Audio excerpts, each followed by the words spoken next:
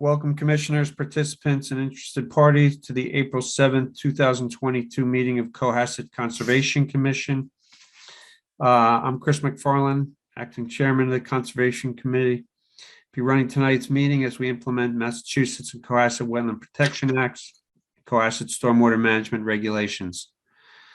We're operating the meeting using the Zoom platform and ask the public who wish to speak to enter questions, comments, or concerns into the chat box. Please include your name and address. Only those who include name and address will be recognized. Present this evening on behalf of the Conservation Commission are the Conservation Administrator, Angela Giso, and Town Conservation Agent, Charlotte Patel. I'll now take a roll call of Conservation Commissioners and Associate Commissioners. Please respond by repeating your name and saying present. William Ashton. No William tonight. Tom Bell. Tom Bell, present. Kathy Berrigan. Kathy Berrigan, present. Eric Eisenhower, not currently present. Trish Grady. Trish Grady, present. Jay Pampari. Jay Pampari, present. Chris McFarland, present. That gives us a and Chris McIntyre, Associate Commissioner, is also not with us tonight, but we do have 5 commissioners, which gives us quorum. We'll be taking all votes via roll call, with each commissioner answering yay, nay, or abstain.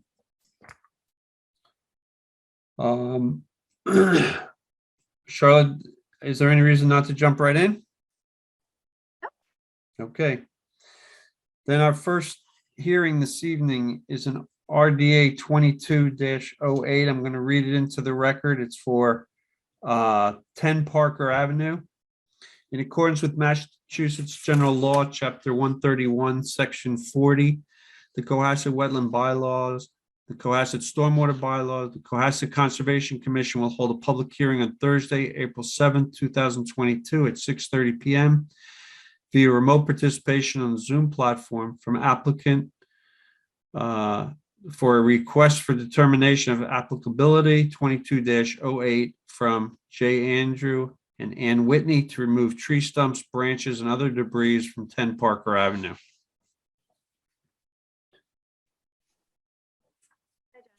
We have John Zimmer representing the applicant, and then we have Ann and Andy Whitney, the owners. I'm just promoting them now. Okay. All set? Yeah, please. Charlotte, is there a little history on this project before we get started here as a Sure. result of the RDA? Yeah, sure. I can start. So back in January, we had received a report from an abutter about some tree clearing activity on 10 Parker Ave. And upon visiting the site, we did see that activity that appeared to be in the buffer zone. So I issued a cease and desist, and we had Andy Whitney, the property owner, come to us, I believe, January 24th during our January meeting to, discuss the work that was done. And at the end of the meeting, we had asked the property owners if we could get a wetland survey done.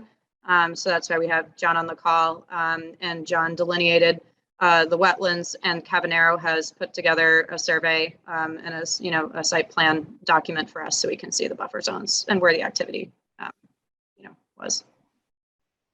Thank you. Mm-hmm. Go ahead, John. Okay, thanks very much. John Zimmer, South River Environmental, on behalf of the Whitneys. So to some degree, this is an after the fact RDA for some of the work that was completed out there. The Whitneys purchased the property back in November of 2021. Prior to that, it had been vacant for a couple of years. So they had started the cleanup process after they acquired the property, not fully understanding the ramifications of the salt marsh area that's in the back and the buffer zones and the requirements for conservation. So subsequent to the January hearing, they contracted Cavanero, who subcontracted me to delineate the wetlands, and then to assist them with the RDA process. What they have remaining is some minor cleanup work within the 50 to 100, they're looking to repair the existing porch that's right at the edge of the 100-foot buffer zone, as you can see there. And then remove a few small 4 to 5 inch diameter stumps that are located within the 0 to 50 within the existing lawn area. I don't believe they're looking to go any further than the existing limit of disturbance within the property. If folks have been up and down Parker Ave, you've seen that there are, some residences have lawns, right up to basically the salt marsh boundary. That's not really the case with this property. There is a little bit of vegetated buffer remaining there as you get towards, I think it's 15, which is next door. Basically what they're doing is, trying to improve the property before handing it over to their, I think it's their daughter, who'll be moving into the house. They're kind of looking for the commission's direction on this. When we had spoken to Charlotte, she had recommended that we submit an RDA, based on kind of limited nature of the activities that are going to be done there. And the Whitneys also did submit a variance request to remove those few stumps within the 0 to 50, and that would be the extent of the work. Aside from, there's one tree that was taken down, I guess, along the sideline of the property, and that is lying, I think, partially within the 50. So I think they'd like permission to remove that as well if possible. So, Ann and Andy, did I summarize that okay? Was there anything else you wanted to add? No, I think you hit the nail on the head. Thank you, John. Charlotte, do you have any photographs? I do, yes. I can pull those up. And I can show the couple stumps in the 50 versus a lot of the work is just in the 100 on one side of the house. Sorry, give me one sec.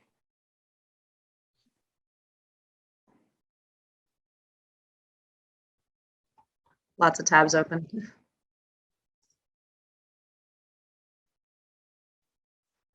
So this is some of the remaining, I believe they were rhododendron bushes, and Andy, correct me if I'm wrong. So this is along the left side of the house, and this is in the 100-foot buffer.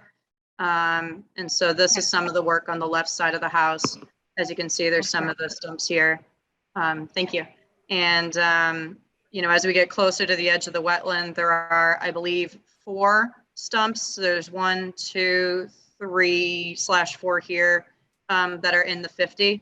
And then this is the cedar tree that was cut that is lying in the 50 right now. And then there's the stump right here, which is right behind the house. And is that all the work in the 50? Ann and Andy, please correct me if I'm missing anything. Yeah, that's pretty much it. Okay. And then, Mr. Chair, we do have a comment in the audience. We have the Julians from 14 Parker Ave. Do we want to, promote them to speak or answer any questions or use the chat feature? I'd like to wait first to see if any commissioners have any comments. Okay. I have a comment. I see that these, obviously, the child, don't just leave that last picture up, please. That says 1,000 words. Yep. So while we were looking at stumps before, my question was going to be, yeah, that's great that there are stumps there, but what were they before there were stumps? And clearly there was a tree here, a cedar tree. I can't speak to the health of it, but what were the stumps before they were stumps? Were they fully living trees, and why were they cut down in the first place? And then to feed off of that, my next question is, do we have a mitigation plan here for the removal of the trees in the 50-foot buffer zone? Yeah, so So- most of those, go ahead, Andy. Go ahead. So most of the trees, certainly on Charlotte's first pictures, on the left side of the house, they were rhododendrons that were completely enveloping the house. And frankly, we were instructed by an insurance agent to remove them, to get them off the structure itself. Everything else I would not define as a tree. It was simply 2 years of growth that had matured to something that was 2 years old. The tree on this, the cedar tree, was taken down, and that was healthy. There was also a tree, a fairly large tree on the outside the 100-foot buffer zone on the right front, very close to Parker Ave, on the right side of the house as you face the front door. So Jay, just by looking at the stumps, it looks like they were black cherry or red cedar. I did discuss, developing a mitigation or a buffer zone restoration plan to mitigate for the trees that were done basically within the 0 to 50, including some conservation markers to ensure that there's no further encroachment back into that area. So, maybe 15 feet or so off of the wetland boundary or where it makes sense within the property to try to get some vegetated buffer reestablished along that salt marsh boundary. I appreciate that. Thank you, John. I mean, it seems like there's much more than what I see as stumps, and obviously clearly they were trees. This is much more than a couple years of overgrowth. John, could you tell us how old how old the tree was in the photograph here? It looks like it must have been a red cedar. Estimated. The larger caliper red cedar that's lying in the buffer? Just to the left of just the one, right, that one, yes. Can you give us a shot at that?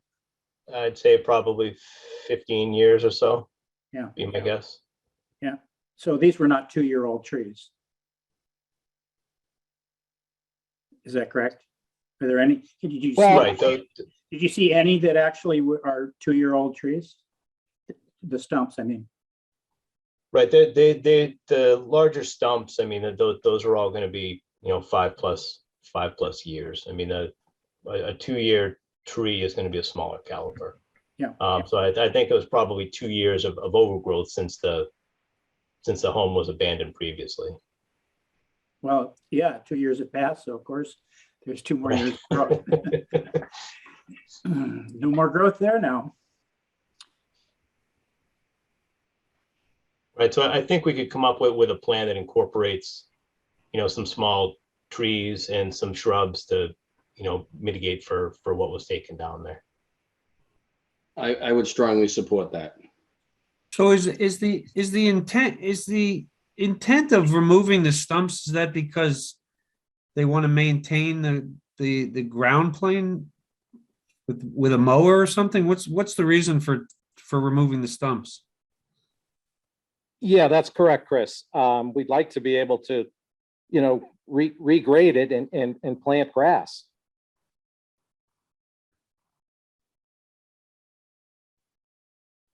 That's not under the scope of this. No, RDA. I mean, understand. that's- Perhaps regrading is the wrong term. I just want to level it off so that we can put some seed down and grow some grass.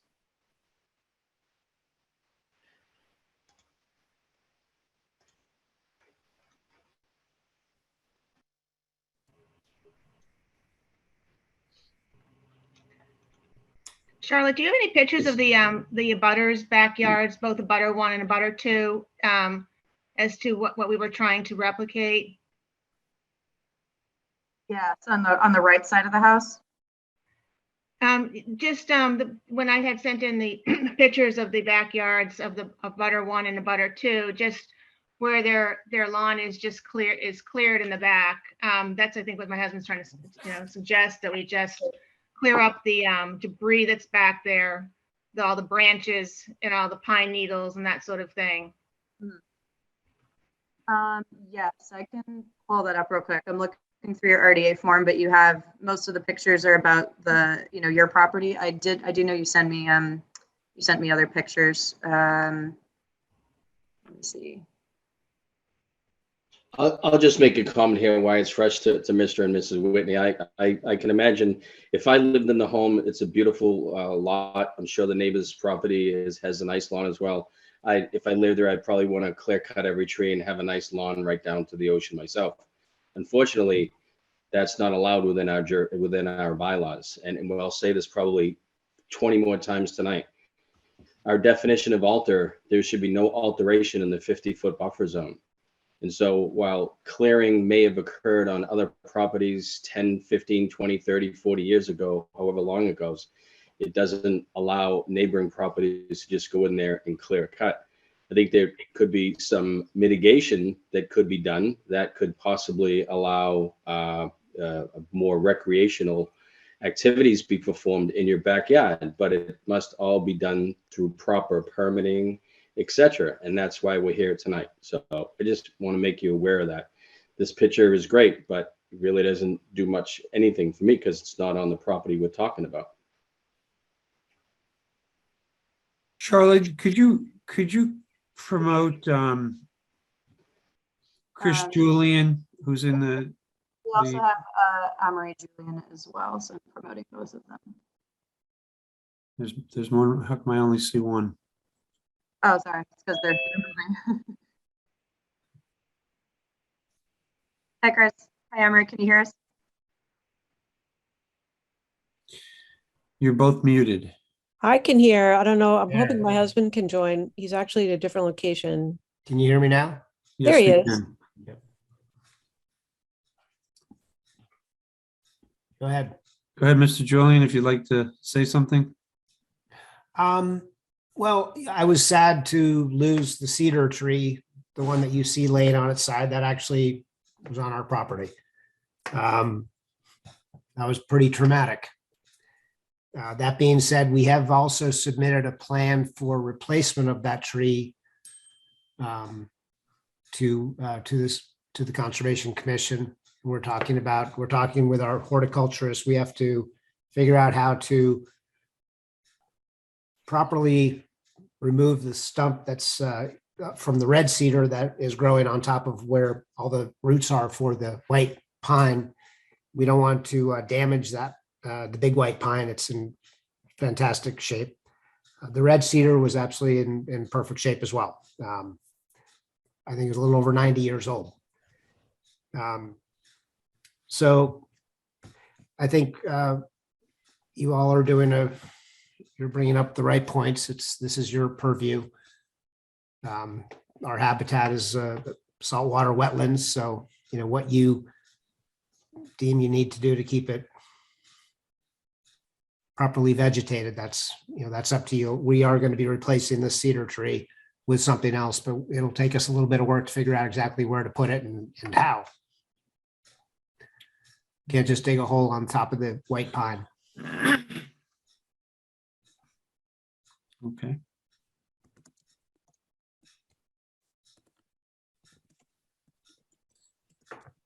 Sorry to hear about the tree situation and the fact that it may have been on your property. To the point about just, in my view, there are many different ways we can go about this, but I think it's very clear, personally speaking, that I think that the Mr. and Mrs. Whitney should talk to Mr. Zimmer and come up with a mitigation planting plan for all of the trees that were removed in the 50. This is an after the fact. We would never, ever allow this removal of vegetation in the 50-foot buffer on projects in the past. Probably projects that are coming up in front of us tonight. It's an after the fact, and I'd like to see a significant mitigation planting as a result of the trees being cut down in the 50-foot buffer zone. Had they been taken down for imminent danger to health and safety, etc., that's a different story, but I don't see that. I don't see that for the trees that are 20, 30, 40, 50 years old, and certainly not the cedar that's right there. So I'd like to see a full-blown mitigation planting plan be proposed to the commission in a very timely manner here.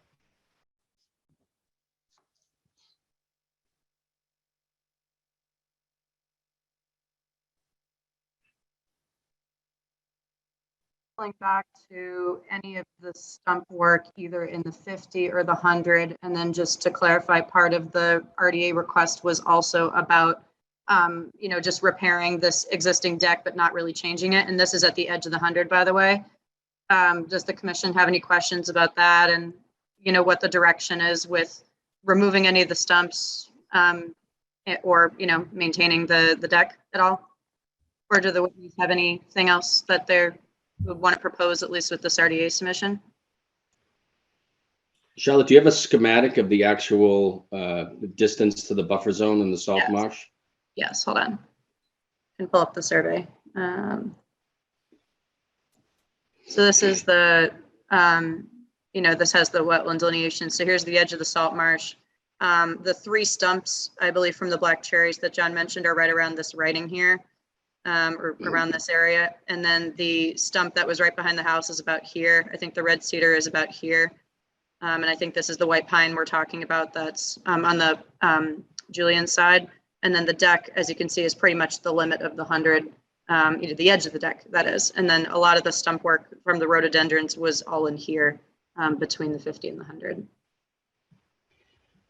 Personally, I don't have any problem with them doing some work on the porch in front of the house to that existing porch if it needs to be shored up or whatever the case may be. I don't have a problem with the work being done on the porch itself. But I'm certainly not going to approve the RDA tonight. So, Chris, Julian, so is there some controversy as to whether or not the cedar is on your property or not? I'm pretty sure it was on our property. Yep. Because John, I see the word stump on this plot plan. Do you know for sure, based on John Cavanero's survey, whether it's on whose property it actually sits?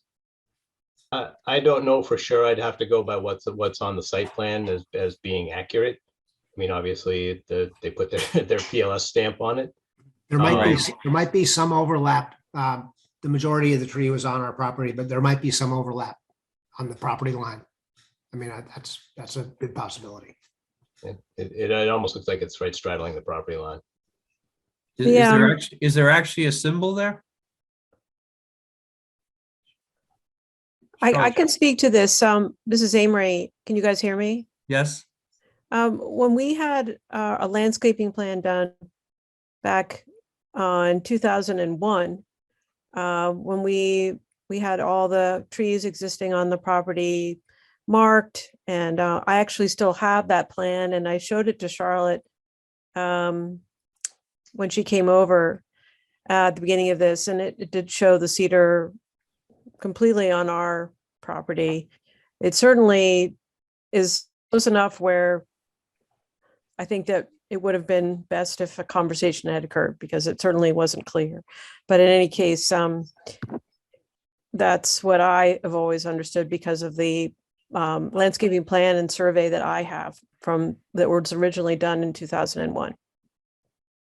Would you happen to have an electronic version of it? I know I saw it on site back in December, but I don't have a paper or electronic copy, unfortunately. Well, I can submit it if it's of value, but of course the tree is gone now. So my concern is we want to make sure, as the arborist report that we submitted pointed out, that stump isn't touched, because if it was removed, it would damage the white pine. And so we want to make sure nobody touches the stump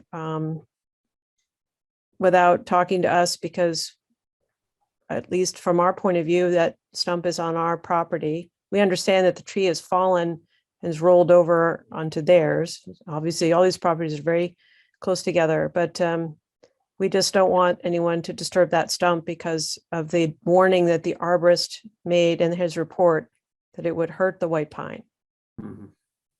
Now, we know that it should be cut more flush at some point, but we honestly wanted to have the arborist report, as part of the record that would be considered as mitigation. He had some suggestions of how a tree could be planted. And he discussed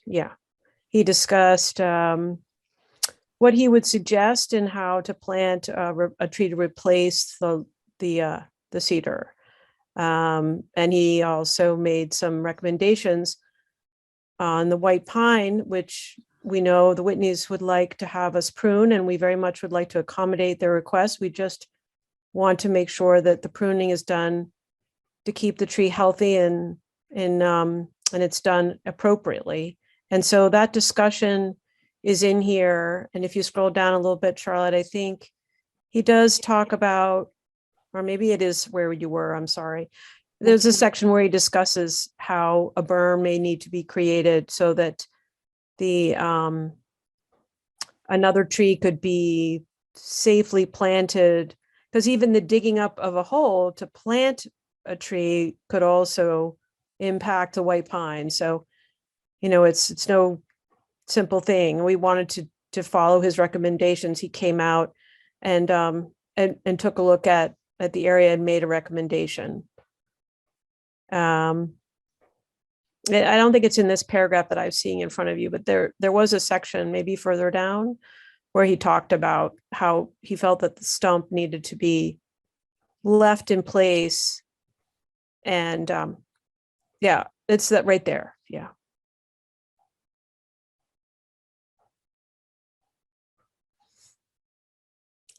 Well, obviously, it's critical that since there is a survey that's taken place, I think it's critical that there's some understanding as to whose property that stump is on before any kind of decisions are rendered about that stump and other stumps. But as Jay mentioned, it's important that the project kind of is considered as a whole. We need to know how. This is not a situation where heavy equipment can go into the 50 to remove stumps. I guess a small grinder might be able to do removal without a lot of disruption. But again, it's all hand in hand with a mitigation plan for the removal of material. So I think that the best course of action would be to have a mitigation plan done, confirm whether which property the cedar is on, and then to come back and kind of represent what the final product's going to be and how things are going to be taken care of. And I would support that, Mr. Chairman. I think Mr. Zimmer is knowledgeable enough, has been around this commission and knows what type of mitigation this commission would be looking for as a result of the removal of the trees, et cetera. And I have confidence in him. And I think a meeting of the minds with Mr. Zimmer, the applicants, the homeowners on both sides, and potentially this arborist to come up with a plan that's going to be viable 5, 10, 15, 20 years from now would be in everyone's best interest. Yeah. Agreed. Is there an RDA or an NOI pending for the planting of the tree on the adjacent property? No. Okay. Charlotte, were you saying something? You're muted. Oh, sorry. I was just going to say, I think that Julian said they were going to work on a submission, but I haven't received anything yet. So yeah, Emery and Chris, please keep me posted. I was trying to ask that very question, Charlotte, to you isn't it appropriate that we do that? And that was where you didn't say anything about, I would assume even the planting of trees in the 50-foot buffer would be something that would need to be permitted. That's been my understanding. Right. So, and even this pruning would have to be, brought to your attention and made sure you approved of it as well. So we very much want to do the right thing. We would do an RDA to talk about the trees we want to introduce, whether they were appropriate. We very much, all the plantings I have in the back are native plants. So, and are, should be appropriate abutting a wetland, which is, we very much would like to continue to support that. Charlotte, I would ask that you pass on the approved plant list. I did notice some plants that the arborist was recommending that were not on that list. So it Yeah. would be important that they use the list for proper plants. Yes, absolutely. Okay, so I'm going to recommend that we continue this hearing for 2 weeks. That puts us at April the 17th. 21st. Oh, I'm sorry. I got April shorter 21. weeks. I got shorter weeks. Thank you. April 21st.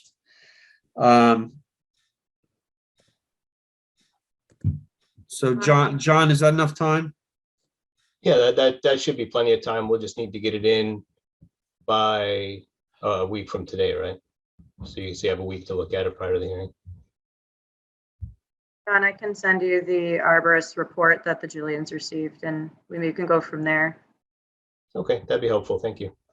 John, Just do you with, need our contact information to reach out to us, or we just want to make sure we know what we need to do? Oh, if yeah, I have anything? your email and your phone, so we can talk about that. Okay. Yeah. And then, Ann and Andy, is that all right with you to continue to the 21st, and we'll work on a mitigation plan? Just want to make sure that's okay. Absolutely. We'll get with John first thing in the morning. All right. Very good. Okay. This hearing is now continued till April 21st. Thank you very much, everyone. Great. Thanks so much. Thank you. Good night. Mr. Chairman, it's just a administrative question here. I know that Hull Street and Hobart Lane are continued, but I don't know if you want to make that formal announcement. If anybody here in the audience is waiting for Hull Street or Hobart Lane, they've been continued to April 21st. Thank you for making that announcement for me. I'd also like to say that Commissioner Eric Eisenhower has joined us. We now have a quorum of 6 commissioners for the remainder, hopefully the remainder of the night. So, okay, our next hearing this evening, I'm going to read it into the record. Notice of public hearing for Lot 5 Forest Avenue in accordance with Massachusetts General Law, Chapter 131, Section 40, the Cohasset Wetland Bylaw and the Cohasset Stormwater Bylaw. The Cohasset Conservation Commission will hold a public hearing on Thursday, April 7th, 2022, beginning at 6:30 p.m. via remote participation on a Zoom platform for Stormwater Permit 22-09 to construct a new single-family dwelling with paved driveway, landscaping, and hardscaping at Lot 5 Forest Avenue from Blake and Christine Martini.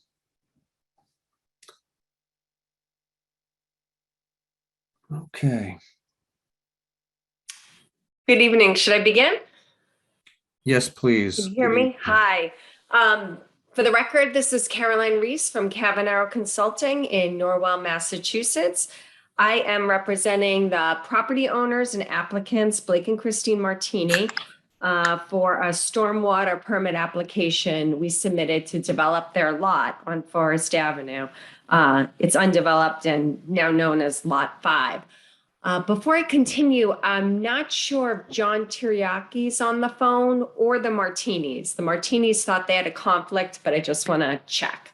I don't expect them here, but. I believe I see John. I do not see the Martinis, but if I see them in the audience, jump on, I'll promote them. Okay, if he's needed, thank you. Charlotte, I think I can share a screen. I'm in a new setting here. And I wasn't sure, so I asked Charlotte if she could maybe help me out, but I think this computer will allow me to share screen if I can bring up the site plan. Thank you. Is that working? Yes. I'm on an older system. Thanks for your patience. The lot, as I said, is now known as Lot 5. Let me see if I can make this bigger here.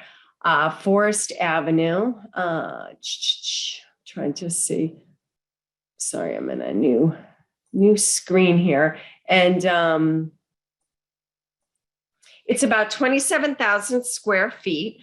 It is bounded by Spindrift Lane and private residential lot to the north. I apologize for that. Forest Avenue to the east and private residential properties to the south and west. There is an IVW located off-site and its buffer zones located off-site, as you can see to the south. I did do my best to research any indication of a potential vernal pool or certified for vernal pool at this location or always within 100 feet of the lot. I did not find evidence of that, and this IVW was flagged by John Zimmer And I did reach out to him and he confirmed he does not believe that this would be a potential vernal pool. So because we have not identified a resource area on the lot, we have submitted a stormwater permit application. The proposal consists of a dwelling towards the center of the lot. I'm sorry, this is a very old computer. I don't know how to turn that off. I'm in isolation here. Located on the center of the lot, with about a 2,800 square foot footprint, and two driveways, a pervious driveway that will extend from Forest Avenue to provide access to the front face of the proposed front face of the dwelling. And then a second paved lot to access a 3-car garage towards the rear of the dwelling. Carolyn, can you zoom in so that the Certainly. lot is full screen instead of all the That pretty writing good. you can't read anyway? Oh, I'm sorry. Is that good? You could do it One probably more? one more time. Yeah, I am on such an old computer here that I used to. How's that? that's better. Thank you. Perfect. Okay. Yeah, that is better. So to address the increase in pervious area, which is essentially all the development, we have proposed or designed an infiltration system that's rather large just to the west of the house, measures 24 by 64 square feet. That will collect all the runoff from the dwelling, as well as the southern half of the driveway up to that catch basin you can see in the red circle. This portion of the driveway will head to the infiltration system. Due to the grading of the property, we could not direct this lower half of the driveway into the infiltration system. So that is directed towards a 2.5-foot wide gravel trench that lines the north portion of the property. And about 70 feet of that collects runoff. The rest from the house and the driveway is directed to the infiltration system.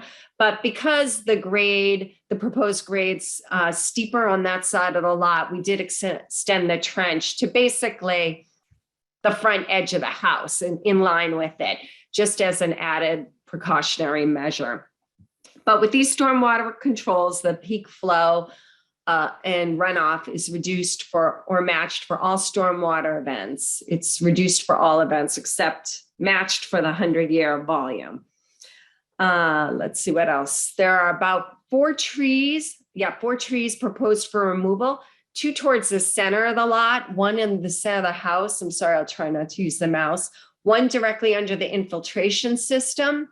And then there are 2, they're kind of tight to see just up on the border of the driveway in Spindrift Lane. There's also some shrubbery there that would probably need to be cleared, but less than 4 inches to develop that driveway. And with that, I think that kind of summarizes the project as proposed. I can turn it back for questions.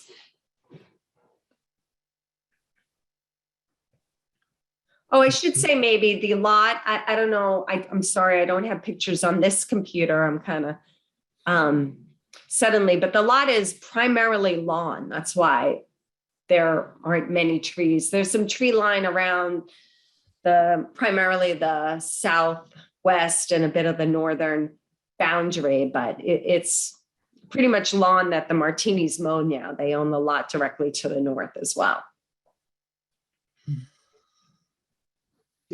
Carolyn J. Pimpara here. Question on the dwelling. It's the first floor elevation is at 71 feet. Is this on a slab or is it on a basement? It is primarily slab, except, and John could probably speak to this, I think they want to build a small utility area under the front of the house, or just a small kind of short basement area for the utilities, but the rest would be grade. That's Maybe correct. John- Yeah, John Thank- Teriyaki. Good evening. Teriyaki Architectural Design. Most of the house will be on crawl space foundation. The garage will be slab on grade, and then a small portion under the front foyer will be a full height basement for utilities only. Yeah.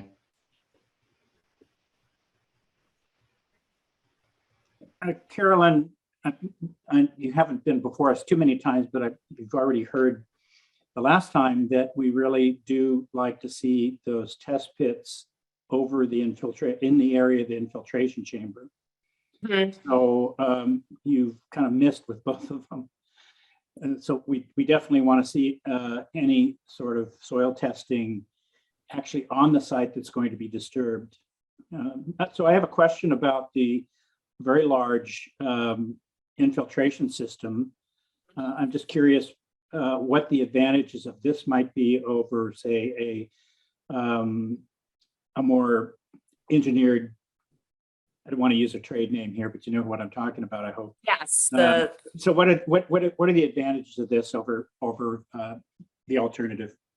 Okay, I'll address the test pits first, if I may. Originally, the house was positioned, I think, John, you can speak to it, about 30 feet closer to Forest Avenue when the design was first created, to kind of work with the existing topography, minimize fill, fit in the infiltration system, and stay within the setbacks. The house shifted back, which is why we're not right on that test pit. We're 14 feet away.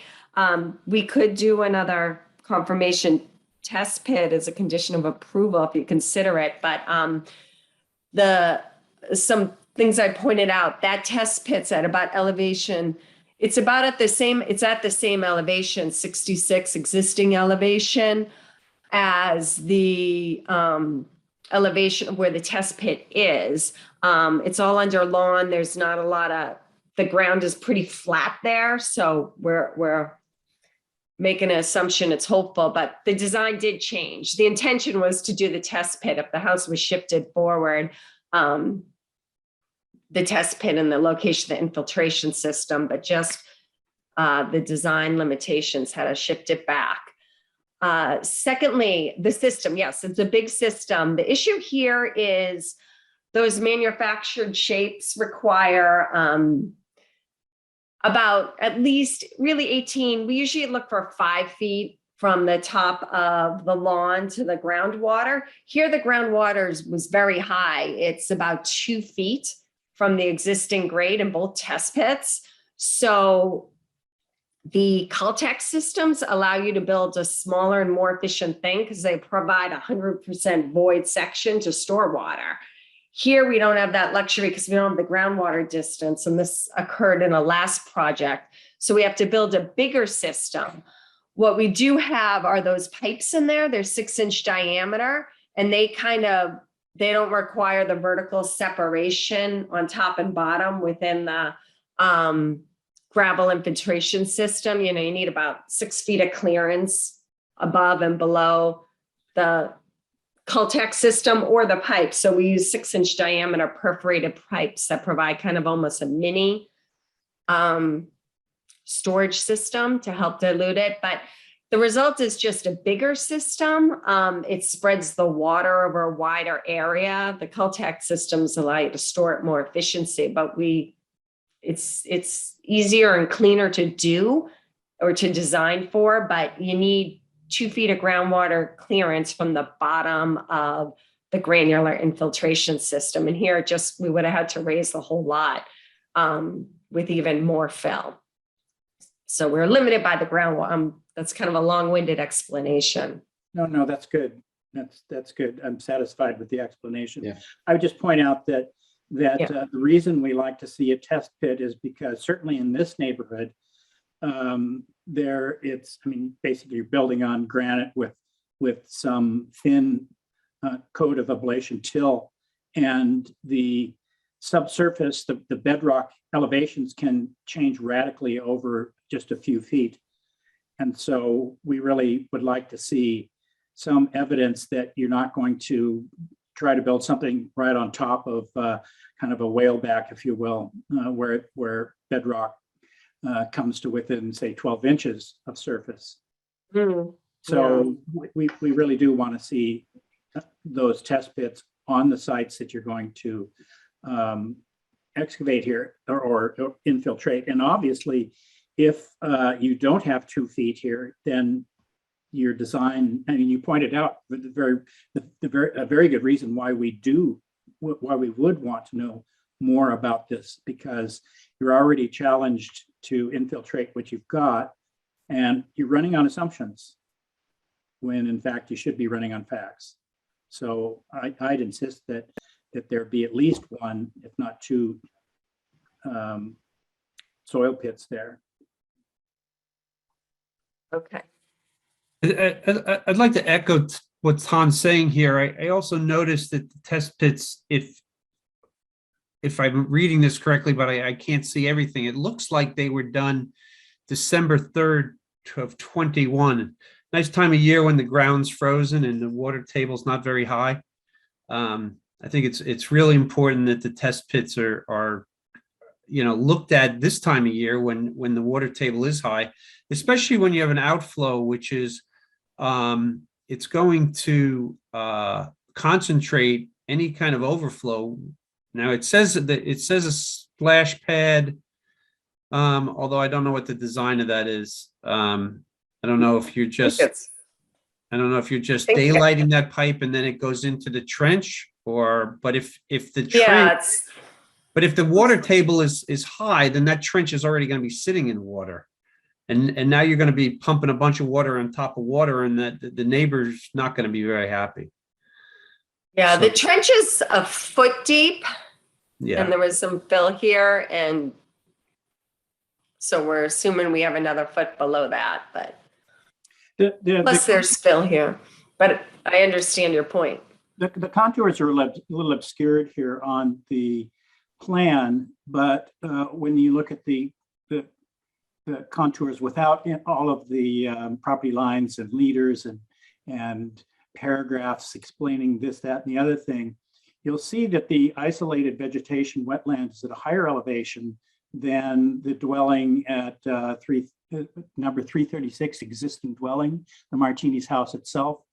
So the flow, both the overland flow and the groundwater flow, is from that isolated vegetated wetland right into their house, essentially. It's a bowl there. And so Chris makes a very good point that first of all, that doing these test pits when the ground's frozen isn't very informative necessarily. And secondly, that is the water table right there, that isolated vegetation wetland. It's wet right now. It may not be flooded, but it's close to it. We've been taking a look at that ourselves to wonder whether there is a vernal pool there, and I'd agree 100% with John Zimmer that there is not. But that doesn't mean that it's not doesn't have 6 or 8 inches of water sitting in it right now. So this is going to be always going to be a challenging lot to infiltrate anything. It is, yeah. Certainly during the summer when the soils had a chance to dry out, it's going to work probably okay for isolated storms. But in spring, like now, who knows, maybe tonight, if we get an inch of rain or half an inch of rain, it's going to be a very different story out there than it would be in August. So I think we need, I just make a comment about this modeling business here. There's a lot of reasons that soils can be modeled. It's not the most effective way to determine the groundwater anytime. We don't have anything that requires you to put in piezometers here and actually measure the groundwater, unfortunately. But I have a lot of reservations about the drainage here, and that is a pretty big infiltration device, and it may be adequate. But I think that we need to have a little bit more information and maybe even wonder about the existing groundwater table out there. I think you're going to find that it's a bit higher than it appeared in December. But that said, best to do just get out there, dig, get your measurements, and take a look at it again. A lot of the test pits, I think they schedule as jobs come in. Everyone wants to get going, no matter what time of year. But we could certainly do that.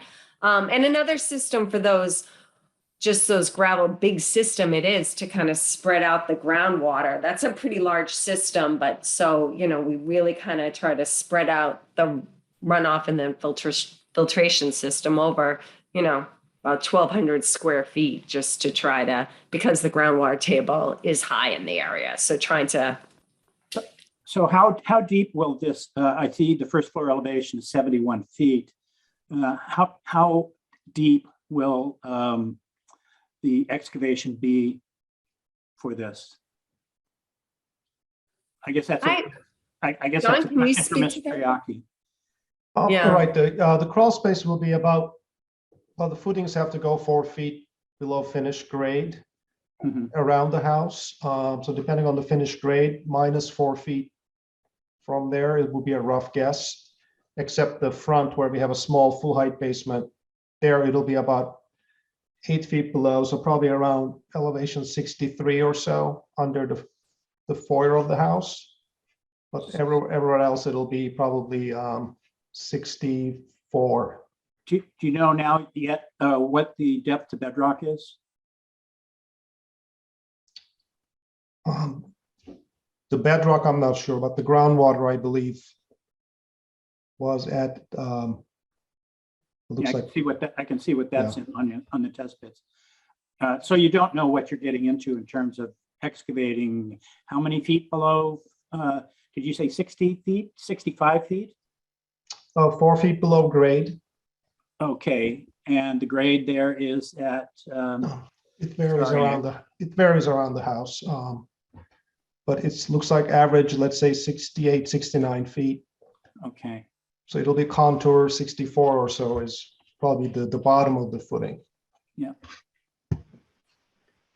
Can we get those elevations on the plan, please? And my next question was going to be, how much fill is actually going to be brought onto the site? It seems to be a significant amount of fill, which, might be okay.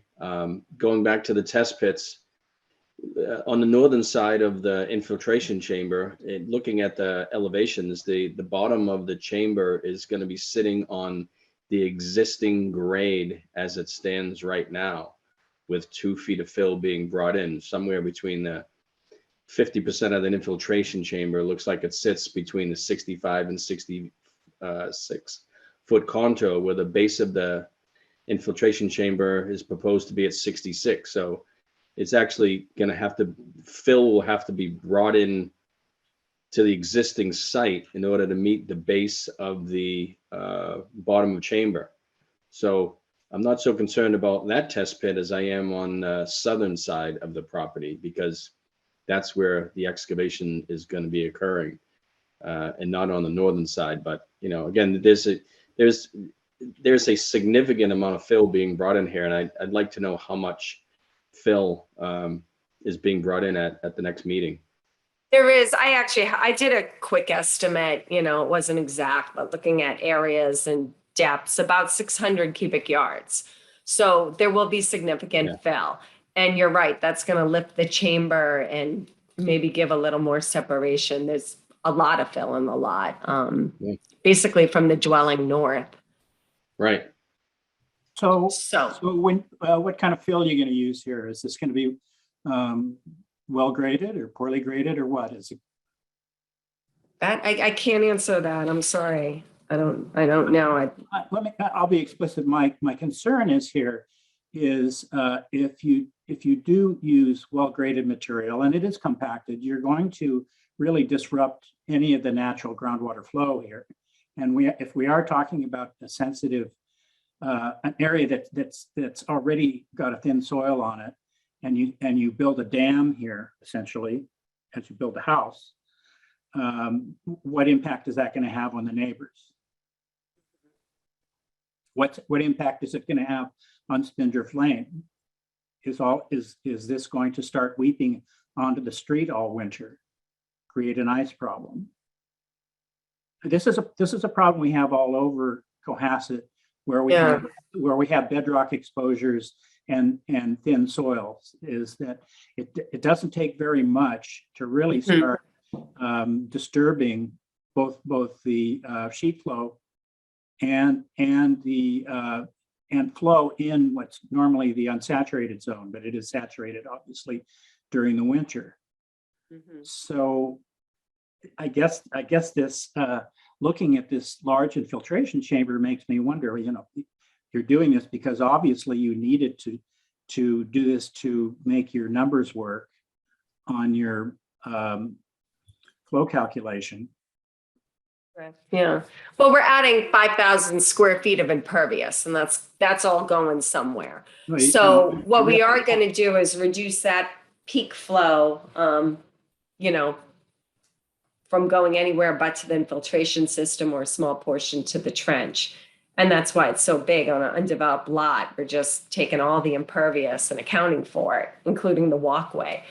So the area that's going to flow down will be reduced. I have another question about your calculations. Sure. Running HydroCAD. We get a lot of schematic diagrams for these, and it's very hard to relate the schematics of the sources and sinks to the reality of the lot. And occasionally, some of the engineers will actually draw the subcatchments on their plan, so we have some notion of where your subcatchments are in relationship to your sinks, your pond, essentially.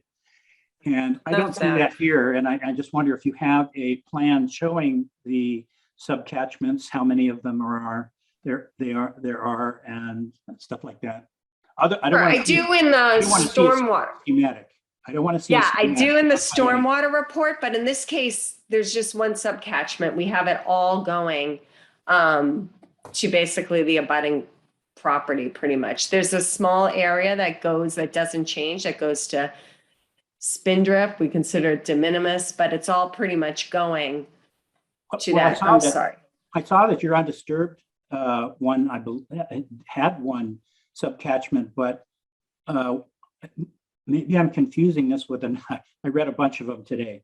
Yeah, this is the same. It's the same direction. It's all generally, So there's only one subcatchment in your HydroCAD Correct. model Correct. for as-built as well. Correct. Yes. Okay. Good. Yeah, it all kind of slopes to the north there, really, by the shape of that angular northern boundary. It all kind of goes towards the Martinis property. Right. Okay. But in future ones, maybe we can put it on. It's a little battle with so many lines but. Yeah, well, that's another issue too.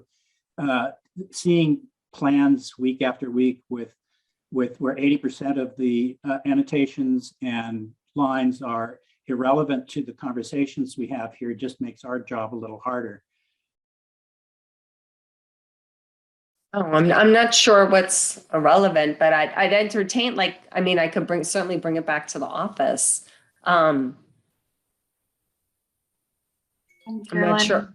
Would you want me to pull up the subcatchment diagrams? I just pulled them up from the stormwater report. I don't know if anyone wants to look at them, but there's like 3 arrows all pointing towards 336 for the proposed and the existing. Sure. Or I may be able to, so I'll stop share. There you go. Thanks. Yeah. So this is existing and this is proposed. Sorry, I'll zoom out a bit. And so that's still one subcatchment in the proposed in your HydroCAD model, right? Correct. Okay.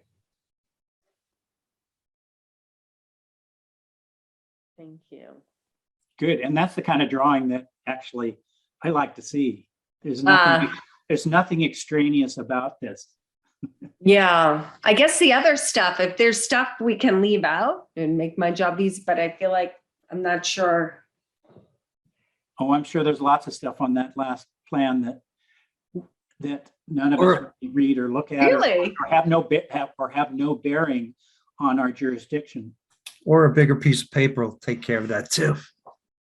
Yeah, well, you still got the same number of lines, paragraphs, liters, measurements. They can move to the sides a little bit if there was the problem. That would be good. Caroline, you do say that you're going to have permeable paving as the front driveway. Correct. Can you define what that is? They're thinking gravel with maybe a cobblestone trim. Originally I had gravel. I think I talked with Charlotte about just making it pervious to leave it more open. Originally I had gravel, pea stone gravel. And maybe a cobblestone with separation. So border. I think John was the one who actually has said that the removal of gravel is actually not a permeable surface because of compaction. And so I believe on other projects, he's actually used gravel as impervious. John Cavanaro? Yeah. Really? Okay. I mean, a true permeable surface does not compact over time, and gravel has a tendency to compact over time. So, But a uniform gravel about 4 inches, I would think. We're not talking a graded gravel, just a uniform definition. They could use another material. I could agree to do a pervious material approved by the commission. Carolyn, if you look at the U.S. Army Corps of Engineers handbook, you'll see that they consider gravel driveway over an A soil or D soil, I believe, has a curve number of roughly 85. So that needs to be clarified what you're actually going to end up with here. Did I use sea soils? I'm sorry, I'll have to pull I believe it was a D soil. I don't know what the soil is here. I used a sea soil. You used the sea soil. Okay, so it And a good probably takes it down into the 70s range then. Which is what it was modeled at, mid 70s, I think. I think about a 74. Yeah, that's probably right. okay. So I could look into if that had changed. Excuse me, Tom, what does 74 mean? It's a measure of how pervious or impervious something is, at least that curve number. There's other curve numbers too, but that particular curve number. So you'll see in these models, they'll run, for example, a roof would be 98, which means it's 98% impervious. Okay, Thank you. That's pretty rough. That's not exactly what it means, but I guess for argument's sake, you could say that, and just soil might be in the neighborhood of in the 60s. They can be quite low, as we're going to see tonight. So, Well, just confirm that your calculations actually account for an actual material and the soil below it. That's all I'm asking. okay, sure. I'm happy to do that. I'll provide them right up in the numbers. Usually uniform. That and test pit, at least 1-2 test pits right 2. under the infiltration system. 2, please. 2. Twice as good. Okay. Any other action items at this point? No, I believe that would be, I think that's it. I think the fill was a question that Jay had too. How much you did rough numbers. Oh yeah, how much fill was coming Oh, on this side? 600 cubic yards. You want a number more exact? I mean, it's hard to get it. No, I just. It's a lot. It's a lot. It's a lot of fill there around that, but especially under the driveway. And the type. That's just what I'm looking at my notes. Sorry, Caroline. Oh, sure. I don't know if that comes, from a contractor, or I can try to give you typical types or range. I don't. So we don't see any kind of cross section here through the foundation or anything. Is there going to be a sub basement here, or a partially enclosed first floor where you're going to ramp up this fill around 50% of your foundation to get residential floor space that is below grade? I'll let John speak to that, but I don't believe so. No, as I mentioned, the only walkable part of that foundation will be a small portion in front of the house. We can provide a diagram of that to clarify that further. And a cross section too. Yeah, that'd be good.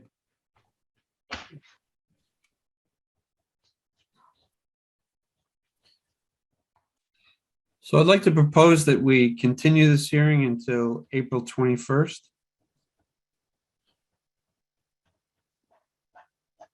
Okay, that sounds good. Okay. Test pits, I'll just confirm the soil numbers for the gravel or what we think on the gravel. And I'll talk to John about what he thinks about gravel. And then the utility section, is that cover it? I believe we so, can get- yes. I think we can get hopefully test pits scheduled. That'd be great. Okay. Great. Okay, very good. Then we are Thank you. continued till the 21st. Thank you very much. Have a good night. Thank you. Night. Bye-bye. Our next hearing this evening is for 44 Little Harbor Road. I'd like to read the public notice. In accordance with Massachusetts General Laws, Chapter 131, Section 40, the Cohasset Wetland Bylaw and the Cohasset Stormwater Bylaw, the Cohasset Conservation Commission will hold a public hearing on Thursday, April 7th, 2022 at 6:30 p.m. via remote participation on a Zoom platform for notice of intent 22-13 and stormwater permit 22-10 from Richard Whalen for the addition to a single-family dwelling at 44 Little Harbor Road. This is an addition, a pool, and some landscaping. So I believe we have Richard Whalen and Atlantic Coast Engineering. Jed, is that you?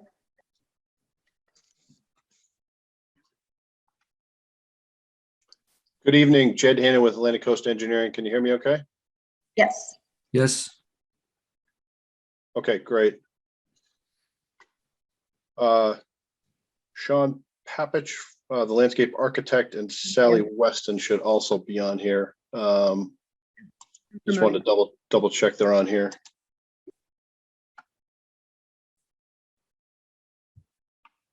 I see Sally. And there's Sean. Okay. Richard Whalen's in the audience, and I'm trying to promote him, but I don't know if he wants to speak. There we go. Okay, good evening, commission members. I'll get started if that's okay. Yes, please.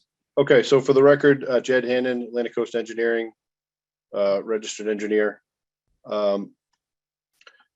The proposed project at 44 Little Harbor Road, it's an existing single-family dwelling. I'm mainly sorry, Charlotte or the applicant, could you bring up a plan, please? Yes, Charlotte, do you want me to share my screen? Yes, please. I can also pull it up if it's easier. I'm sorry? I was going to say, you're welcome to pull it up. I also have it open if you need it. Okay.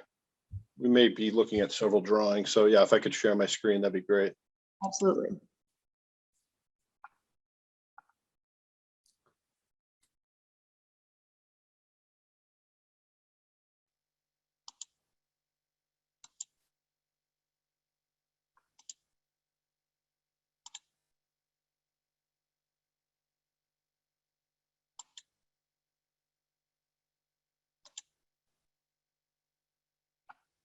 Okay, can everybody see the existing conditions plan? Yes, we can. Okay, I'll zoom in a little better so you guys can see it. Okay, so this is for a proposed addition, a garage with a second floor above, a proposed crushed stone turnaround, a reorientation of the driveway to better comply with setbacks, remove and rebuild of the deck in the rear, and then a proposed small pool And I'll point out each of the proposed items in terms of the scope of work on the proposed layout plan, but I just wanted to kind of talk through the existing conditions plan, just so you understand where the resource areas are. It's a little more clear than when we pull up the proposed, which obviously will have a lot more layers and items on the plan, if that makes sense. Mind zooming in just a little bit? I'm sorry. Sure. Thank you. Okay. Better. So, Yeah, excuse me, I still can't read it. Could you go a bit more, please? sure. Is that better? That's better, yeah. Thank you very much. Okay, sure. So 44 Little Harbor Road has some pretty unique topography. It has a nice view of Little Harbor. The majority of the property, and especially the house area and the driveway, is all upland. You can see that the contours, at least up by the house and the driveway, range anywhere from elevation 19 up to elevation 25, plus or minus. Whereas the mean high water elevation of Little Harbor is approximately plus 4.38 on the mean sea level datum. So at the lowest level, there's an existing finished floor lower level. That's the lowest finished floor elevation. That's 19. So we're approximately 14 feet above the mean high water mark. So this is all upland. We do have a top of coastal bank, which is delineated on both this existing conditions plan and the proposed layout plan. We did have Brad Holmes flag the wetlands, which is in the very rear of the property, back here where you see this text called Little Harbor. So you can see the SM designations. That stands for salt marsh, as you folks I'm sure are well aware. And then you can see the wetlands flag, WF. So there's salt marsh and wetlands in the very rear of the property. With respect to the setbacks, the house itself is outside the 100-foot buffer relative to the wetlands and the salt marsh. However, on the right side of the house, where you see all these really tight contours, the existing house is not too far away from the existing coastal bank. So if I could just go to the proposed layout plan, that would kind of really show everything that's proposed. You know, the important thing is the diagram, not all the scratches on the right. Maybe you could make the picture of what we're talking about a bit larger, please. Sure. If possible, you may.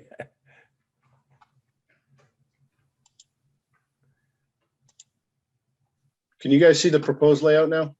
Yes, Okay. Yeah. Is that zoomed in enough, or do you want it more zoomed in? more, please. Okay, More. sure.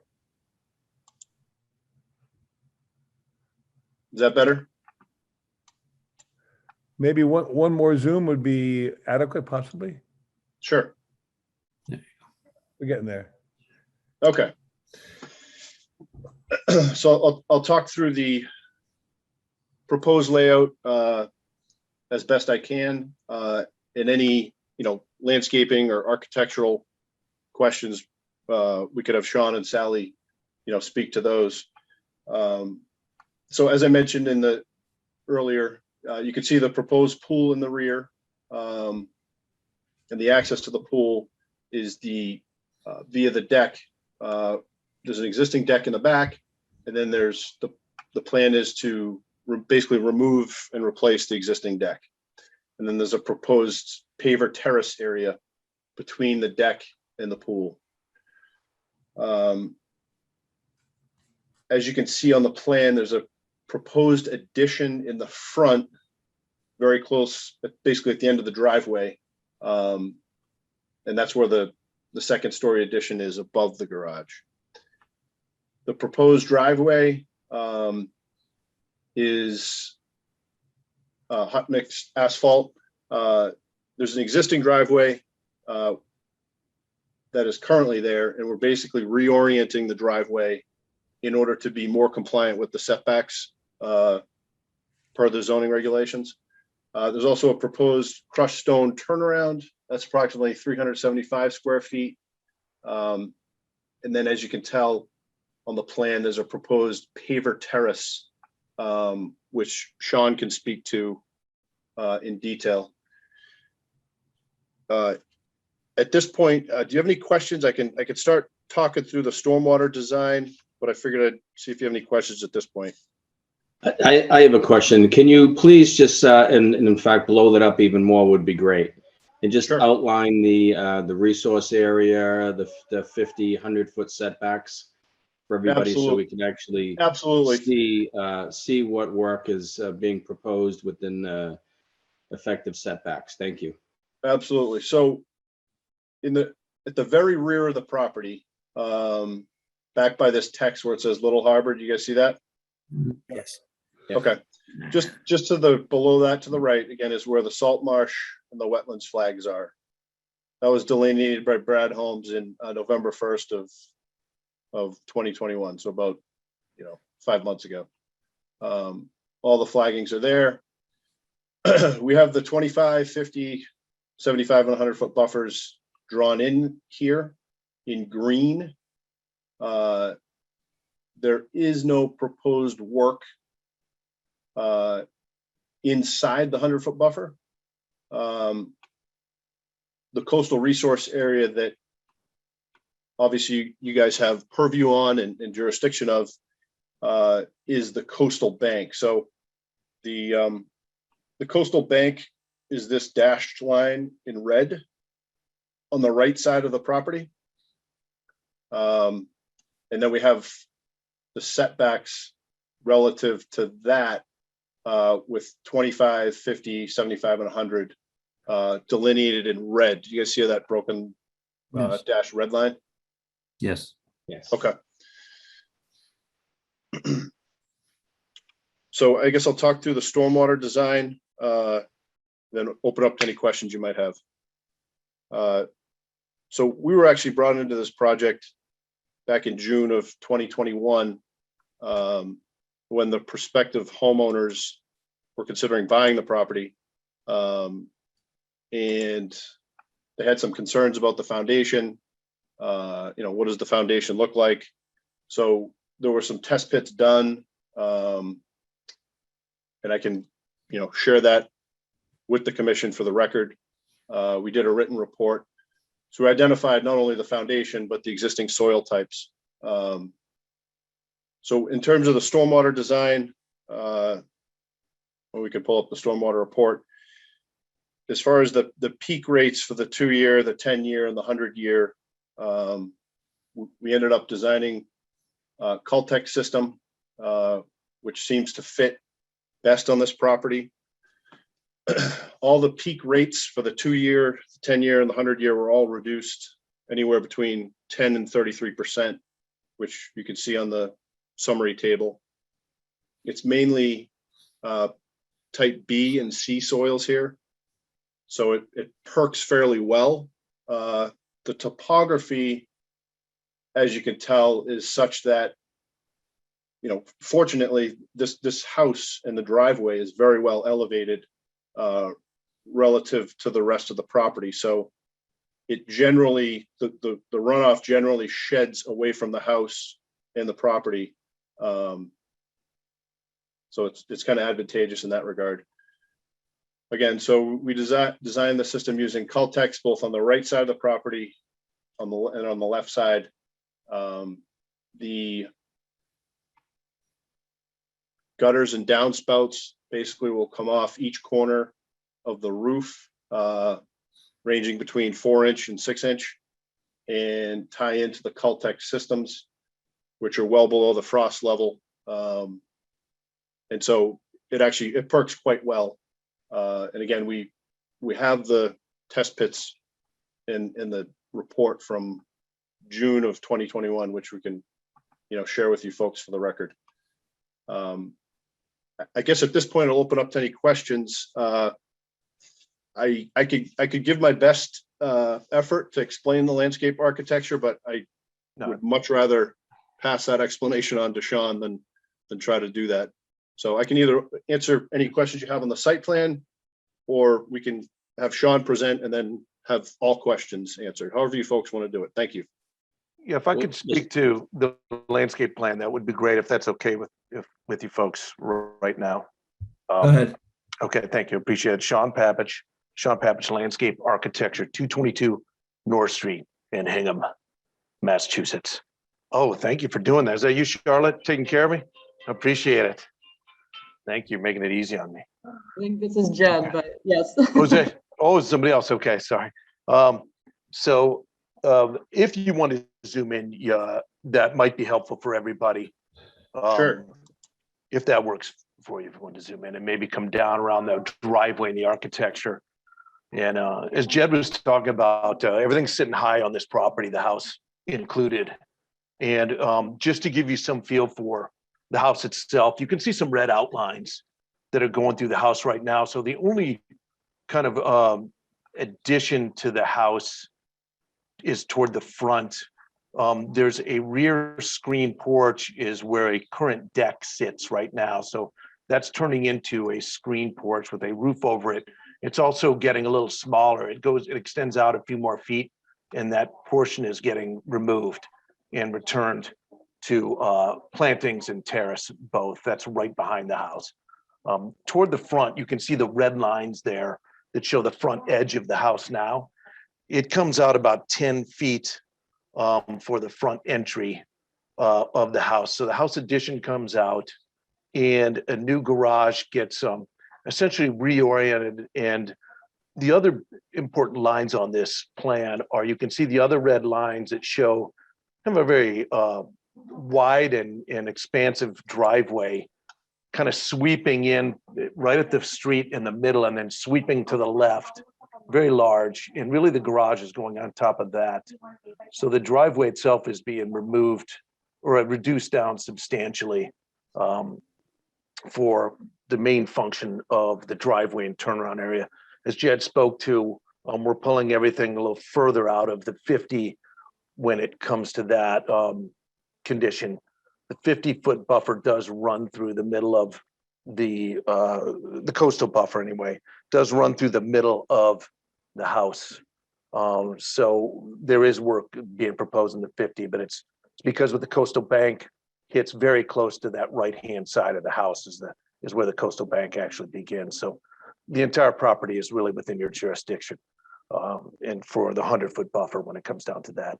So there's a large reduction or a removal of the driveway, and then that's pushed over also the garage itself and reorienting the garage that Sally worked on. And if she needs to speak to the architecture here later, she certainly is on the line and she can do that. But that architecture, the garage comes in compliance with the side yard setback where currently it is not. So that's one other key piece there too. Otherwise, the footprint of the house stays the same. There's an existing screen porch in the rear area. And there's an existing deck. And so that footprint stays fairly similar. What we were proposing, and if you could just bring the cursor up a little ways and get the rear area of would be great. So you can see it. Perfect. Thank you. And so the intent there is to drop, what we were intending to do is a large tree coming on the left, which you can see in the plan. We'll do vegetation all around that tree. That is to remain.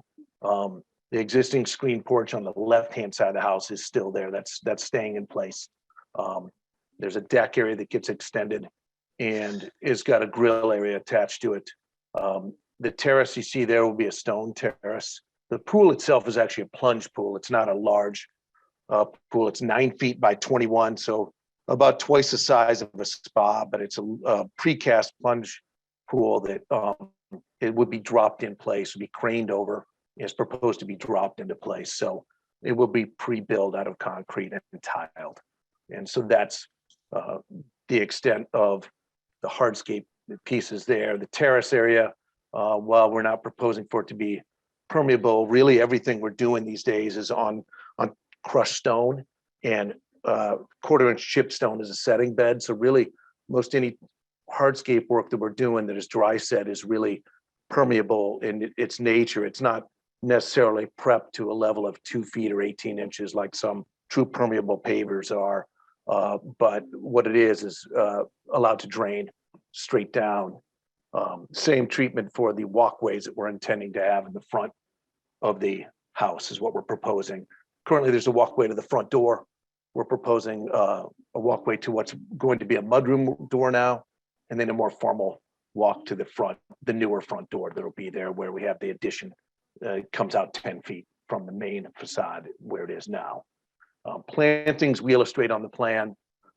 Substantial amount of plantings, as you see, kind of all around the property, really at the edges of the coastal bank and then inland from there. Any of the areas that are bare lawn right now, or some of the kind of squiggly lines or the cloud shapes, those are existing vegetation as they are now, and all the circles that we show you are relative to the plant list that we show. So you'll see that we pulled a substantial amount of plantings out from the existing vegetation to actually bring it up to the edge of the coastal bank and to fill those areas in, as well as anything right behind the house also. We also did that in the front yard to give you some feel for some of the impervious surfaces, since this entire property is within the 100-foot buffer and a great deal of it is within the 50-foot buffer. One of the things to be noted is there's going to be a reduction in impervious surfaces in the 0 to 50-foot buffer. So there'll be a reduction by a couple 100 feet. And that's primarily because that very large, wide sweeping driveway that's there is, 2.5, 3 times the size of our proposed driveway now. So that actually dips into that 50-foot buffer. And there will be an increase, a proposed increase in the 50 to 100 with the house addition. But in total of the entire site, maybe a couple 100 square foot of impervious surface. And again, that's a reduction in the 50, an increase in the 100-foot. So a very small increase, about 200 square feet. We currently right now have about 2,000 square feet of native plantings going back in. You can see them all on the right-hand side, kind of the house. We're moving lawn in that area too. There's a fair amount of reduction of lawn in that area. Difficult to grow lawn there anyway, but we will be taking out lawn in that area, replacing a tremendous amount of plantings on the right-hand side of the kind of the yard that's adjacent to the crushed stone parking area. Yeah, so hopefully it gives you a fair amount of background of it without getting into so much detail that you're getting bored with me. So if you have any questions for me also, of course, I'm here to answer them.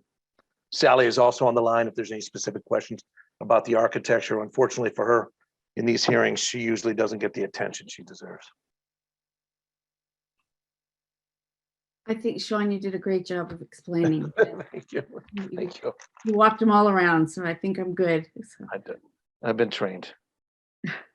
Sean, would you say in general, you're roughly doubling the amount of plantings that from the state now to the state after you finish the project?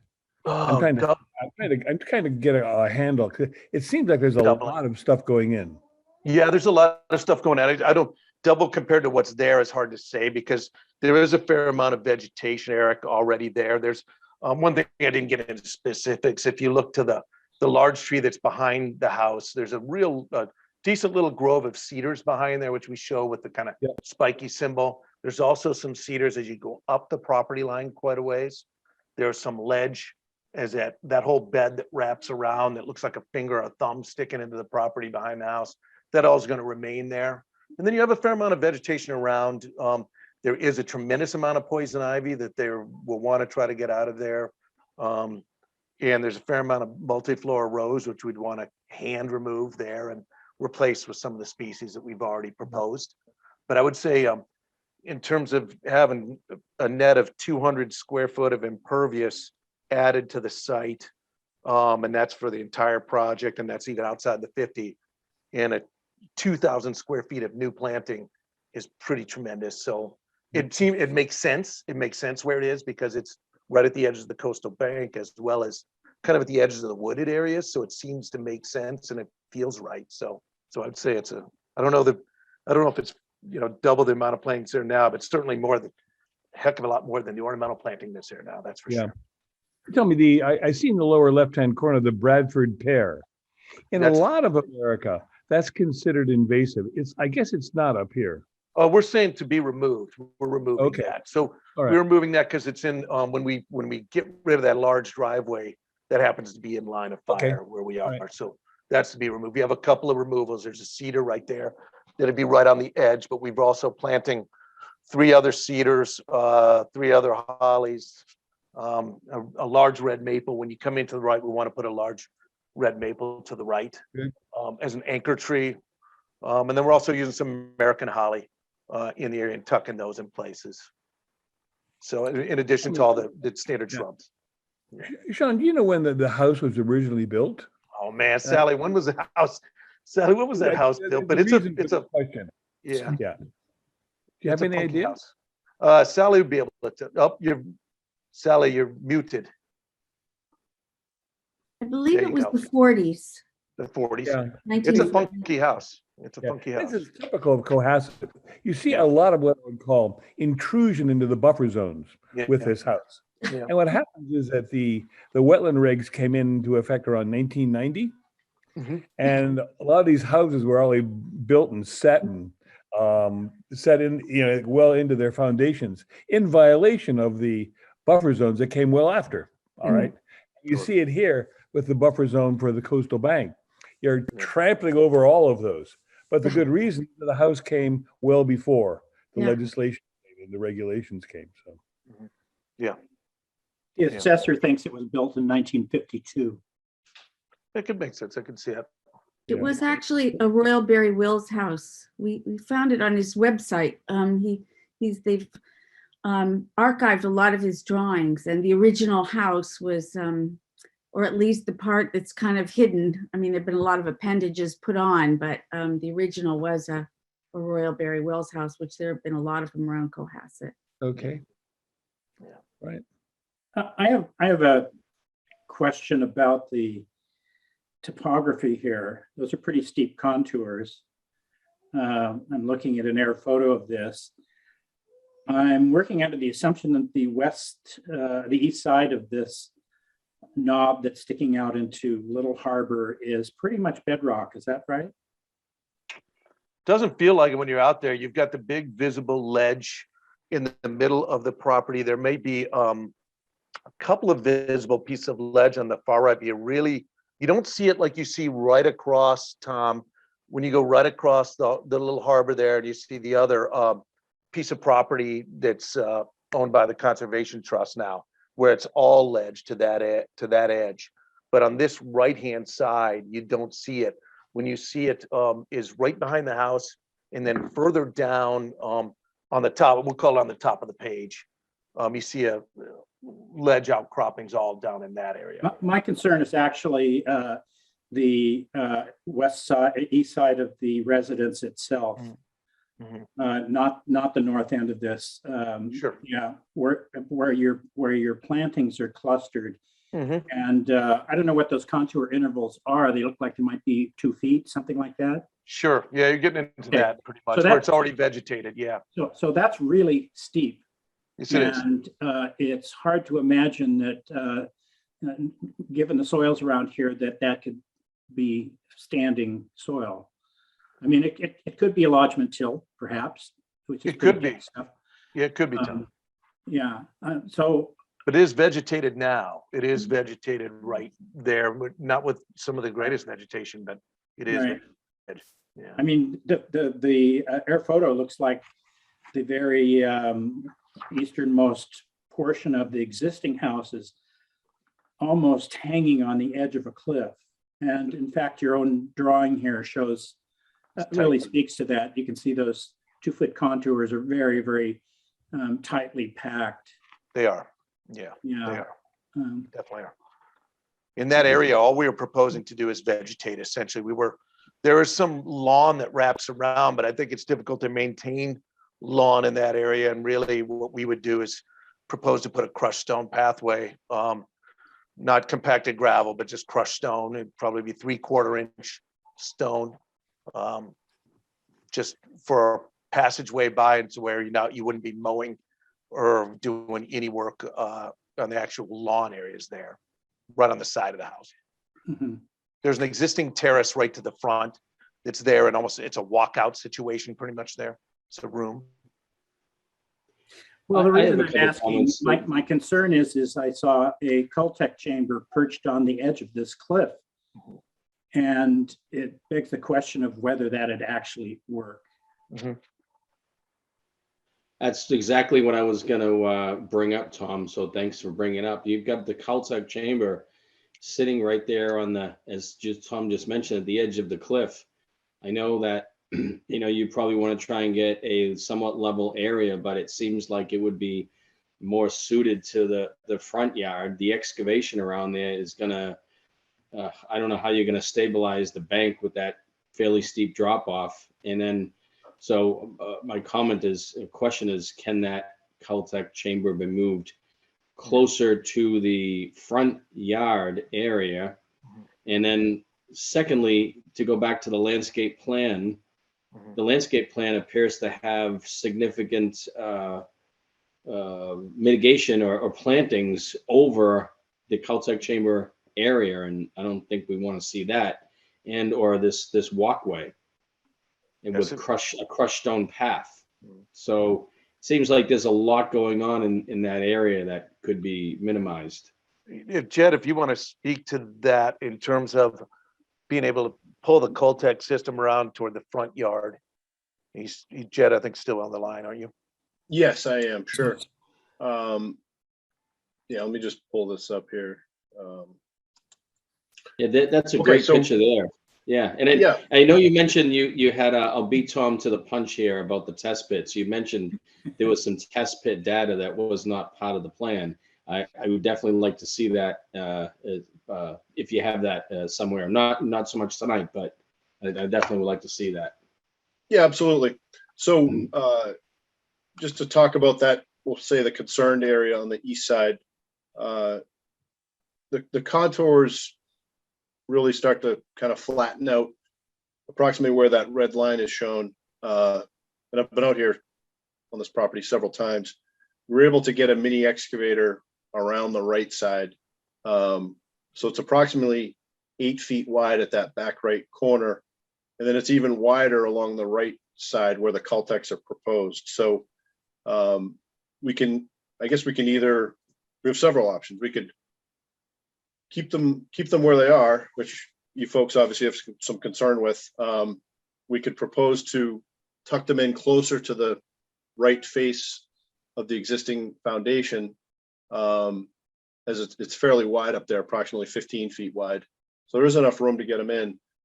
We could also consider what you mentioned, which is to shift them more towards the front yard, somewhere between the proposed paver terrace and the front right corner of the house. So we have no problem in doing that. If you folks are more comfortable with that and think it's a better solution and lowers sort of the risk factor associated with being close to the top of the coastal bank. Yeah, I would strongly support that. Taking any excavation, alteration anywhere near the top of that bank over there, and moving that completely out of the area and over to the front of the house. I would strongly support that. In addition to that, I don't think the Caltech chamber would work as designed. If you perch it on the edge of a cliff, you're talking about 8 feet, really? 15 feet? It definitely needs to be out in the front yard someplace, a good distance away from that cliff.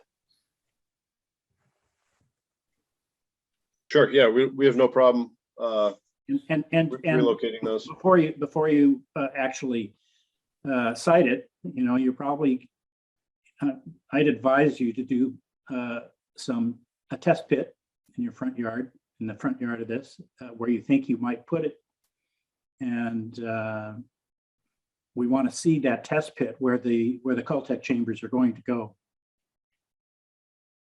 And I know the grades may not be somewhat in your favor, but it doesn't seem too bad. Even right off the edge of the crushed stone turnaround Yeah. would be even a Right. more suitable location. I mean, Yeah. just getting,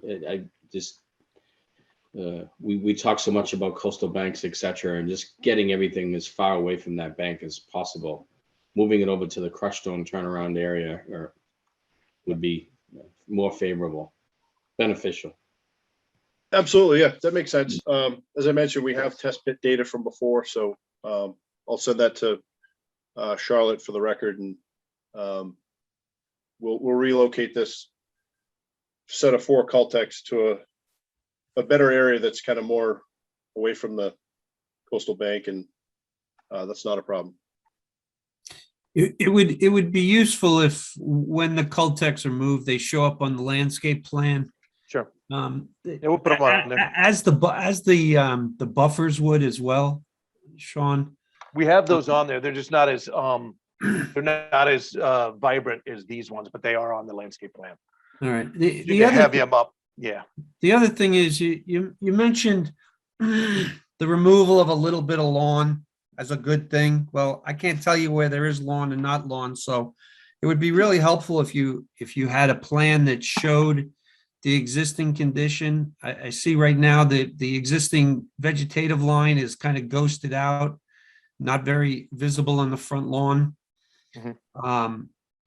So I think that's very important that it's clear where areas were grass, where areas are a different type of vegetation, because you're obviously removing some kind of vegetation in the front lawn, but it's kind of brushed over. And then you also mentioned a 200-foot reduction in impervious surface, but are you counting your pavement as pervious or impervious? Impervious. Impervious. You're Yeah. counting all your paving as impervious. Impervious. I'm talking about in the 0 to 50. Chris, we increased the impervious in the 50 to 100 foot buffer. We decreased it in the 0 to 50 foot buffer. Yes. Including architecture and paving. So is the screen porch? Screen porch is counted as impervious. You may even call the deck impervious. I've heard different theories on the decks. That screen porch in the rear has been reduced in size. It was an existing deck that kind of it extended out a few more feet at an angle, and that is getting a roof over it. Yes. So it would still be impervious. Okay. You may consider. I'm not sure what the latest is on the deck itself. If it were an open board deck, would you still consider it impervious? My thought is yes, but I know when we put a cover on it, we certainly call it impervious. Okay. Yeah, that's correct. Well, it would be really helpful. I mean, just instead of, obviously the red line for the driveway is very obvious. But a lot of the rest is not. So I think it would be helpful if, there was some better delineation of some of those areas. The other thing is there a catchment diagram with this plan, Charlotte?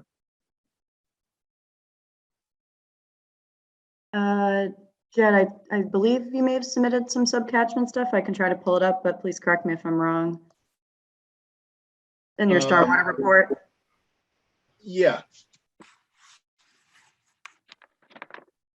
Sean, while we're still until this graph goes, which is fine, assuming this is going to be continued, can you put up one of your nice fancy diagrams and outlining what's green and what's brown for the house and blue for the pool, etc., just kind of detailing that on the plan? You'd want to have black and white. You want a more color rendering? of this? Yeah, please. That's black and white's great, but the coloring showing existing versus or proposed plantings and seeing where they actually are on a map says 1,000 words. Okay, we can do that.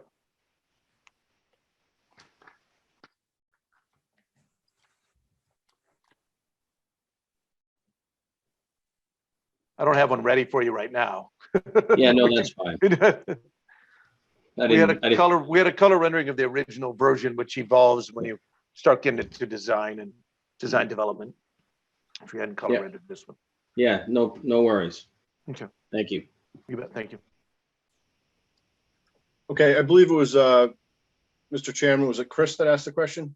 I did, yes. Okay, Chris, did you want to see the drainage trench details of the roof downspouts? What did you want to see? I wanted to see the catchment areas that the calculations are based on. Okay. Let me pull up the stormwater report.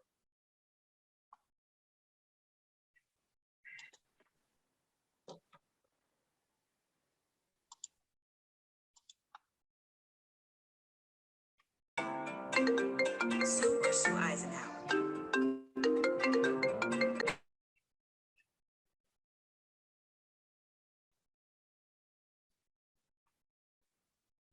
We can go through each page, however you want to do it.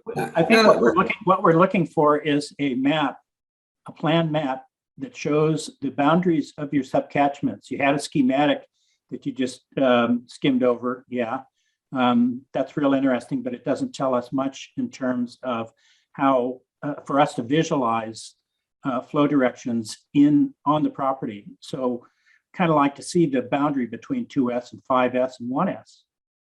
On the plan somewhere. Okay. Oh, actually on the site plan. Yeah, on the site. Yes. Plan. Yes. Yeah, exactly. Yeah, I want to compliment you on the topography here, that your contour map's quite good on this. I assume that this was not done from a level survey. You're using a digital elevation model for those. Is that correct? It was a combination of GPS, some ground shots with a theodolite, and then we actually flew it as well. Okay. With a drone. Yes. Yeah. A drone LiDAR survey. A LiDAR, exactly. Yes. Okay. Yeah. Nice work. Thank you. I'm just making a few notes here. It actually conforms pretty well with the 2016 NOAA digital elevation model. Quite well.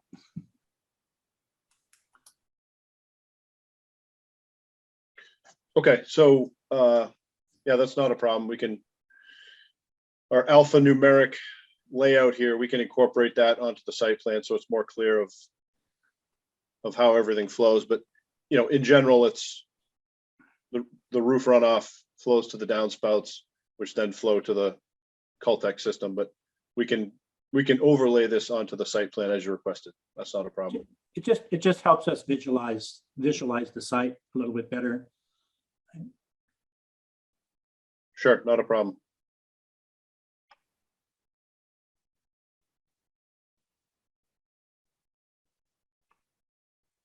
Any other comments from the commission? I don't see any comments from the public as well. I'm going to ask that we then continue this hearing till April 21st.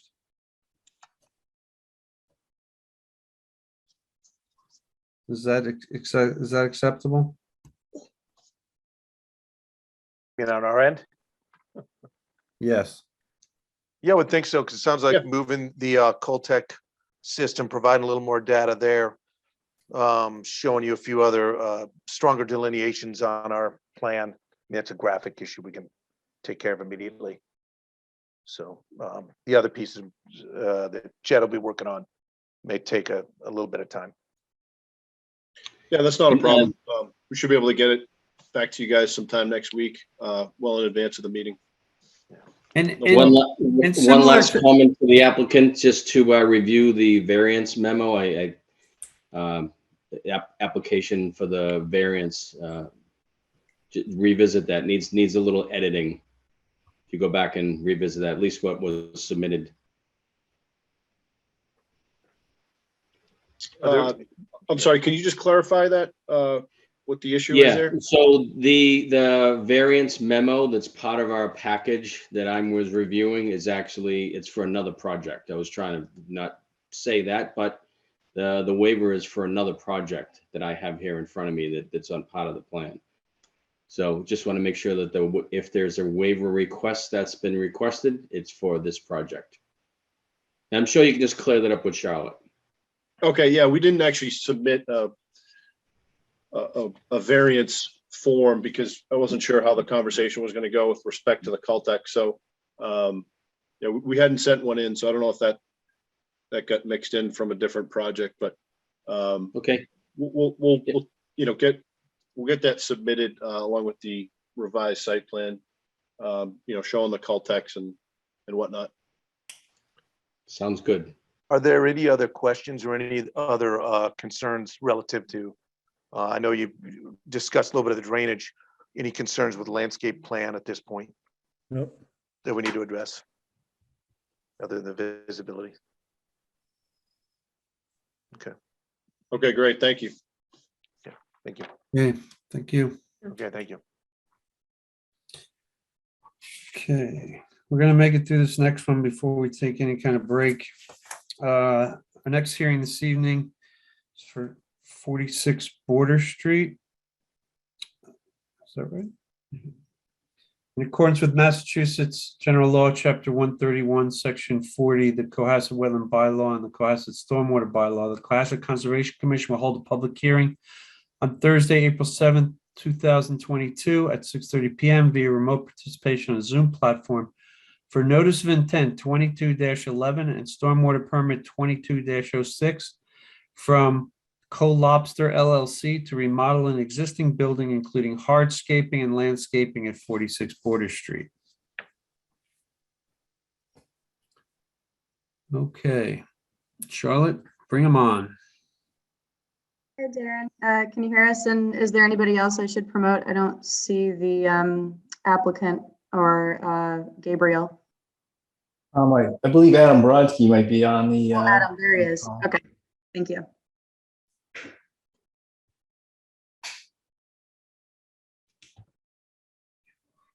Looks like everyone. Can I share my screen?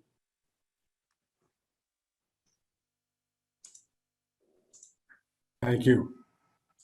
Mr. Chair, this is Adam Brodsky. Can I proceed and give a quick overview and then turn it over to Darren? Yes, please. Thank you very much. Good evening, everyone. We're very excited to bring this project forward. I represent the applicant Co-Lobster LLC. Tom Sullivan is the manager of the LLC. And I just want to briefly introduce the entire development team so you know who the players are. But this evening, I'm just going to give a quick overview and then hand the presentation over to Darren Grady, who is our professional engineer. Our project manager is Eamon O'Mara from Harbinger Development. Eamon is available if we need to ask any questions of him, and I'll ask that he be promoted at that time. Our architects are Susan Hoadley and Corinna Martinez, who are also available if we need them. Darren. And so Co-Lobster purchased the property in 2021 and is proposing to renovate and reconfigure the existing Atlantica restaurant function building on the site. That building was actually constructed according to town records in 1948. From a wetlands perspective, the property contains tidal flat, coastal beach, coastal bank, a coastal engineering structure, land subject to coastal storm flowage, and buffer zone to the various coastal wetland resources. However, all of the work that's being proposed, essentially within the footprint of the existing building and the existing parking lot, are within buffer zone to those coastal resource areas as well as within the floodplain. We're proposing just quickly to improve the building to accommodate a smaller fine dining restaurant, a second smaller restaurant coffee shop, a small ice cream store, a bakery, and a lobster pound. In fact, we're proposing to relocate the Cohasset Lobster Pound from 82 Border Street to this location, and the building will be opened up for additional public areas. Essentially, we're taking a very large restaurant function building and we're reducing the restaurant use substantially. We're also proposing, as Darren will explain, to improve the parking lot by providing conforming size spaces as well as landscaping. The project has been designed so it's not going to result in a substantial improvement under the state building code. So therefore, we're not required to conform to current floodplain requirements. As Darren is going to explain, it's a interesting site in order to do some construction. So we have developed some very specific erosion controls and other measures to make sure that we don't have debris going into any of the wetland resource areas. The project needs special permits from the Zoning Board of Appeals. We were in front of the Zoning Board of Appeals earlier this week, but because their agenda ran late, we've been continued to Monday. And we're also in front of the Planning Board for site plan review next week. Darren has provided some supplemental information to supplement our notice of intent, which included a variance request, which was requested. I just would note that obviously this is an existing building that was constructed prior to the adoption of the State Wetlands Protection Act, as well as the Cohasset Wetlands Protection Bylaw, but we're happy to provide a variance as requested. And Darren is going to take you through the project and explain how the project meets in all respects the wetland performance standards, including the stormwater standards that are incorporated into the wetlands regulations. And we're obviously asking for a stormwater permit under the stormwater bylaw. And again, the stormwater BMPs comply with your bylaw and your local regulations. So with that brief overview, I'm going to turn it over to Darren to take you more specifically through the site plan and the project. Thank you. Thank you, Adam. My name is Darren Grady from Grady Consulting, 71 Evergreen Street in Kingston. The plan I'm showing you tonight is the one that was delivered today, dated April 6th, 2022. The subject property, it contains 65,200 square feet, and it has a property line along Border Street here. And then it follows the right-hand side here to mean low water. This dash line is the extent of the property line and also mean low water. Comes in behind the existing building. And then it actually splits between the old Salt House and what was it, Atlantica. The existing site contains this building shown hatched here in the parking lot here. The building is serviced by water, sewer, electric, gas, and there's a drainage system consisting of one catch basin on the lot. That catch basin is shown right in here. There are other catch basins that the site do drain to that are along the street.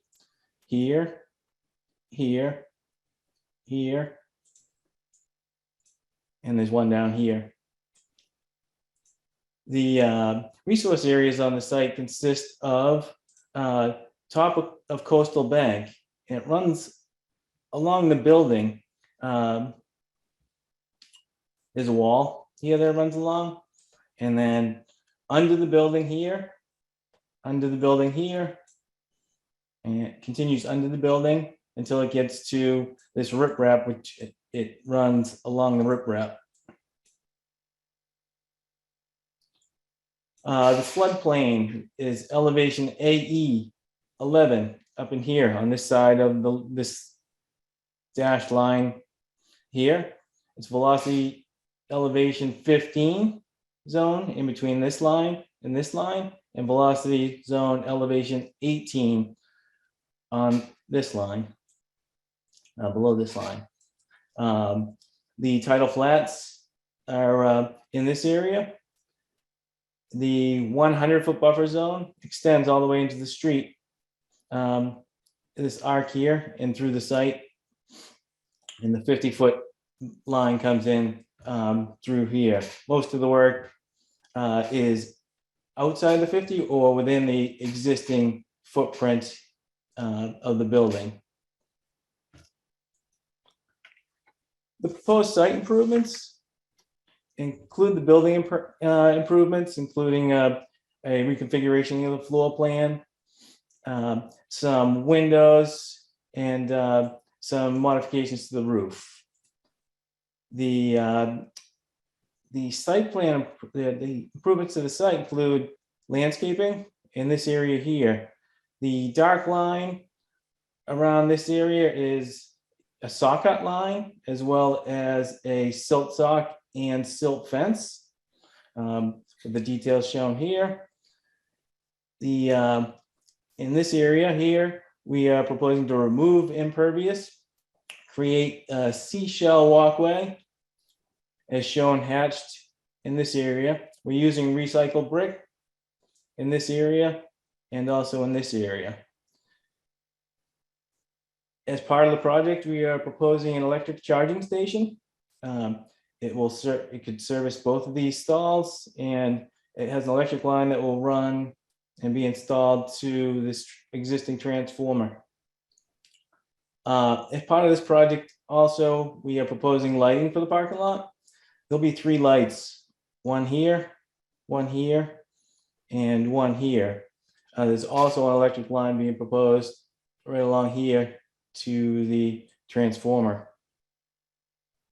We are proposing some fences. We're going to replace the existing fence around the existing dumpster area here, and also around here. In my initial submission, we had proposed this as a dumpster. It's actually a trash and loading area. There will be no physical dumpster in this area. We are proposing roof drains to connect to portions of the roof, both in this uncovered walk area and into this new roof area, and they'll connect to this catch basin.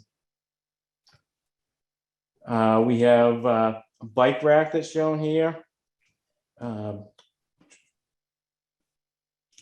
I can bring you through the landscape plan to the best of my ability.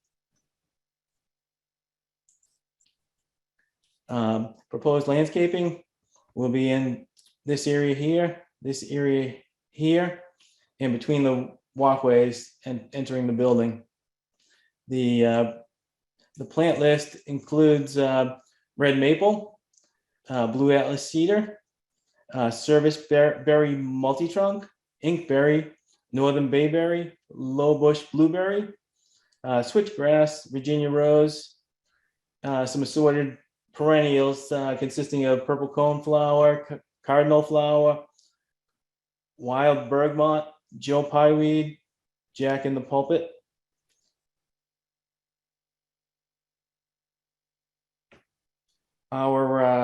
We did prepare a stormwater plan for this. The areas on the left are the existing subcatchments. The design points are shown on here too, and the design points are where the water ends up. In along the street, they end up in all the catch basins. During construction, these catch basins will have silt sacks in them to catch any sediment that would be going into these catch basins, but also allow stormwater to continue draining through those silt sacks and into the drainage system. The design points 2, 3, and 5 end up in a net reduction of both peak flow rate runoff and volume. There's no change in design points 1, 4, and 6. And I'll point those ones out to you. This is area 1.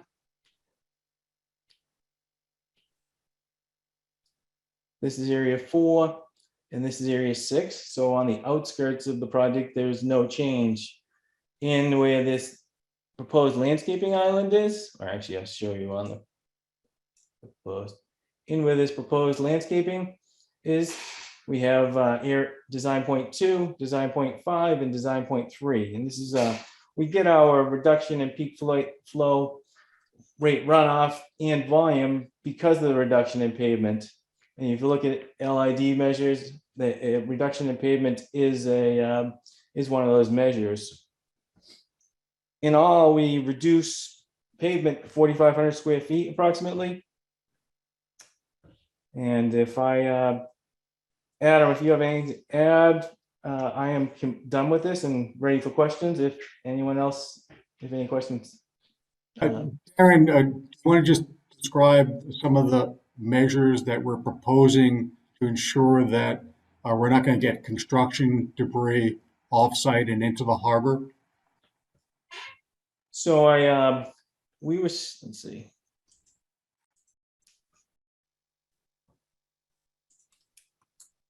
So the measures that we were proposing were the silt sock and the silt sack that's in this heavy line here around the saw cut area and where the proposed landscaping is going, as well as here. As far as construction, I did talk to the builder and he has several ideas as far as what to do when he needs to install windows to protect the harbor. I don't have an outline as far as what he exactly wants to do because he has not come up with an exact solution. I think this is better discussed at like a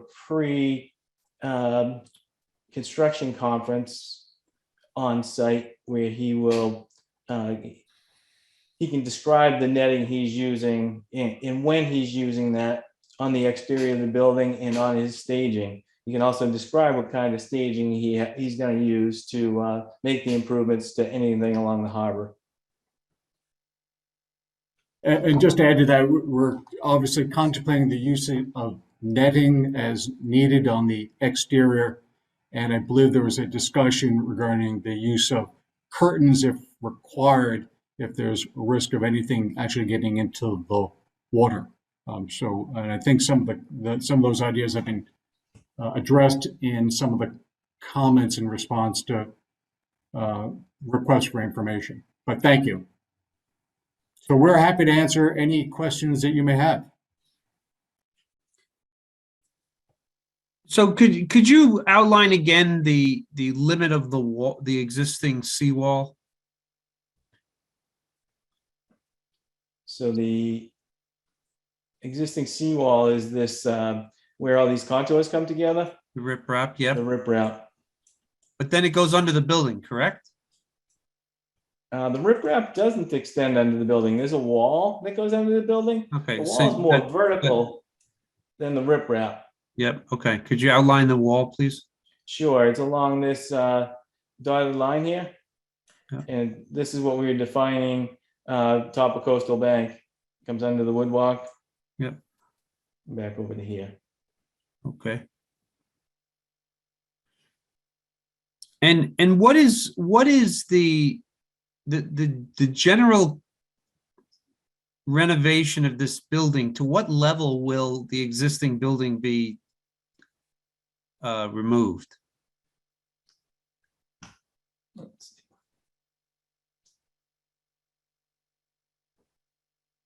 I mean, are you going down to the beams? Are you going down to the floor? Are you just taking out walls and putting walls back in? What? Just taking out walls and putting walls back in, making some roof changes to create an uncovered walk in this area.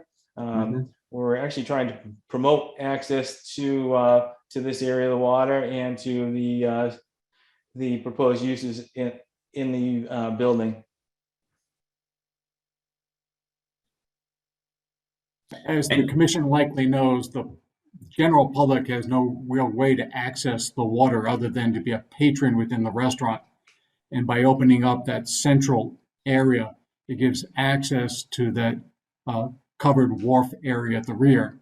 So it facilitates the public being able to walk through the reconfigured structure and to actually, have a view of the harbor from that location. And have you had a structural survey done of the building at this point? I don't have the answer to that. I can get that for you. I'm just curious as whether or not the idea of just taking out walls and roof is kind of finite, or whether or not there's the possibility that other things are going to have to happen. I will note, Mr. Chairman, that as part of our submission for a building permit, building commissioner will require that we provide all of the necessary plans, including any necessary structural engineering plans, to ensure that the work is in compliance with the state building code. Mm-hmm. Well, my question is, I guess if you're taking the walls and the roof off, there's really nothing left, right?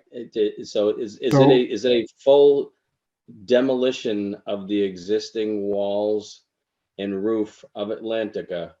Will, after the demolition is done, will Atlantica be a basically, in essence, a parking lot at the end of the day?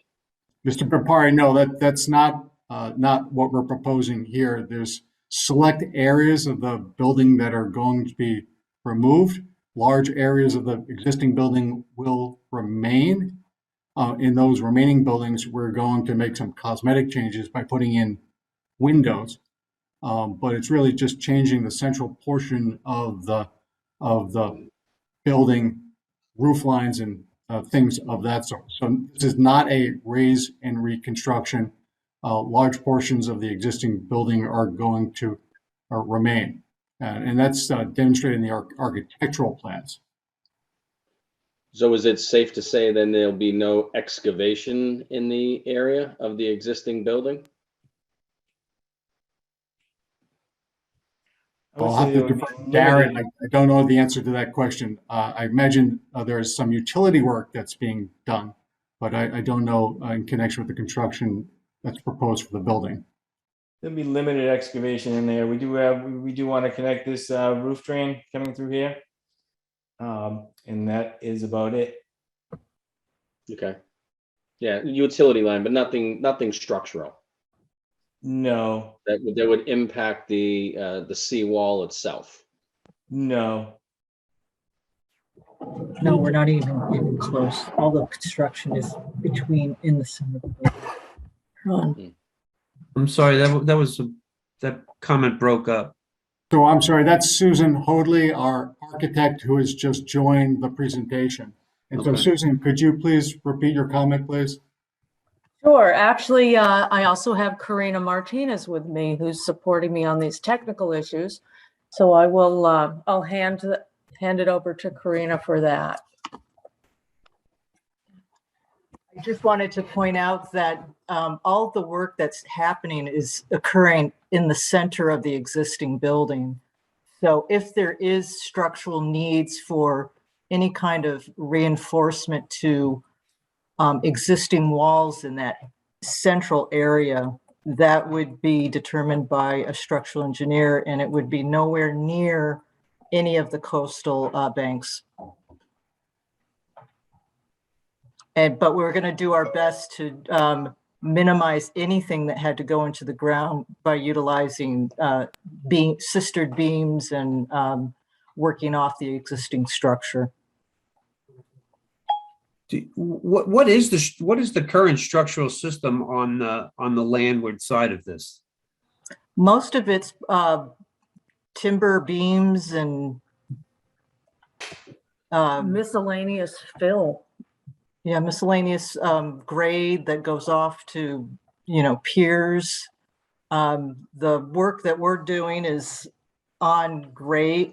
It's not above, over the water. It's within the existing footprint, but it's on a graded site. I would hope there's some work out on the very tip of this building, since if you look at it from a distance, you can see that it's sagging at this point. We would certainly repair and make certain that the building is structurally sound and stabilized. But the idea is to use the existing foundations and piers at all cost, because we need to keep the budget low. Charlotte, could you show some of the photographs from the cove side of the structure? Yes, I can pull those up. I stopped sharing. Thank you. So I can go through these slowly, but this is the, if you're facing the street, this is the right side of the building with the stone riprap, Jersey barriers, and some of the stone wall that meets the restaurant. A little bit of a close-up here. And then this, I did go out during low tide, so this is what it looks like underneath the building. So I'll go try to zoom in here, but it's held up by support beams and concrete bases. And as you can see, the stone wall kind of reaches underneath the building. And then this is the left side, kind of reaching around closer to Old Salt House.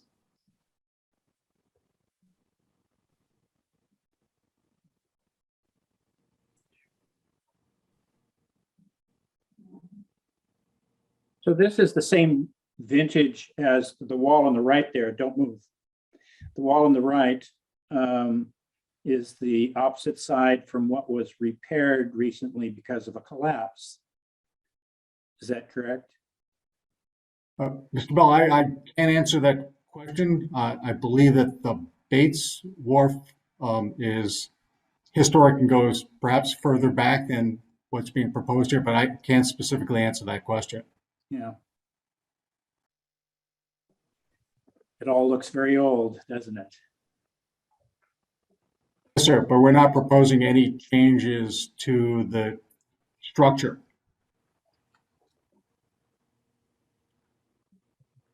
Where would the wood walk be? Would that be an addition? Like, where would that tie into the building?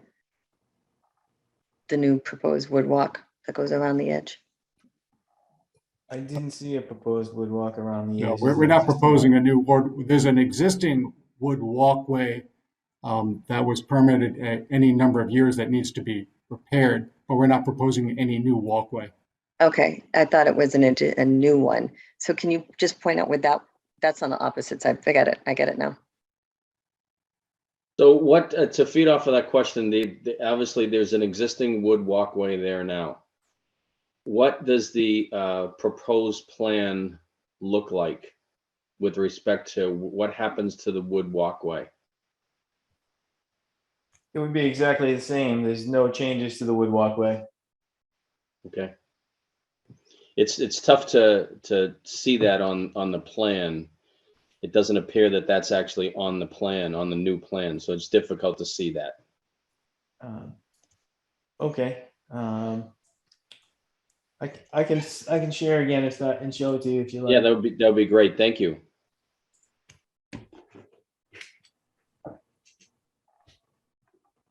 Yeah, so if I'm looking at that plan, let's say that, yeah, that's the old plan. Yeah, that's the existing current structure now.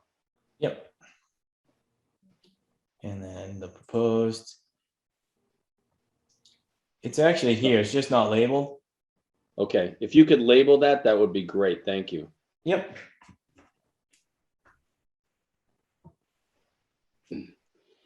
And then I guess while we're on the walkway issue, can you talk to us about the applicability of Chapter 91 here to this site? Because it appears that there's some Chapter 91 issues, and I'm assuming that you've explored that, and I'd love to hear your response on that. Thank you, Mr. Pipari. It's Adam Brodsky. As the commission knows, Chapter 91 is Massachusetts General Laws, Chapter 91, which is the codification of the Public Waterfront Act. It's a state law administered by the Department of Environmental Protection. We've designed the project, so we're actually not proposing any change of use within DEP's waterways jurisdiction. But of course, we'll be complying with all laws, including Chapter 91 with respect to the project. And so that's a conversation with another regulator. How does the edge of the parking lot, the plan that's been touted around town in the social media arena and on the CohassetWharf.com webpage talks about the public access walkway on the backside of the existing parking lot now, but it seems that that's not being proposed here. Unfortunately, Mr. Papari, I don't follow social media, but that's correct. We're not proposing any public access way in the parking lot at the present time. Well, if good for you for not following social media. I wish I didn't, but it's hard when you live in town and everyone's talking about this fantastic, wonderful project that's being proposed here, and everyone's looking at it and saying, "I can't wait to be able to walk around the exterior of that parking lot." And that's so wonderful that there's a public walkway here. So I would encourage the owner of the property to revise the plan that's being touted around town. If in fact they're not going to have a public walkway, to take that public walkway off of all of their plans that the rest of the town of Cohasset is looking at. Again, I don't know the source of that information, so I can't speak to it other than to say at the present time, there is no public walkway proposed in the parking lot.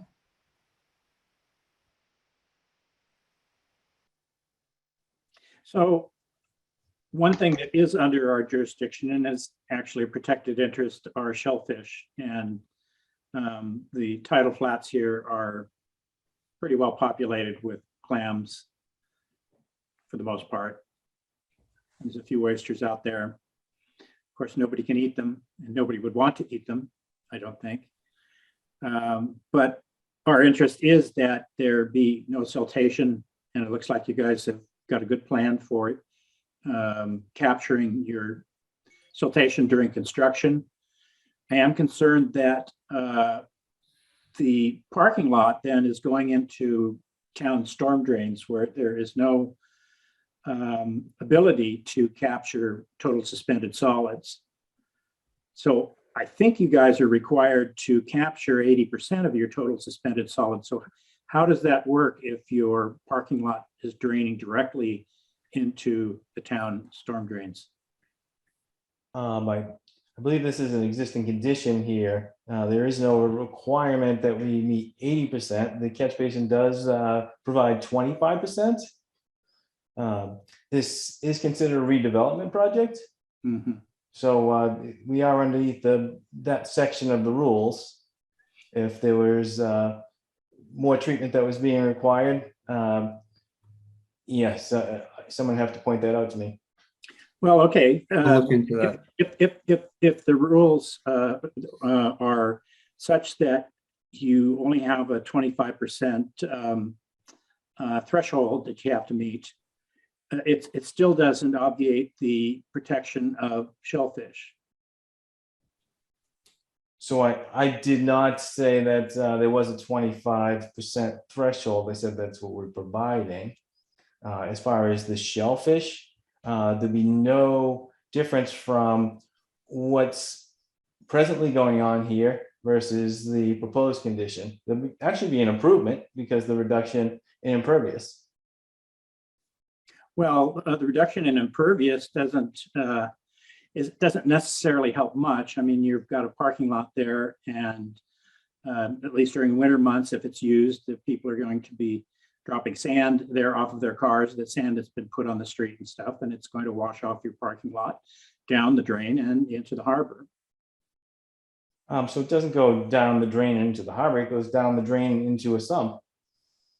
The storm drains are just go into a sump, and then where does the water go then? So the sump catches the solids and then the stormwater goes out the pipe, not the solids. So you have a plan for cleaning out those sumps, I assume, right? Yes, so we did provide an O&M plan. Mhm. And again, back to the town storm drains don't have a system like that, do they?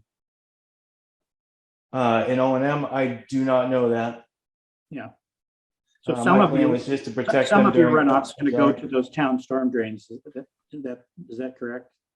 Can you repeat that? I was talking, I'm sorry. Yeah. Sorry to talk over you then. some of your runoff is going to go to the town storm drains or not? Yes, It is. 3 it catchment partly areas. does. Yeah, you should, I thought so. I mean, I saw some of the subcatchments you had there.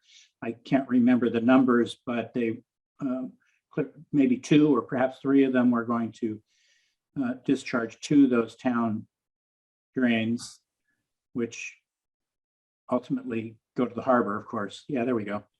Yeah, which ones and how much water So is going to get, is going to go there? So I can point them out to you again. There's a catch basin here on the town, on Border Street, catch basin here, a catch basin here. Oops. And then a catch basin here. We are proposing to protect those during construction by putting in these silt sacks. The silt sacks are, it's a filtration device. It's a sack that goes inside the catch basin here that allows water to be filtered through, but it catches the sediment. Those will be operated and maintained during construction too. So when they do start to fill up, that sediment will be removed to protect the harbor. Yeah, great. I understood that. I'm concerned about the long-term consequences of runoff with sediment reaching the town storm drains. I don't have an answer if the town has an operation and maintenance plan that they normally go and clean these catch basins. Well, the water's coming off your property, or not your property, but your client's property. The water's been coming off this property for quite some time. Yep. So there's no concern about, on your part, about the impact on shellfish then? Is that what we can conclude? I wouldn't put those words in my mouth. I am concerned about shellfish, and I believe there are benefits to the existing system that are in place already.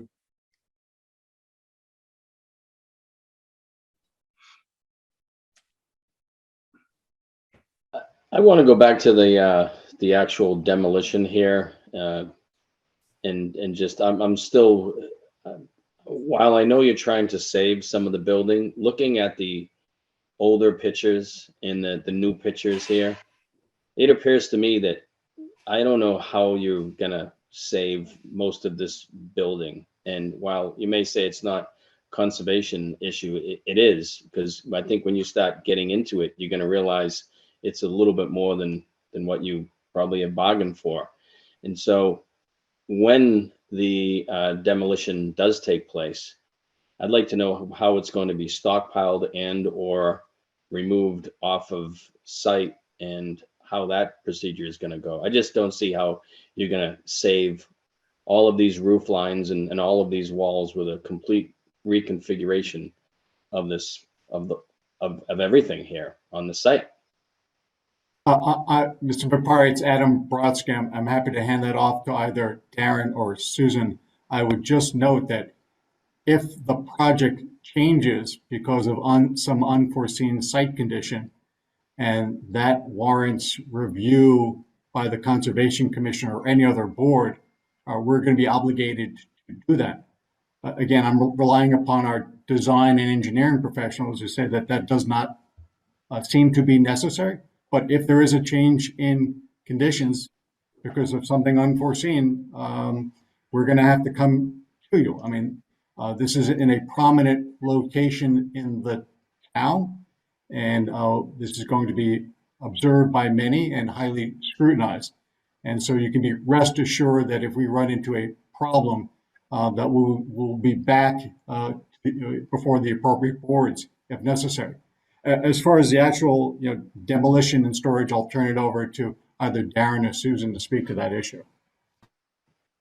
So right now, we have a contractor that we think we're going to use, but it's not finalized.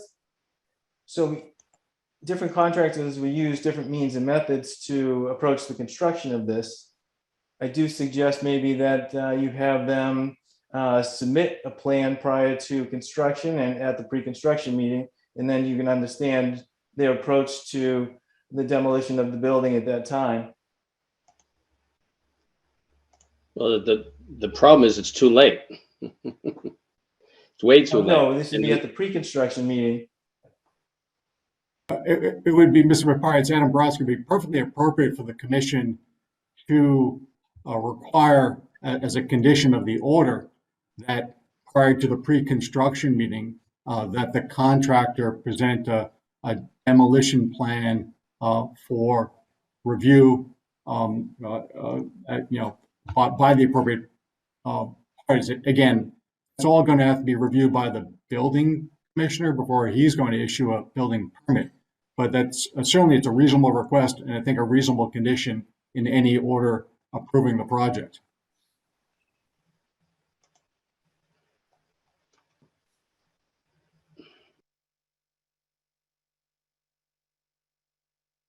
moving on to another issue, what is the proposal for the marina and or the dock that is currently there now?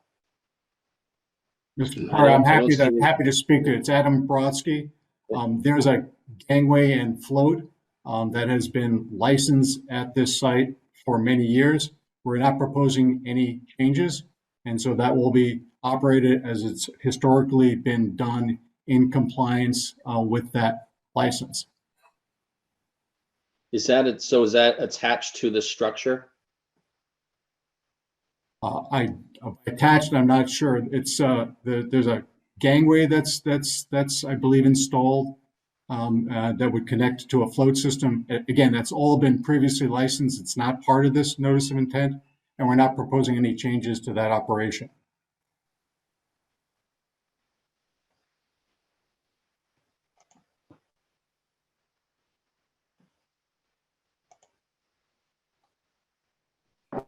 Mr. Grady, I think you noted that you reconfigured the parking spaces. Have we increased them, decreased them after you were able to put them back into appropriate alignment? The number of parking spaces have decreased here. Okay.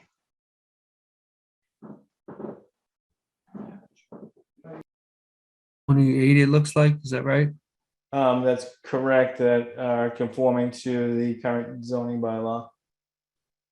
And just to clarify, the issue of parking, the number of parking spaces, is the issue presently, or one of the issues presently before the Zoning Board of Appeals.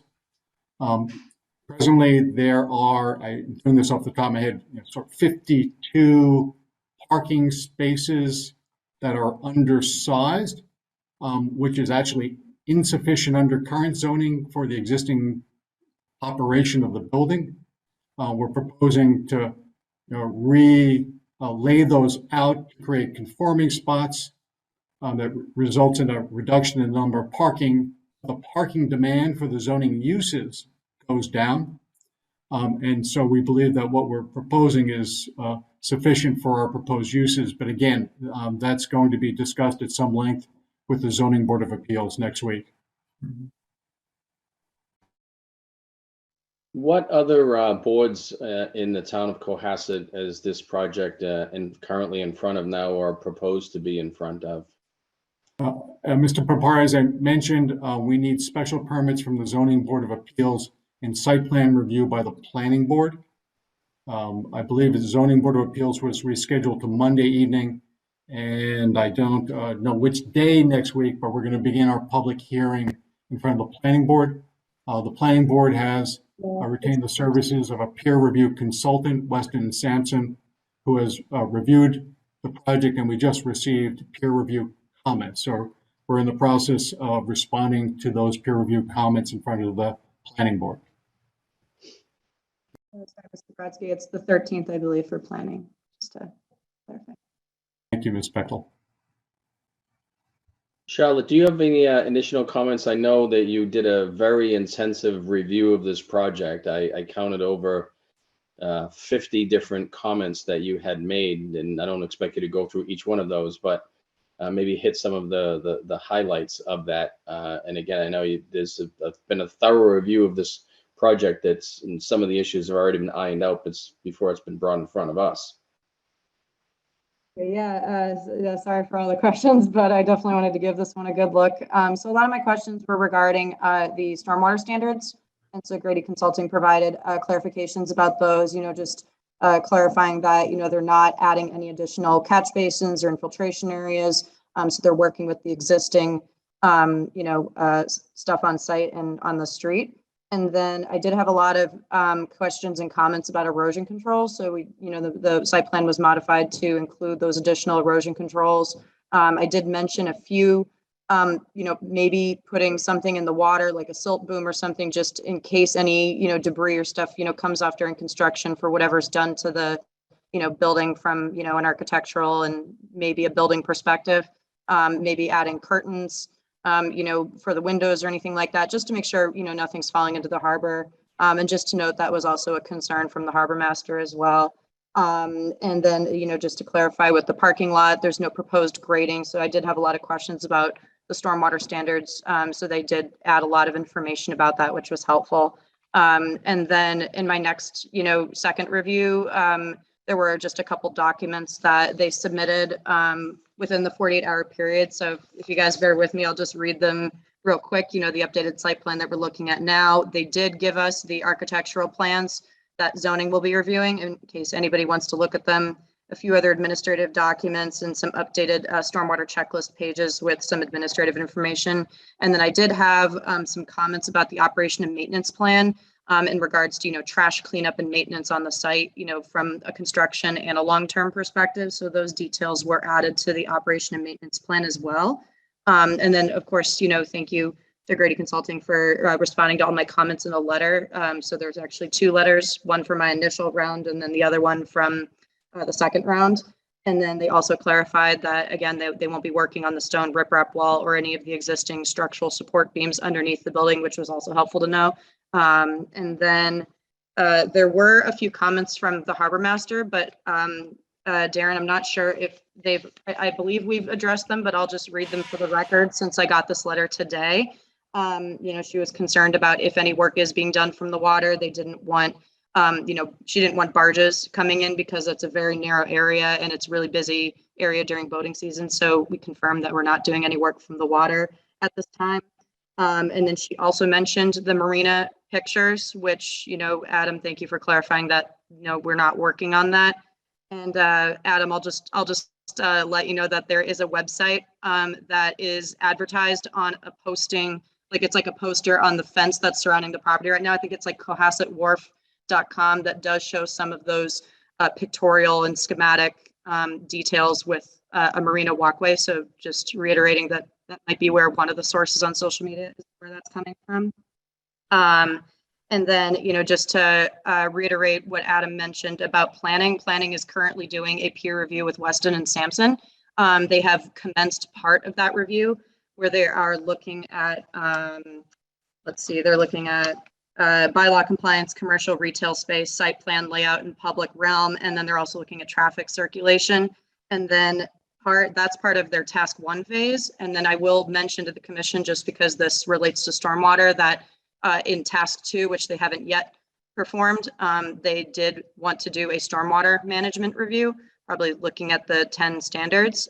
So that can be something that, we can either as a commission choose to go along with planning and wait for the results, or we can entertain a third-party review separately, depending on what the commission, wants to see. So I just wanted to keep the commission aware about that third-party review. We recently got the first task input, and that is in publicly posted and in the OneDrive for the commission to look at as well.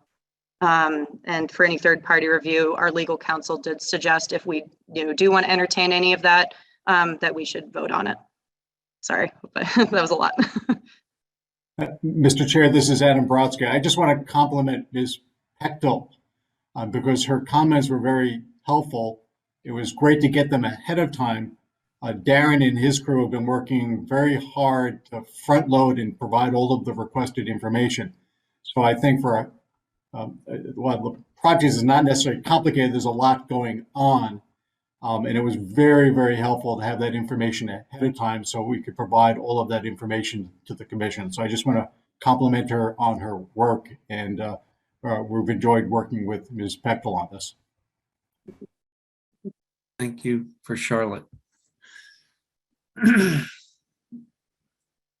Commissioners, any other comments?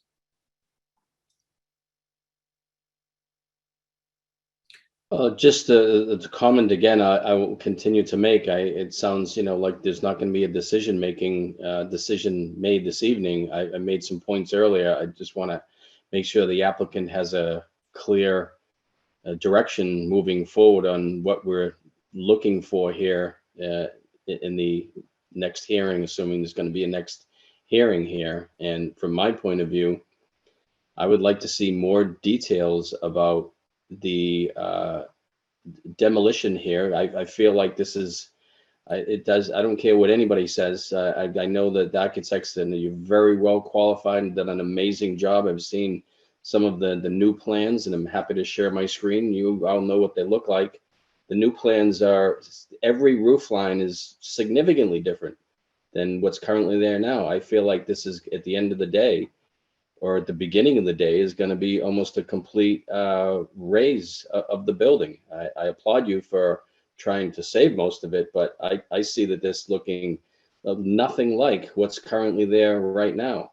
And so, while at the end of the day, the impervious area may be improved or stay the same, as conservation commissioners, commissioners got to look out to find out what's really going on here, and is this a somewhat of a demolition project? How are you going to stockpile that demolition? Where is it going to go, etc.? So that's number one. Number two is also, I would like to see more. I would like to see something in writing from the applicant and or Mass DEP with respect to the applicability of Chapter 91 here. I think Chapter 91 does apply. It's been proposed that it does apply all along, but I don't see it on the plan. So I'd like to see that. Lastly, the wooden walkway, it's not labeled on the plan now. I'd like to see the wooden walkway fully labeled. And while the dock may have been there for many, many years, if it's connected to the project here, I'd like to see the dock labeled on the plan. I just want to see as much on this plan as humanly possible, so that at the end of the day, if there's ever a request for a certificate of compliance, the current agent or commission can say, yeah, the end of the day, the plans was what we approved. So we need to head in that direction. Wait, this is Susan Hoadley. Hello? Yes. Mr. Pimpar, we really appreciate that. And one of our next steps was going to be further articulate in describing the extent of demolition and the wall types and the exact scope of work. So we'd be very pleased to provide that to the board. Thank you. Thank you, Susan and Mr. Pimpar. It's Adam Brodsky. Just to be clear, we have always acknowledged that portions of the site fall within Chapter 91 jurisdiction. And as such, we're going to have to comply with that. There's nothing to indicate on the plan for purposes of a notice of intent with respect to Chapter 91 jurisdiction. So again, we acknowledge jurisdiction. It's simply not something that's appropriately in front of the Conservation Commission, and we will have to address those issues in due course. No, I understand that, but just as an example, on the edge of the, I guess must be the east side of the parking lot there. Yeah, right along that way. In the CohassetWharf.com webpage, and that everyone has seen, and I understand it's not on this plan, but there's a public walkway that is being proposed there. So if in fact this area meets Chapter 91 and a walkway is going to be put in, or not put in, we would like to just make sure that the plans describe that and fully detail that. Yes, sir. I'm going to track down that website, and thank you, Ms. Pechtel, because if there is confusing information that we're generating in the public, I need to get a handle on that. But just to be clear, we are not proposing any public walkway along the parking lot coastline. And the plans that you have in front of you are entirely accurate. Again, if you'd like to see the separately permitted float and gangway, I can certainly ask Grady to put that on there. That's subject to a separate license. There's a separate waterways license for that, and presumably an order of conditions for that. It's not part of this project, but if it helps you to put it on the plan, I have no problem with doing that. I do recall that it is shown in some configuration on the architectural plans, just for graphic purposes, but it's simply not part of the project, and we're not proposing any changes to it, but we're happy to accommodate you.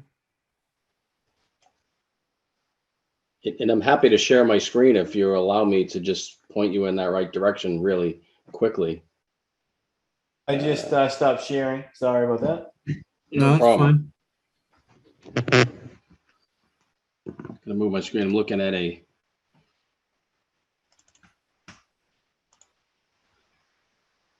Let me know when you can see my screen. Oh, Not sorry. yet. Now we can. Okay. So again, not part of the plan, but this is the CohassetWharf.com, which is giant posters all over the fence that's in front of you. It's a very beautiful building that looks nothing like what's currently there right now. Just scrolling down, what the public is seeing, and if you can see my cursor coming over, is the public access walkway. It's on the back of the existing parkway. I know it's not on the current plan that's in front of us. Also, the existing marina to remain in place. So I want to point that out as we go through here. Looking at some of the pictures. Thank you, Mr. Rapari. Look at some of these pictures there, and it looks nothing like that. And I don't know how anybody could not miss this giant sign that, if you've ever been to the site, again, I fully understand it is not part of the application that's in front of us tonight, but that's what everybody has seen. So I would request the applicant just revise that plan. Yes, sir. I'm happy to investigate it. It's not unusual for commercial developers to develop concepts and create marketing buzz for projects. But as you well know, oftentimes the projects that are ultimately presented for permitting may be different. And so I'm guessing that what you've shown is an effort to generate excitement in the community and support for doing something different with this building, which is underutilized. But all I can speak to are the actual plans that we're seeking to have approved by the town for the reconfiguration of the building. And Mr. Pimpar, also, this is Susan Hoadley again.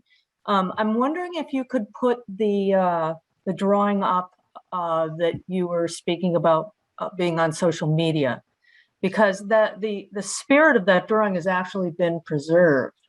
The spirit of that drawing was to say that the covered walkway would lead you through the center of the existing building and out into an open area.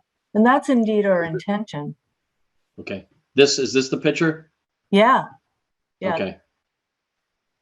The difference that may not be graphically clear in this old overall site plan is that triangular area is actually covered, but it is open air and open to the public. In the middle here. Yeah. Okay. Right. Yep. No, again, I appreciate that. And I can see that here. There's an open area. I'm just looking at the existing structure and saying to myself, this looks like a very beautiful, wonderful building. But it's a significant construction project that we don't currently have in place now. Now, You've done a great job with that. I'm looking at the architectural plans that are here right now. I know obviously clearly you've done your homework. These pictures look amazing. You've done a lot of detail. But I see that it's a big project when I'm jumping around here from what's currently there right now. And I know, you have to tackle that. So I'm sure you'll handle that. Yeah, I appreciate that. And we hope to address that in the extent of demolition drawing that we will represent. Yeah. While I'm doing my screen sharing, maybe perhaps you could tell the applicant that I didn't find this amusing whatsoever on Facebook. The Cohasset 143, by a special town vote last night, the town approves the Golden Banana Strip Club at the former Atlantica location.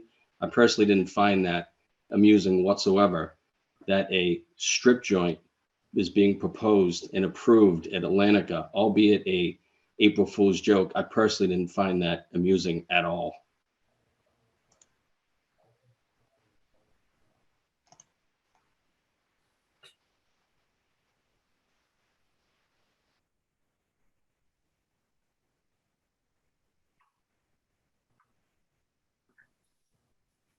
Any additional comments?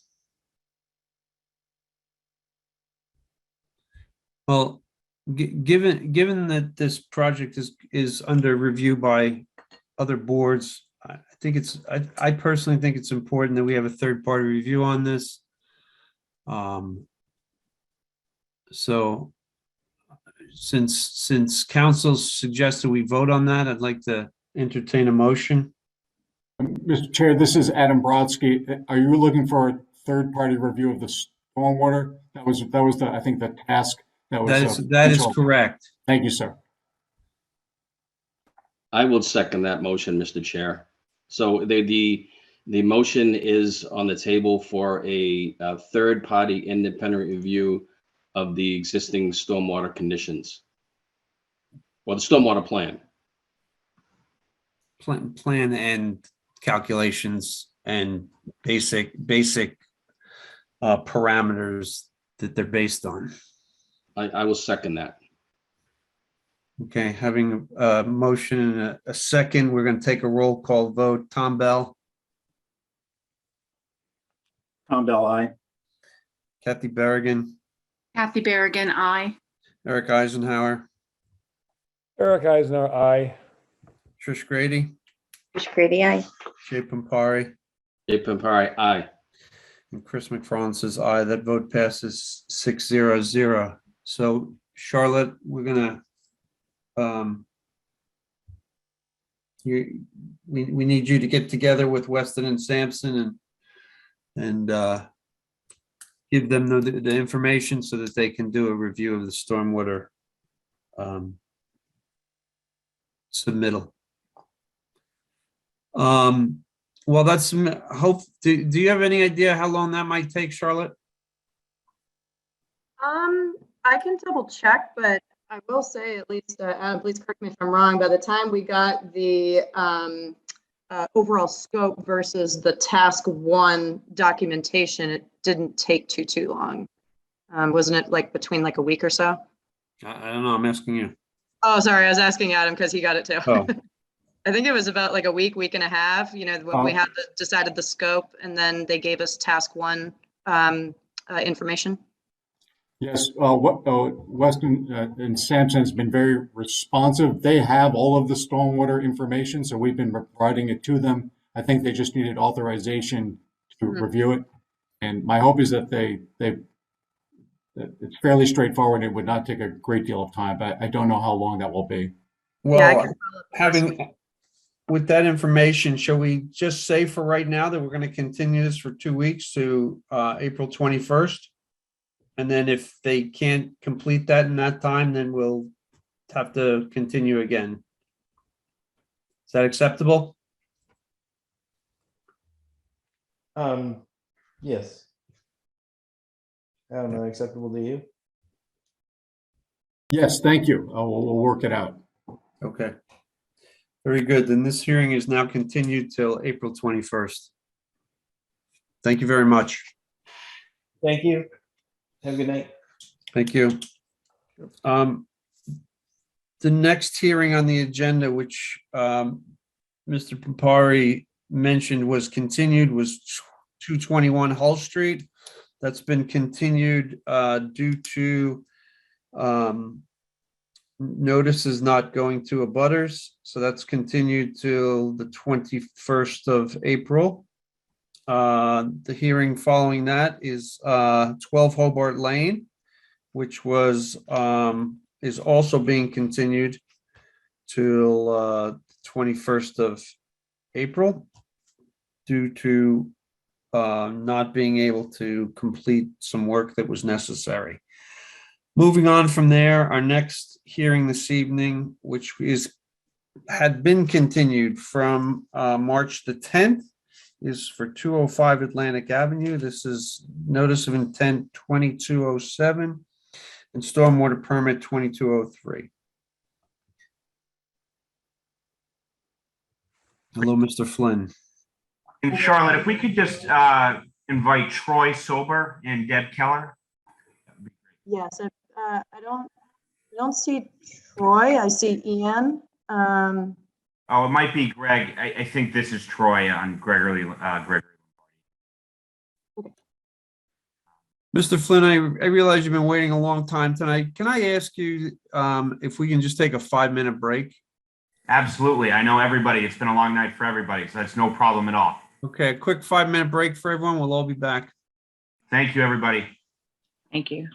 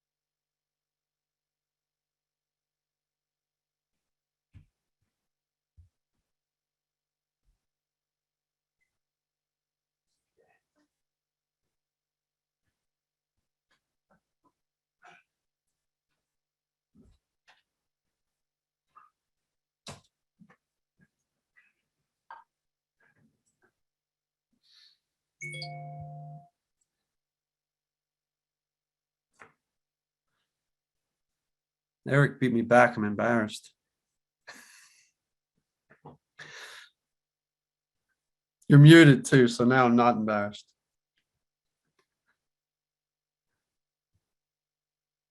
You're still muted.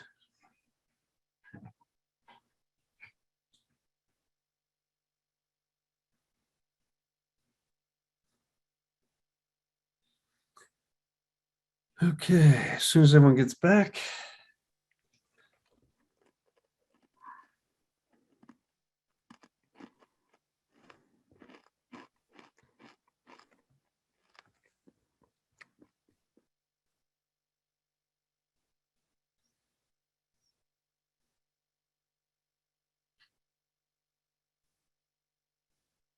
Andrew, I'm not sure if Ian's on the line, but I tried to promote him. I don't know if he just wants to be an audience member for now, but just wanted to let you know. Okay, thank you. Yeah, hopefully he'll join if he's available or if required. Okay, Jay's back. Trisha's back. Waiting for Kathy and Tom.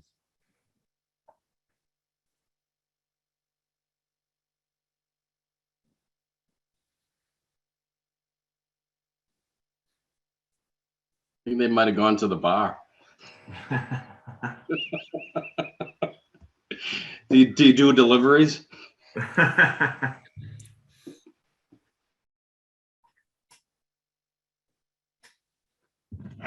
Mom? If you're granting permission to go to the bar, I'll be back in 10 minutes. And there's Kathy. Okay, we're all here. Okay. I don't know if Deb Keller's here or not, but All right. she's muted if she is.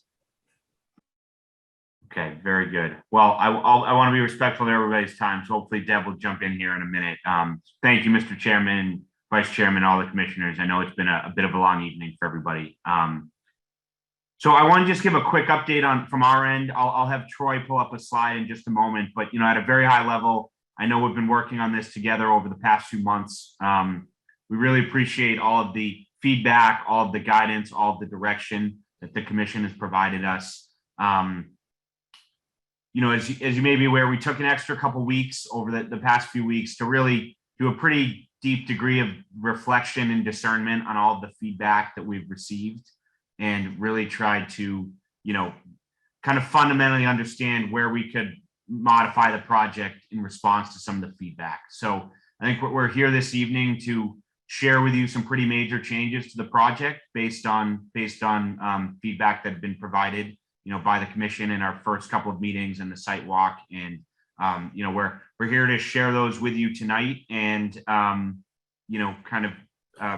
proceed from there. So Troy, if you don't mind just pulling up that slide, and then I know there's a couple others that we'll share with the commission as we go.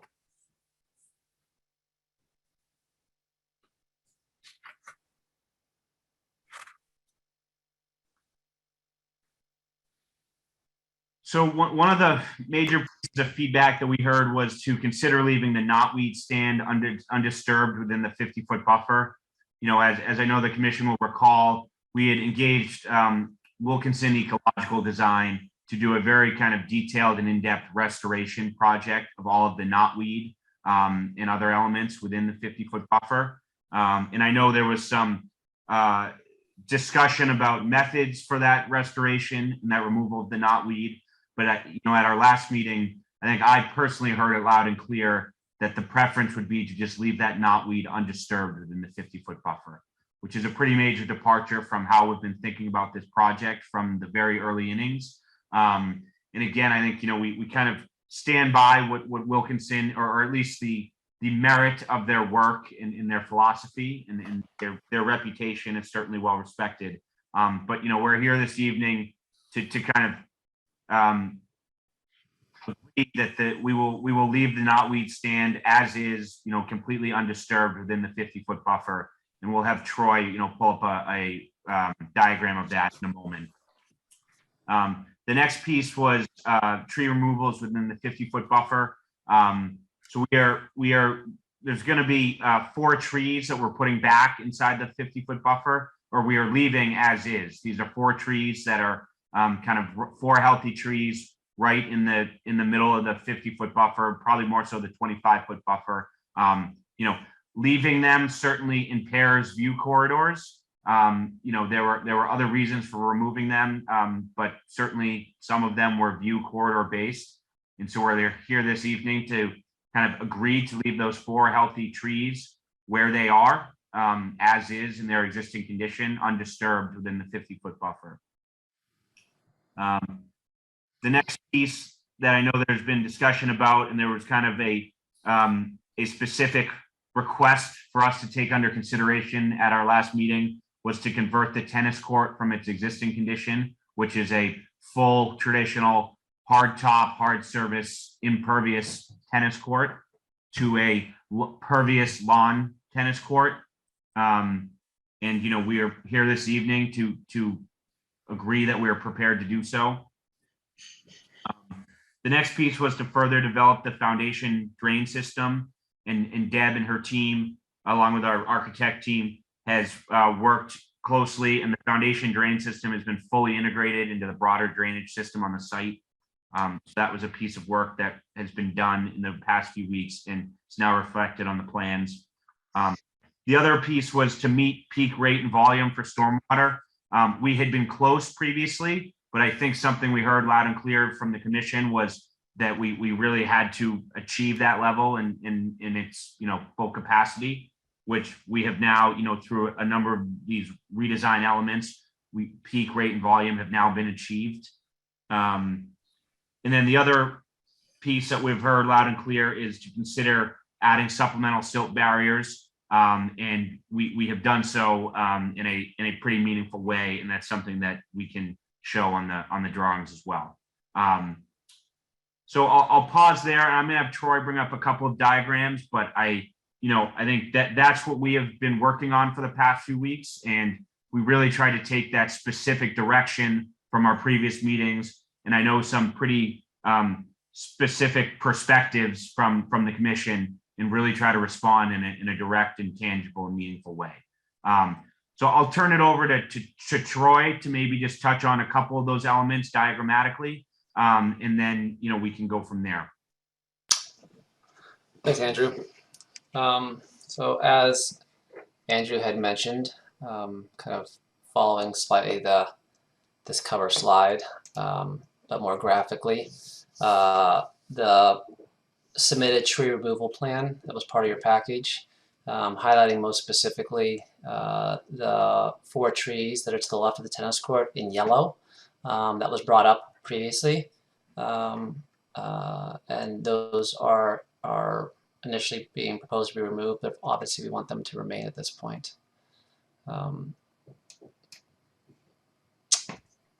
Again, more graphically looking at the trees to remain in green along the site, but then really isolating the 2 stands of knotweed. Maintaining in place in yellow is the stand within the 50-foot buffer, and then removing in purple is the stand that's in between the 50 and the 100. And that removal is primarily to facilitate kind of the drainage retention filtration system in that area, along with the needed regrading to bring the driveway up to the residence itself. And then lastly, to kind of highlight that point, the surface of the existing asphalt tennis court being resurfaced to a lawn tennis court, making that space more green and less obviously hard. So hopefully that's just a clear representation of Andrew's points at the beginning. Thank you, Troy.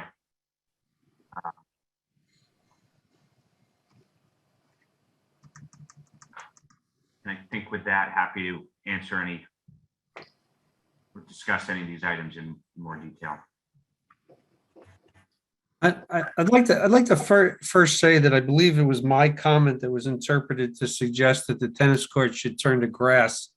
That's not what my comment was. My comment was to have an open mind about the idea of actually removing the tennis court. The idea was not to replace it with grass, but to replace it with mitigation planting that was appropriate to the 50-foot buffer. So I just want to make that point clear. I appreciate you going back on these points. I appreciate the 4 trees in the 50-foot buffer. I think there's another 4 that are still there to be removed. I think we need to. I think we need to actually maybe even more. I can't tell for sure. It's important to see the new plan for the rain garden. I think that's important. And any other kind of modifications in kind of a planned version if you have them. Yes, I think Deb has that. We can pull that up. Okay.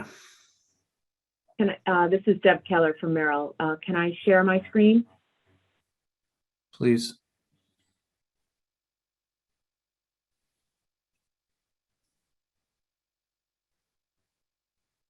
And I think I have to slide this over.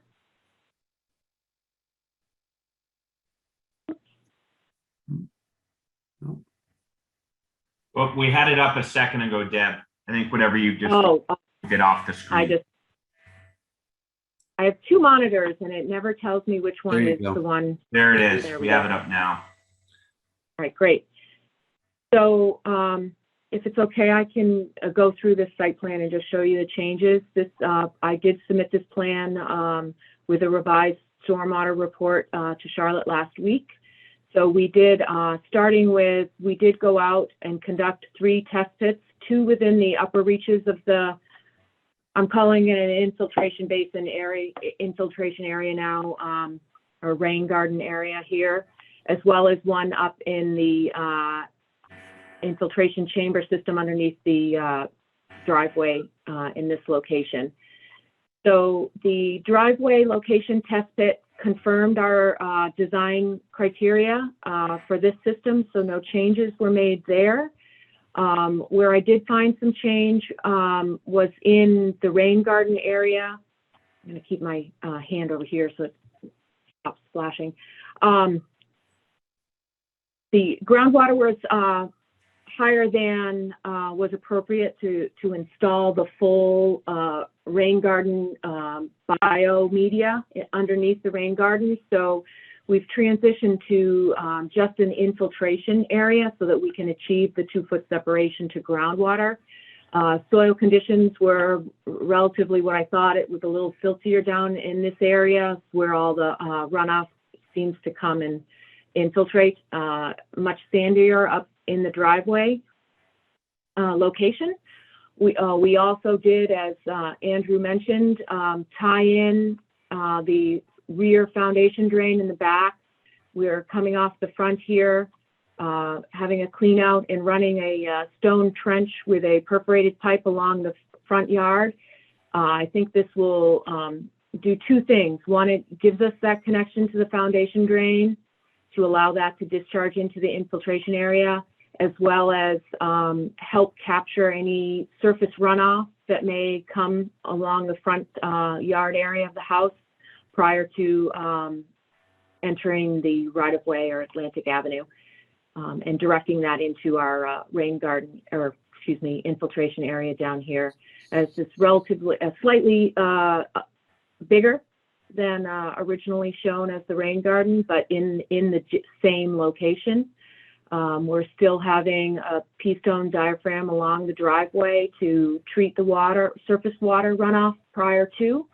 We have added a trench drain coming across the driveway at the low point to better capture the runoff coming down the driveway, as well as to allow us to have that continued connection from the stone trench into the infiltration area. And as noted, I did submit a revised stormwater calculations with those changes, which shows that we do meet peak rate and volume for both the discharge runoff towards Atlantic Ave as well as Atlantic Ocean.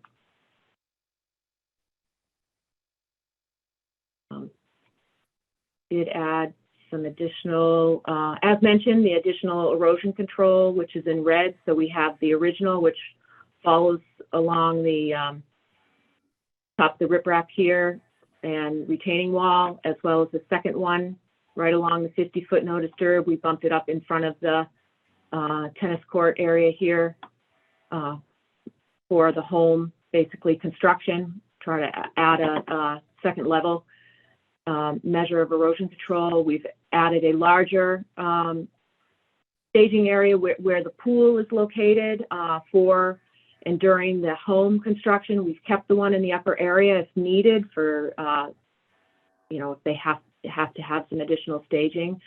One of the things that I was hoping to get input from the commission is I know we've originally said we'd like to use the tennis court before anything happens to it, whatever restoration is decided as a staging area, just because it is ideal. We do understand it's in the 50-foot no disturb, but it is fully fenced, impervious. So during construction, it's a good location for staging, et cetera. And then once that is done, the restoration portion of the tennis court could happen.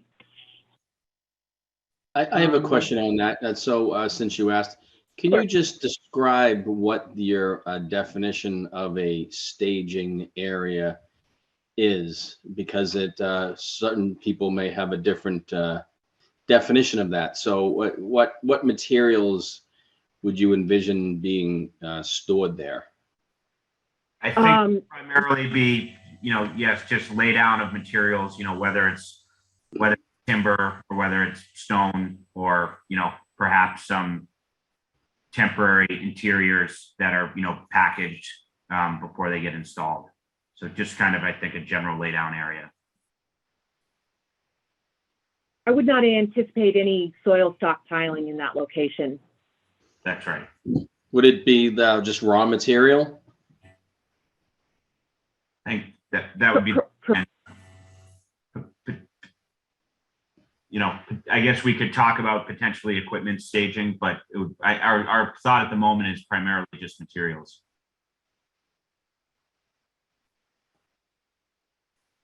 Okay.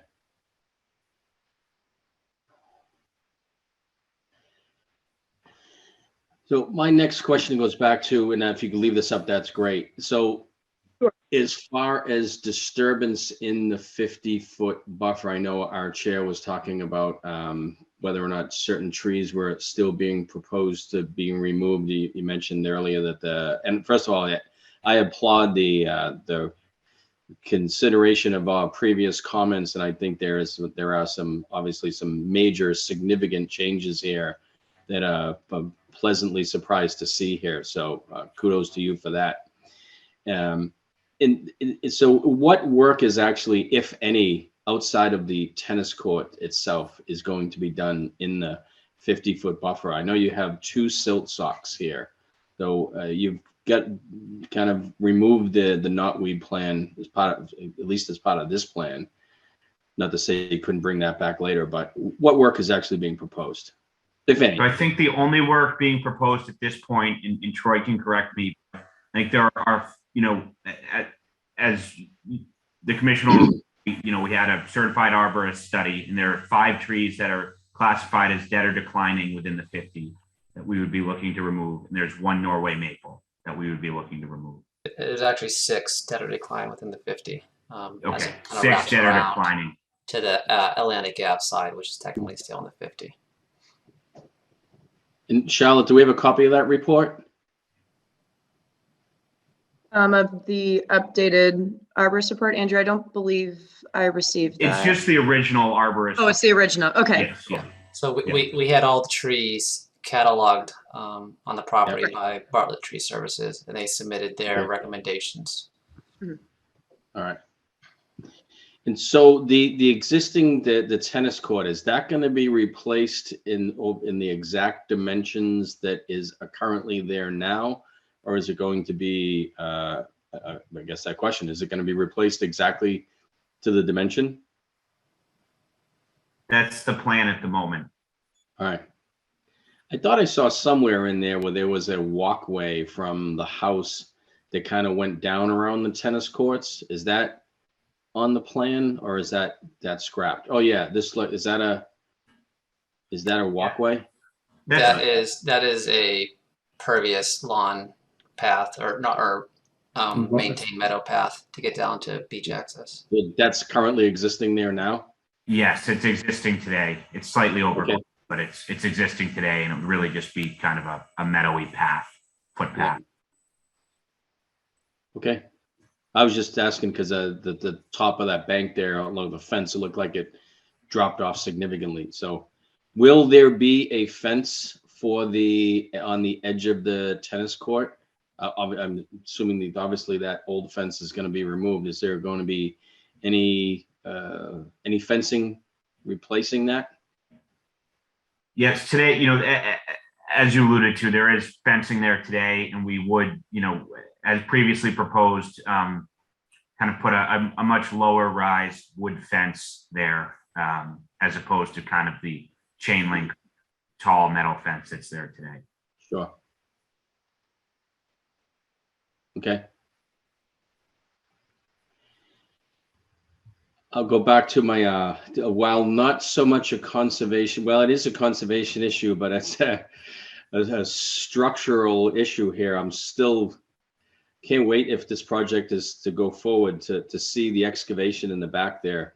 The first floor elevation is at 21 feet. But yet the back edge and even like the proposed 6-inch roof drain clean out the invert is at 37 feet. That's 16 feet above first floor elevation. I'm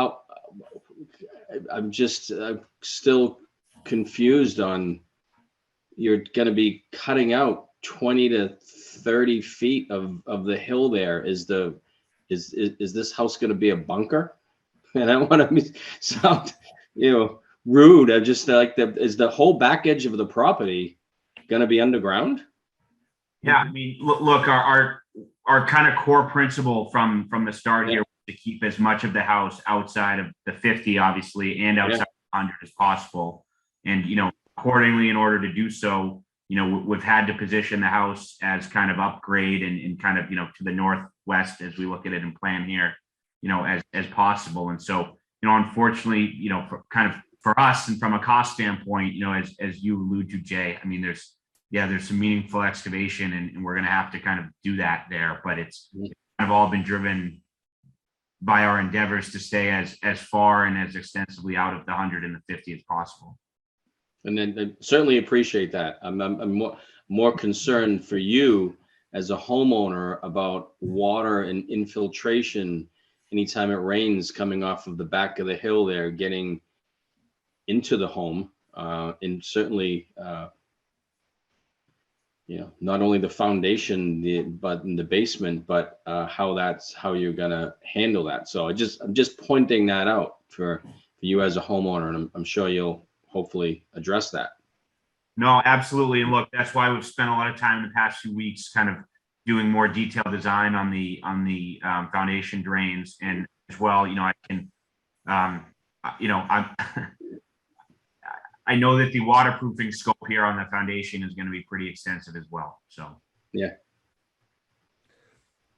But Andrew, when you look out of the windows in the back of your house, if I understand that you'll be staring into a stone wall, is that what it's going to be like, or am I not seeing this correctly? To the west and northwest per se, Mr. Eisenhower? Yeah. Yes. I mean, as Jay alludes to, the first kind of floor and a half is going to be really almost below grade. And then as you get up, ultimately you kind of look into the neighbor's property. There will not be too much structure in the back there. I mean, Troy, I know it starts to wrap around as we get from northwest to north, but it'll be pretty flush up there with the neighbor's property. Yeah. Let me ask you a question on your rain garden. There was a prior chart where you mentioned that there was Japanese knotweed in the area of the rain garden. All right. What is going to be happening there with the knotweed? So it's a good question, and again, this is where we want to leave the knotweed exactly as is within the 50, in order to implement the rain garden, which I think, I don't want to speak on anyone's behalf, but I think we generally feel is an appropriate measure. We'll be removing a portion of that knotweed. And I think, Mr. Eisenhower, I mean, we've heard your direction on not chemically treating that knotweed. So I think we're going to have to find another way to remove and remediate it. Would probably continue to ask for a little bit of open-mindedness outside the 50 on how that's removed. But I know some of the suggestions that have been put to us, whether it's mowing or whether it's tarping it or whether it's digging it out or bringing goats. So I think, we're open-minded to how that happens, and we understand if there is a condition prohibiting chemical treatment. But I think, we've certainly heard the commission's position on the knotweed and also any remediation measures for this kind of small stand of knotweed for the rain garden. Okay, let me just give you my position on knotweed. Knotweed, Phragmites, all of these invasives are a blight, all right, on the face of this earth in Cohasset. They are imported, they're out of control, they are brought in with the best of intentions 100 years ago, and now across the eastern seaboard, all right, we're being just overrun with this, and we have very few tools to take care of them. So not doing anything about it certainly is not a socially minded type of thing, because it's going to spread, all right? So on the one hand, one has to be encouraged to deal with it. The problem is we can't deal with it with chemicals. There are other ways of dealing with it, and I encourage you to explore the other non-herbicidal approaches. And it doesn't take more than a morning to type in treating Japanese knotweed without chemicals on the web, and you will get some very long, detailed articles as to the alternatives you might want to consider in the future. Some of which, when put together, I think would be very effective. And the other thing is, very often in the area of invasives, you don't have to get rid of all of them. If you get rid of 80%, you got a lovely area of land.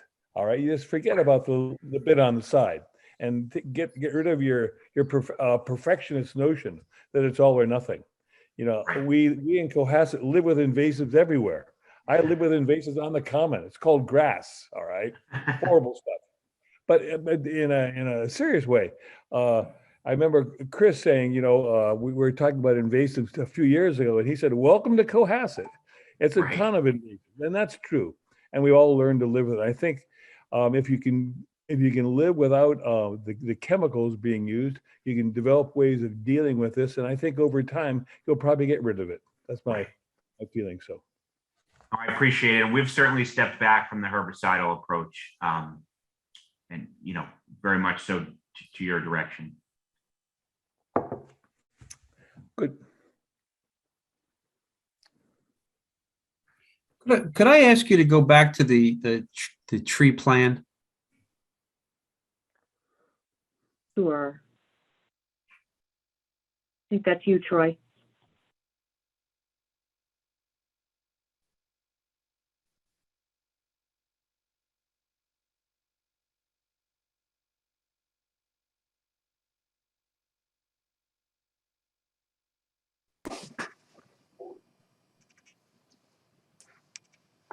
So, except for in the right of way, there's going to be a complete clear cut of this lot, correct? No. I mean, and within the 50 foot. Well, and along the road, I mean, we're leaving, it's really, I mean, we've tried to leave as many trees as possible with the exception of the driveway, which location has been driven because we're endeavoring to use the existing curb cut.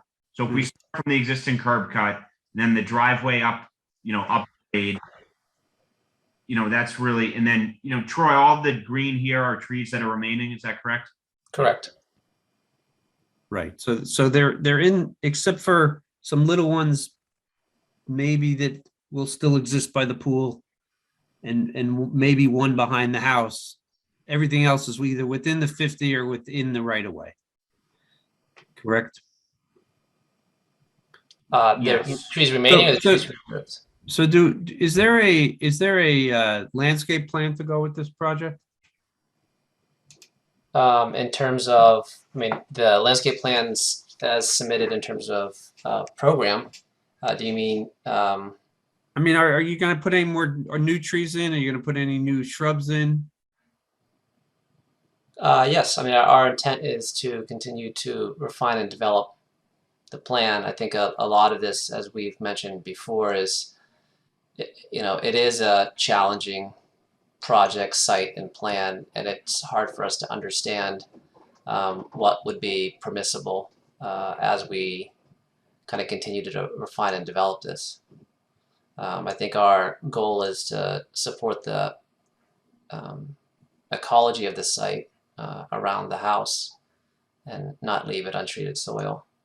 But I think the full refinement of that, it needs to be developed.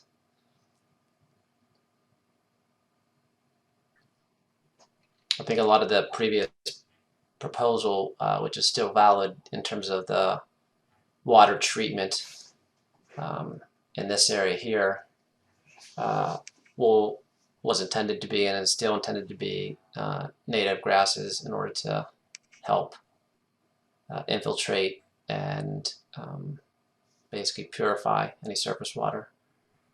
Mhm.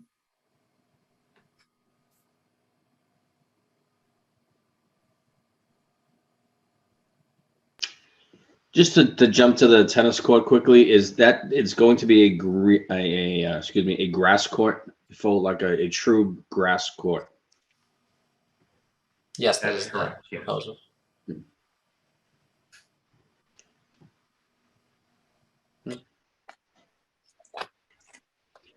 I personally think you've made some significant improvements here from the last time, and I commend you for taking into consideration all of our comments. And I think you've addressed pretty much all of them as far as I was concerned.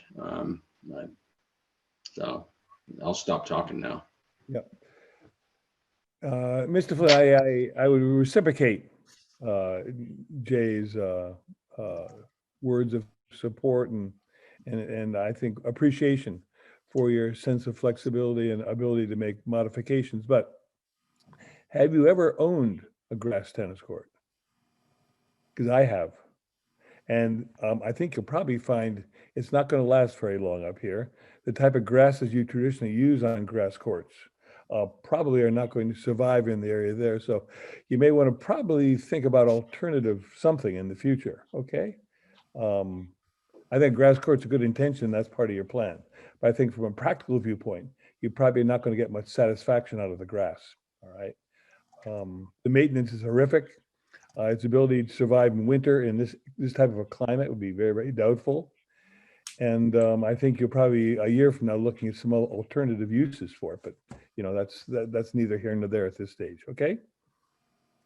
No, I appreciate it. And look, our kind of very objective with converting it from the hard top to the grass is to really make it impervious and more ecologically sensitive. I think I hear you. We may be having a discussion in a year or two about replanting that with native somethings. Yeah. I mean, a grass tennis court is almost as difficult as a putting green. I'm not sure if you're a golfer.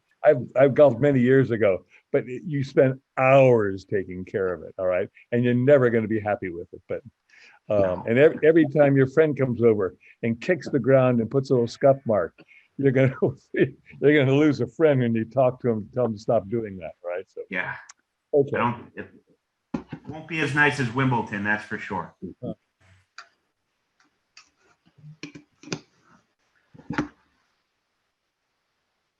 I'm just going to go back to the planting plan on this.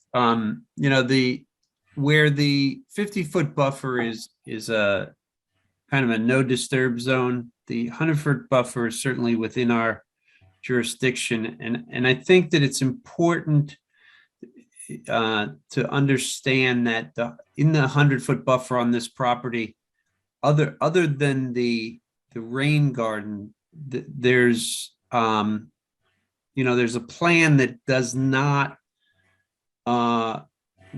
it addresses kind of the flow of where water's going, but it doesn't really look at kind of a bigger ecological maintenance for this project. And I really think that a landscape plan is critical to understanding how that buffer is operating, because what I see now is that except for the internal drainage on the driveway, there's very little benefit to that 100-foot buffer.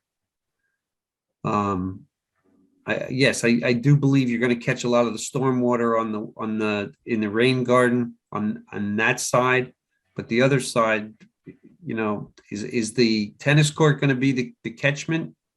And if it is, then I think we need a very clear plan of how what the profile of the tennis court is going to be and how that's all going to work.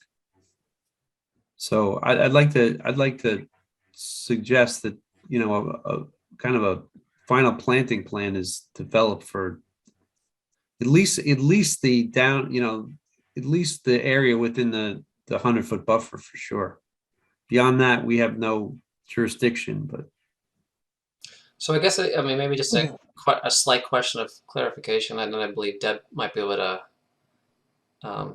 add to this, but I believe the surface runoff, the coefficient in calculating the site assumed a lawn tennis court, so there's a reduction of surface flow that would naturally currently today wash over that bank. So I think there's a mitigation there. And slowing that down and being lawn, it has the ability to infiltrate naturally versus the asphalt. I think that if on this plan, it's actually east, but plan north with the gray area, there is vegetation that is in that space. But I think previously we had submitted. I'm sorry, in what space? In here. Yes. Previously we had submitted a plan of even restoration east of the tennis court here to rehabilitate the slope, but it sounded like when Wilkinson and Ecological started down that path, it was this commission's preference to not have impact inside the 50. Correct. With some of those proposals. So those proposals actually would help to further safeguard any concerns of unmitigated pollutants moving towards the resource. Otherwise, it is kind of what it looks like today, which I think that was why we were proposing rehabilitation of the section from here to here with new native species. Right, but my comment is really more between the 100 and the 50 and the 100. I mean, we have no for the area directly planned north of the house here. Yeah, we don't know what's going on there. This project is going to be on the front page of everything. The site, no one's going to even realize that the site extends all the way to the water. They're just going to see from the knotweed up. It's going to look as if the majority of this site has just been taken away. And I think that in true evaluation of the ecology and what we're trying to do here, it just seems that the landscaping is an important kind of portion of that. You're not gonna just put wood chips down over the whole forest or what was left, which is dirt, by the time this is built, and you're going to do something. So I just think it's worth the consideration. Okay. Deb, can even if you were going to tell me the whole thing was just going to be, some a long grass that could actually live there, at least would know what was going to hold the slope. Well, I think, and I can attest to that. I mean, as I've been saying to Troy for the past 2 years, I mean, we want it, I'm an Olmsted nerd at heart, and we want it to feel very meadowy. It's not intended to be, highly manicured grass. We want it to be very natural, very organic, more shin to knee high meadow conditions with, plantings as you probably get upgrade, maybe a little more formal plantings as you get upgrade. But I think, that area that you're referring to primarily between the 50 and the 100, as you go plan east, it's intended to be kind of, natural native grasses, but not overly manicured. Can we get that on the plan? Can we? Certainly. Yes, And I imagine you're gonna plant a tree or two, right? we can if you would like us to. I think we're just, I'm not telling you what to do. I'm just suggesting that you probably will, and it would be beneficial to us to see that. This is a question. Is that something that could be built into an order of conditions, given they've met all of the other pieces of feedback that we've provided them with so far? Is that something that would be sufficient for you? Well, let me ask this. Is the hardscape beyond the parking court a real plan that is what is going to be built? Yes. yes. Or is it conceptual? No. This is very specifically designed. Okay, so there is a design, there's just not a planting plan or furnishings plan or anything else that's been, so yes, the answer, Trish, is yes, we could make that an order of conditions that a planting plan is provided and approved, yes. My only comment to that is making a time frame on that. As you know, historically we've issued order of conditions whereby we've said based on A, B, and C, and then 3 years later we never got A, B, or C. So I'm not opposed to that whatsoever. Happy to do that. We just want to put a time frame on that, and I don't know if that time frame is 2 weeks from now, or after the initial, when construction starts, based on site conditions. Would be happy to adhere to any time frame that the commission thinks is reasonable. Yeah, I think at a minimum, what the order of conditions require a certificate of compliance, and certificate of compliance would then require staff review of any additions. Right. So something like that can be submitted in a timely fashion for staff review, and if it's warranted that it's beyond the interpretation that it needs board review, is that possible? Is that how you would manage that? Mr. Chair, what were you thinking as far as timing if we're going down this road? Well, I don't know. Normally I would say it would be now, but if they feel that it's necessary to see the site once the building's in, then I would say, within, I mean, they're going to want to get a landscape in there. They're going to want to so after the foundation's in, or is it? No, I don't think that's what's being suggested. I mean, I think they're suggesting once the pool's in, once the retaining walls are in, then they get a better feel for what the spaces are. I mean, I personally, this is a big enough project that I would think anyone who was doing it would want to kind of have a plan so that if a particular plant or grouping of plants is necessary, that you'd want to be able to, make sure that they're ordered and waiting for you, so that when the first day you drive up to the house, all the cherry trees are in bloom or something like that. I mean, it seems logical that this could be something that's done, now. So, well, okay. I guess I have a procedure question for you. If we were to develop in full detail, tree, shrub, grass, perennial, all layer, plan, with an intent, but to your point, want to understand the site conditions, as the house starts to be constructed, and that is submitted to Charlotte in the future. That would be submitted as part of the record. are we allowed to manipulate that plan without full board review? And what I mean by that is that quite often when we are laying out even trees and some shrubs, you know, both visually and even ground condition, we want to make changes. Yeah.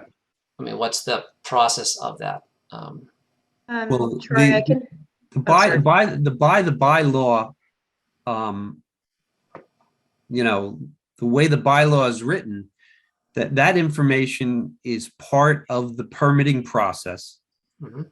right? I mean, we should have it in front of us at this point. Mhm.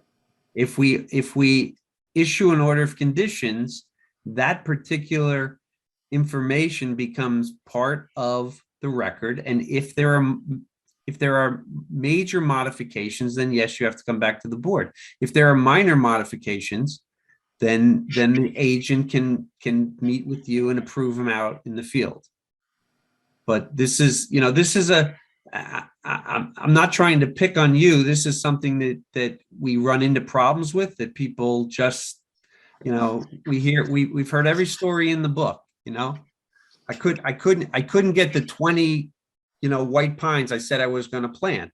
And guess what? I was at the nursery the day before and there were 600 of them, you know. So, I mean, this is the way the bylaws are written. We're supposed to understand what it is. It becomes part of the record. And if you want to change it, if it's major, yes, you come back to the board. If it's minor, Charlotte will take care of it. Right. Sure. Well, look, I think from our standpoint, I mean, we hear you loud and clear, and I think we're happy to commit or to be held, you know, as a condition to follow up with a conceptual or a schematic kind of planting plan, you know, with the species, you know, an initial species list, and, you know, that detail as kind of a, I guess, you know, to submit to Charlotte. Again, I want to be respectful of the process here, but, you know, I think that would be happy to follow up with. Yeah. And Mr. Silver, can I ask, how long would it take you to put together a plan if you were to start, you know, next week? I think it depends on the level of specificity. I mean, what Andrew and I have talked about is more about native grasses in between them. So to provide a list of plants that we could utilize between the 50 and the 100, couple weeks probably. No, that's fine.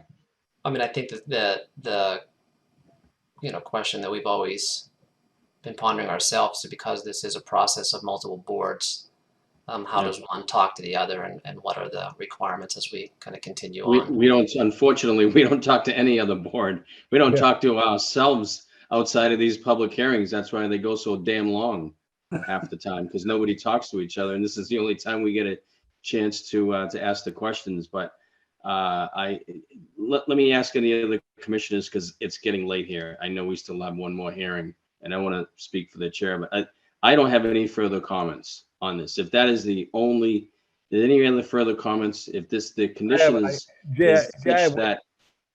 Jay, I have one Of comment. course you do.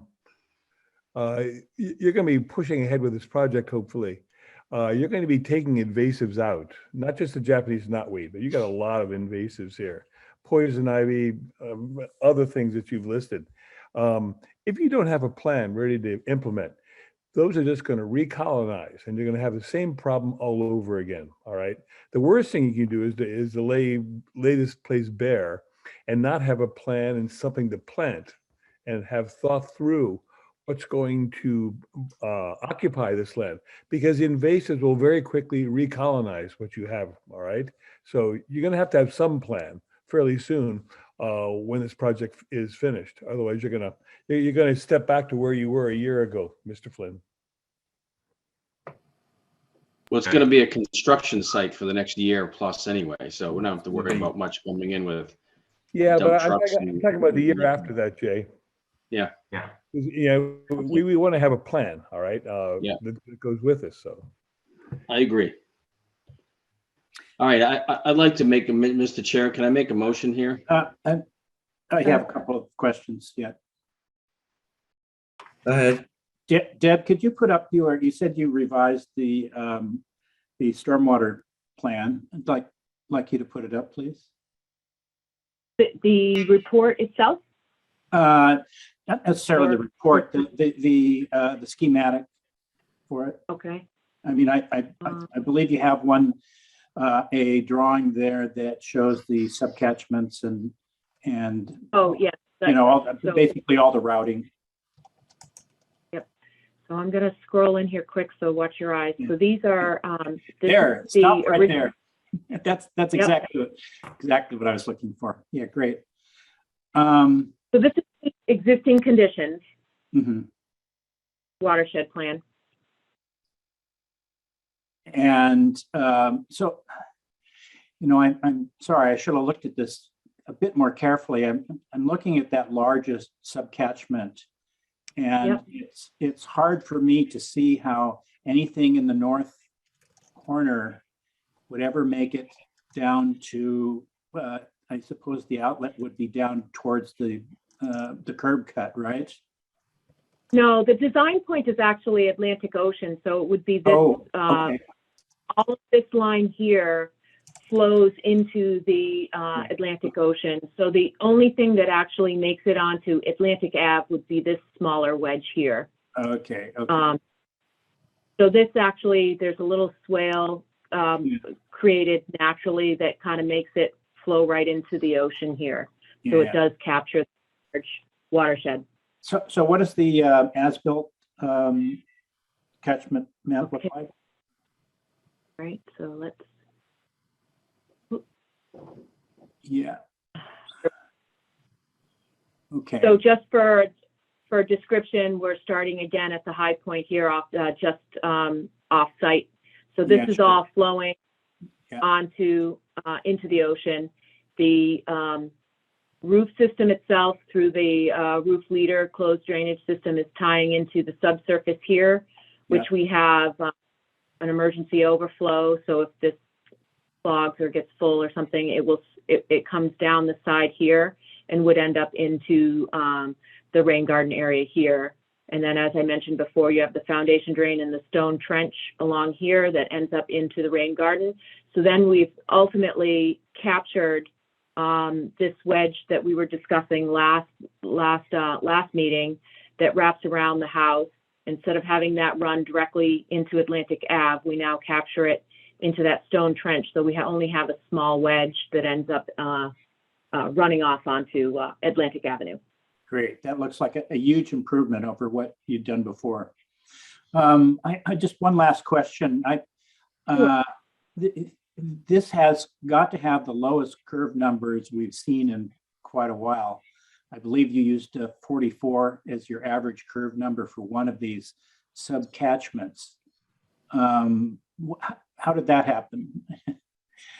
So, with regards to proposed, I could be wrong about this, but I thought I saw that one of your curve numbers was really low.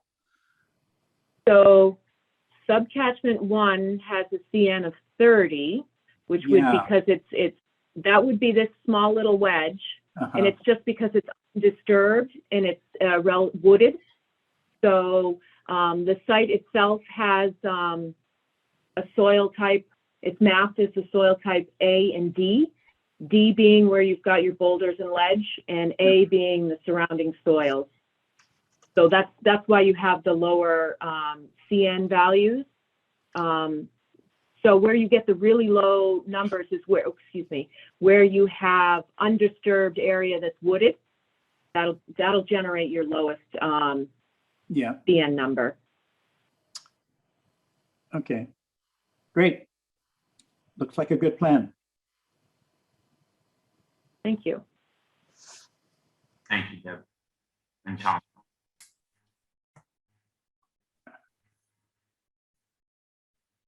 Mr. Chair, can I have 1 second for one comment if we were to issue an order of conditions for the project? Yes. Okay. Yeah. So for any landscaping planting plans, from an order of conditions perspective, that's really helpful to physically reference those documents in the order of conditions itself. So usually you have an area to mention the site plan and specify the date, and then there's room for additional documents. So, I would just recommend considering that for the timing of when we would want to see the landscaping plan, if we wanted an amended order, if we wanted, to look at the landscaping plan in the future. If we didn't want to specify a specific time frame, we could mention that, the landscaping plan could be submitted at some point, but prior to the request for a COC and, as an amended order of conditions, and then you could add it to the plan later if you didn't want to stick to a specific time frame. The other option is, I have 21 days to issue the order of conditions document if it were to be approved. And so that is a 21-day time frame at least to add it to the order, so that you wouldn't have to go through an amended option. But yeah, those are just a couple options of how to include the landscaping plan with an order of conditions to make sure it's all properly documented. And again, I don't want to, but Charlotte, that's incredibly helpful. And so theoretically, Troy and I over the next 20 days could kind of come up with a more detailed landscaping plan and species list and include that in the order. Yep. Yeah, correct. So I can include it as a reference in the order of conditions. So then it's tied to the order of conditions as long as it's issued in 21 days. So that's like the time frame. Like, let's say, for example, if it were to get approved today, it would be 21 days to issue it. And then we could, use that time frame to include the full landscaping and planting list, just so that it can be added as an additional document and reference. Or you could add a special condition to specify the time frame. So that's, there's multiple ways to do it, but yeah. Charlotte, isn't there also a provision that allows for if the applicant is in agreement that the 21 days can be extended? I can double check that. The Wetlands Protection Act is pretty strict, and so I can double check that, but usually an order of conditions is issued in 21 days from the date of approval from the commission. I thought there was all right, never mind. I would rather issue an order of conditions with a specific time frame after the 21 days and not mess with that. That's fine. Happy to make that motion if there's no further comment. All right, Jay Pimpari would like to make a motion to issue an order of conditions for the work at 205 Atlantic Ave with the following conditions. One, that a landscaping plan be submitted by, I'm going to say May 15th. That's more than a month's time frame. And the landscaping plan be submitted and approvable by our chair and the conservation agent. So long as the plan meets their approval, it can move forward. And a second condition that any tree removal as a result of the arborist report, any tree removal be witnessed by our agent at the time of removal. So if you could give Charlotte 72 hours advance notice of when the trees may be removed from the property, so Charlotte can be out there to make sure that the proper trees are removed in accordance with the arborist report. And so those are my two conditions. Do I have a second? I'll second that. There you go. Having heard a motion and a second to issue an order of conditions for 205 Atlantic Avenue, we'll take a roll call vote. Tom Bell, Tom Bell, aye. Kathy Berrigan, Kathy Berrigan, aye. Trish Grady, Trish Grady, aye. Jay Pimpari. Jay Pimpari, aye. Did I miss someone? Eric Eisenhower. Forgot me, all right. I'm going to bed. Yeah, aye. Eric Eisenhower, aye. Okay, Chris McFarland, aye. That vote passes 6-0-0. Mr. Chair, we need a variance too. I know. We're getting going down that road, doing them all one by one here. Jay Pimpari will make a motion to issue a variance for work within the 50 for the project at 205 Atlantic Ave. Trish Grady, second. Or Having a Tom. motion and a second, we'll take a roll call vote. Tom Bell, Tom Bell, aye. Kathy Berrigan, Kathy Berrigan, aye. Eric Eisenhower. I got a question. I think the rules say we have to be very specific in our variance, not just issue a variance to do work in the 50. Do we have to, in this case, because there are a lot of things we want to be cautious on, do we need to put more detail in as to what type of work he can do under the variance? I don't believe so, because what we're referring back to is the actual plan. And the Yeah. plan is, Charlotte, correct me if I'm wrong here, but you're gonna cite in the order of conditions the date of Correct. all these plans. So the plans will be the plan of record, which we will look for a certificate of completion, and Charlotte will review when she does her inspections throughout the course of the next couple of years on the project. Okay. Correct. I would also add, we were also advised by our legal counsel to add like a short paragraph in the order of conditions itself about the variance, and then just specifying the work in the 50 per the site plan. And you'll give the lack of herbicide great visibility in your writing of the conditions, right? That's one of our boilerplate conditions, I believe, actually, so. Okay, we have a motion and a second. Eric? Aye. Thank you. Trish Grady? Trish Grady, aye. Jay Pampari? Jay Pampari, aye. Chris McFarland, aye. That vote passes 6-0. And lastly, Jay Pampari make a motion to issue a stormwater permit for the project at 205 Atlantic.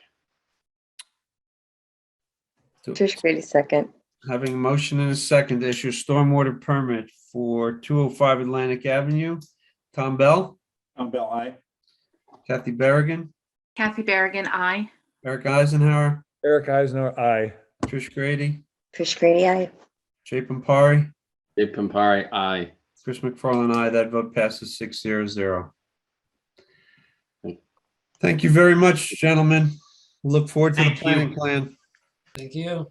Thank Thank you you all. for all your time in the past few months and this evening. We really Well appreciate it. done, well done and good luck. Can't Good wait, luck. Thank you. can't wait to see that ledge. All right. Right. Thanks. Good night. Okay. Thank you, Charlotte. Good night. Bye-bye. Thank you. Thank you, commissioners. You're welcome. Our next hearing this evening is continued from March 24th. It's at 171 South Main Street. It's the NOI 22-09 and stormwater permit 22-05 for a garage addition.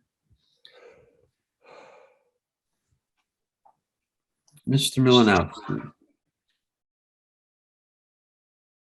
There we are.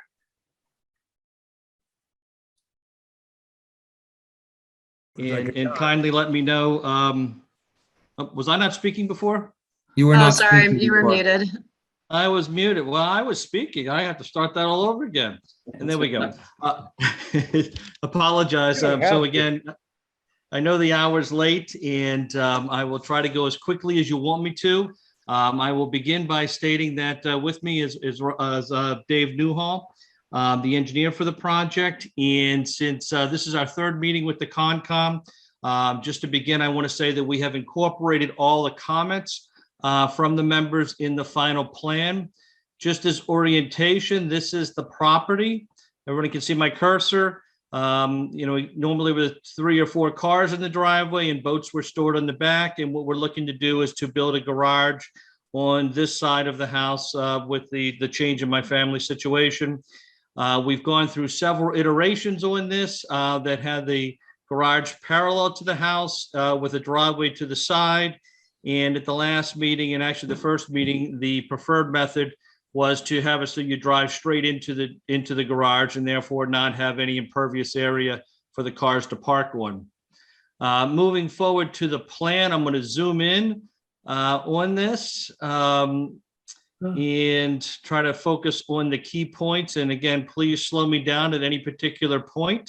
To start off with, I think addressing some of Tom's concerns that he raised about runoff. What we have done is putting in, which the detail is up here for an infiltration trench, 1 to 3 feet deep, 5 to 6 feet wide, wrapped around, it's about 100 feet in length, wrapping around the 2 sides of the building, but also picking up the driveway components. Tied into that, I believe it was the chairman mentioned pulling the plantings forward so there was no grass area in the front. We have done that, and we've also put in 2 boulders on top of that area because there was concern about some additional parking that potentially could be in that area, so we've eliminated that possibility. We did do test pits on the property. They showed groundwater At the shallowest, it's 16 inches on the back, which makes sense as it flows down the back of the building. The deepest was 32 inches, which was right here in this test pit. Then we went down to 26 in this corner. And I think we were 17 inches in the middle of the site as we explored where the test pits were. Those test pits went into revising the stormwater plan, which you have, which was addressed in the revised submittal to accommodate that flow. I think tied into that as well is that, so two other points I just want to make is that we have included two proposed temporary stockpile areas, one in the front, one in the back. And I think this goes to one of Justin's comments. Why do we need two? And the reason we're doing that is because what I'm concerned about is I want to limit the amount of travel that has to go around the building once the site is being put back together and the backfill is occurring and there's trenches being done. So the intent is before the garage area is dug out, and we did explore shallow footings versus full footings, is that we would bring back about one or two 10-wheelers, probably about 25 yards of gravel, have that stockpiled here behind the building before any of the activities occur. And then another stockpile in the front that I believe Justin mentioned off to the side where the driveway is going to be, or where the driveway was. This will allow this to be filled and backfilled in with smaller equipment than trying to bring material around the building and further encroaching into the 55.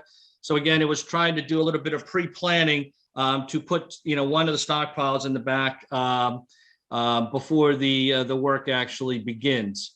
I think tied into that is regarding the variance. Justin also asked us to build up the variance because I think as the variance documentation and what the existing conditions are, even though we are encroaching into the 50-foot area, is with these additional mitigations, the planting and so forth, that I think an objective eye would say that it is a net improvement. That is documented into the variance update. The building, the addition itself is 952 feet. Of that, 773 feet is within the 50-foot area. But now for the subtractions, we are taking out 198 feet of driveway that's currently paved in this area, so that will be removed. In addition to that, this new filtration and trench here is about 550 square feet in size. This will again, allow for the runoff from the driveway to go into that before going into the wetlands. And then on top of that, we've got about 1,910 square feet of planting. So, when we're looking at the net improvement, we're probably closer to a 4-to-1, 5-to-1 ratio when you include the additional infiltration areas that's being built by the trench. With that, I'm just going to turn it over to Dave and see if I missed anything because he's the technical guy on this. I think you covered it pretty well. The only thing was just on the depth of that trench. It's not 1 to 3 feet in depth. It's 1 foot 3 inches. I just wanted to make sure that was clear. Excuse me. But other than that, you touched on everything that I had. Right. I only wish, Mike, that our regulations allowed us to count offsets like this in an official decision-taking process. This is still an abnormal decision that we're taking here if we approve this. I understand, but I mean, as we look at the state wetland regulations, it's not to prohibit development. It's first to see if it can be mitigated someplace else. And if it can't be mitigated someplace else, to do the additional mitigation, which has been done, and then tied into the town variance. There's no other place to put this facility, so it's the only location that it can go in. And my hope is that the members of the commissions feel that this mitigation exceeds the impact of this area, which is already a developed area with the lawn right now. Oh, well.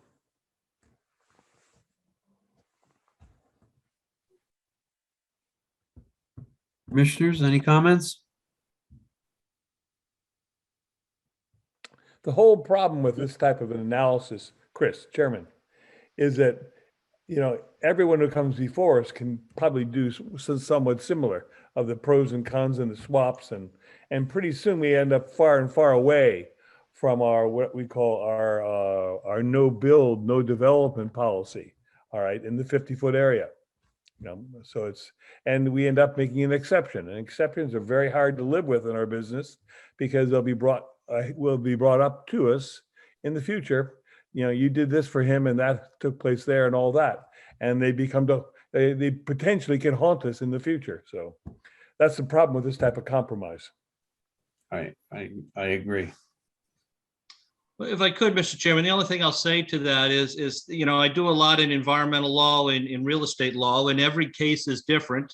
And I would be hard pressed to find someone else that has the same circumstances that I have with a house that was built in 1790 that's currently using this area for development right now. And again, as I've expressed in my first meeting, is that, I do have a need for this right now. And I think that these mitigation, do make the site better if we're looking for an overall net improvement. And again, I find it hard to believe that anyone could ever come back with this type of example the way that this is set up.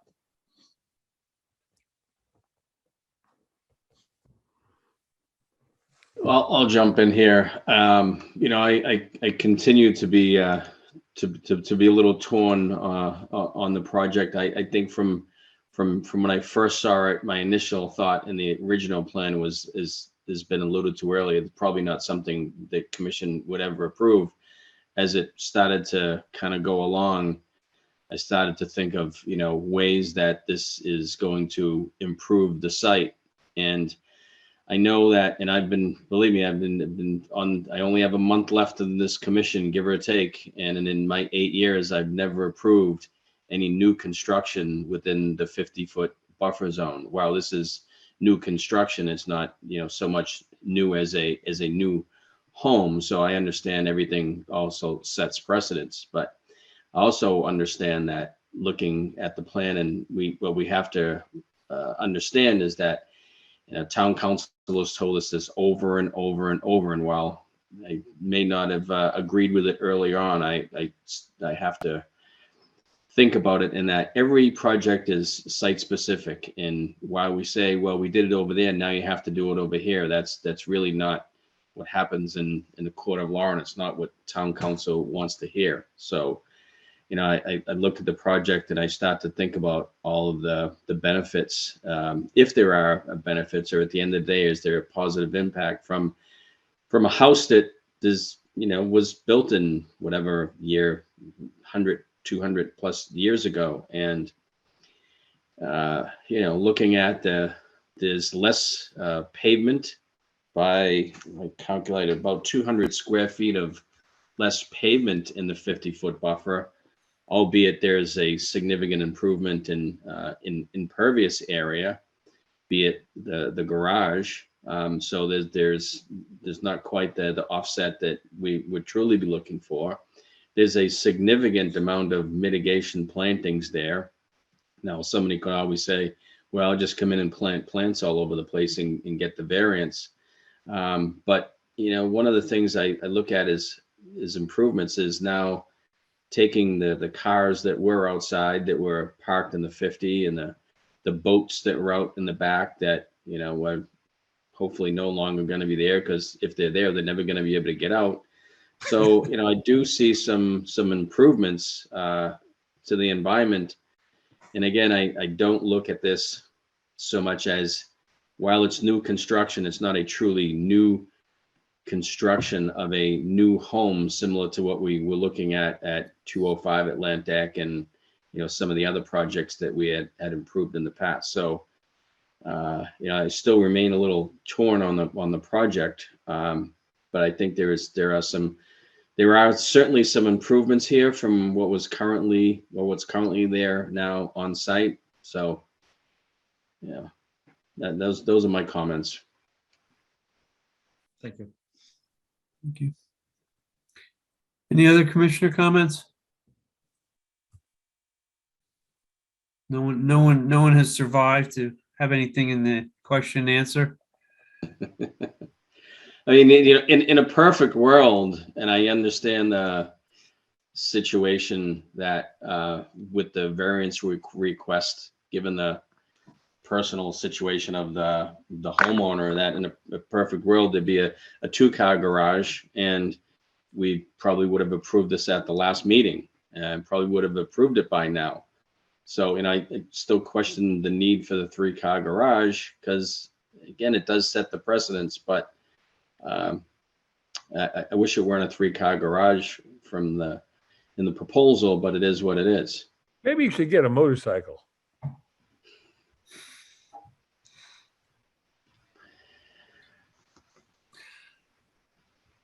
I'll entertain a motion.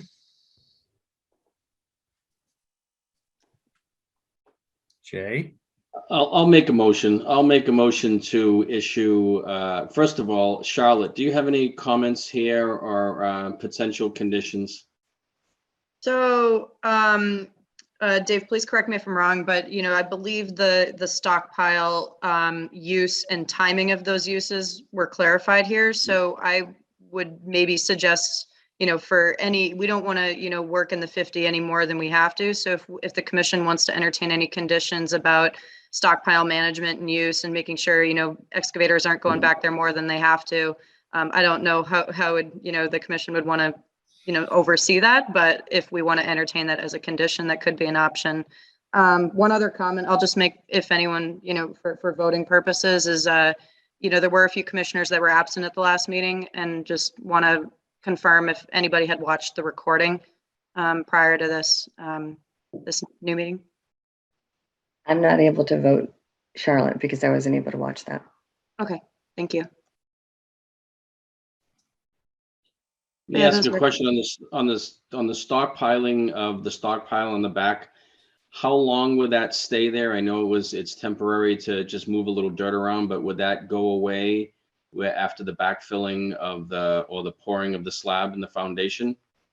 That's correct. Once the pouring of the slab of the foundation was done, that'd be backfilled, and the retention area would be put in there, and that stone pile would go away. So the one in the back would go away right away, and I think the one in the front would more or less be the same. As far as the driveway, we'll use that for any type of lumber storage or any type of equipment. Okay. Even up to my vote here, I still remain a little torn on this project. I think that I will make a motion. I think that the improvements are significant improvements from what was originally designed here, and it's an existing home. I hope that we don't come across this in the future. But anyway, what the hell? Jay Pampari will make a motion to issue a order of conditions for the project at 171 South Main Street with the following condition, that being that the proposed stockpile on the backside of the property be eliminated or no longer be used after the foundation for the garage is poured, and the stockpiling of any dirt will not exist. And then there'll be no heavy machinery behind the home after, again, the concrete foundation for the garage is poured.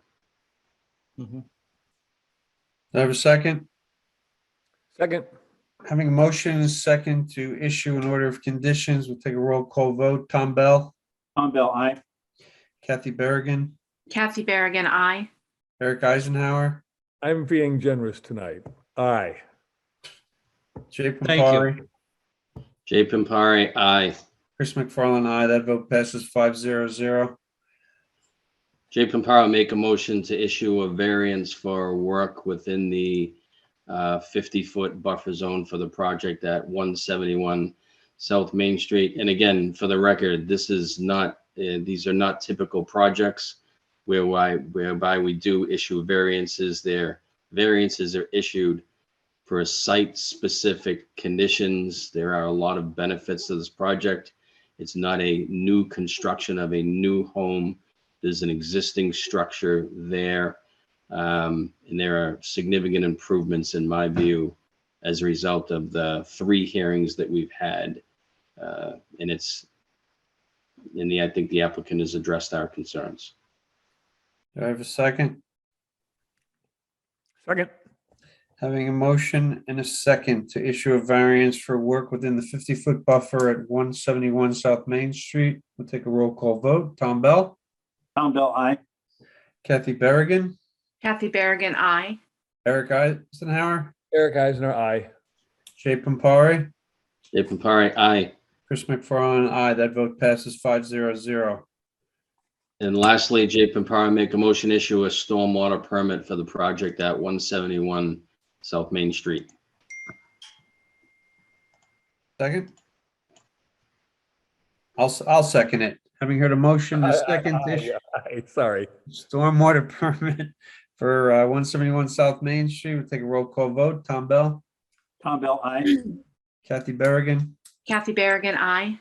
Eric Eisenhower, Eric Eisner, aye. Jay Pampari, Jay Pampari, aye. Chris McFarland, aye. That vote passes 5-0. Thank you very much. Thank you all, and I appreciate the work you're doing this late at night. Thank you. Thank you. Thank you. Have a good night. Stay out of the Thanks, wetland. Charlotte. We will, thanks. Bye-bye. Okay, next item on the agenda is a discussion for 62 Cedar Street. Charlotte, I assume this is your discussion? Yes, so I'll try to be quick as possible. And we have Carolyn Cooney, who's the property owner. She's just joining right now. Okay. Hi, Carolyn. Can you hear us? Oh, you're muted. Gold star for hanging in here tonight. Yes, Sorry for thank being so late. you. We're sorry for the long meeting. So I can start. Carolyn, can you hear us? I don't think she can. I don't think so. All Wave right, to us well, if you hear us.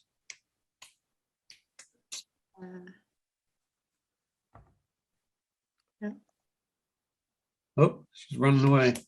yeah, she may have to connect audio. Okay, well, maybe while she's getting set up, I'll be brief about this. I received a letter, from Carolyn. She is the owner of 62 Cedar Street. This property is not, immediately abutting wetlands in our jurisdiction normally. However, there is a conservation restriction document, which was shared with the commission, basically specifying that there's a conservation restriction area on the property, and it's kind of split into 2 parcels on either side of an existing gravel driveway. Charlotte, hold on a second.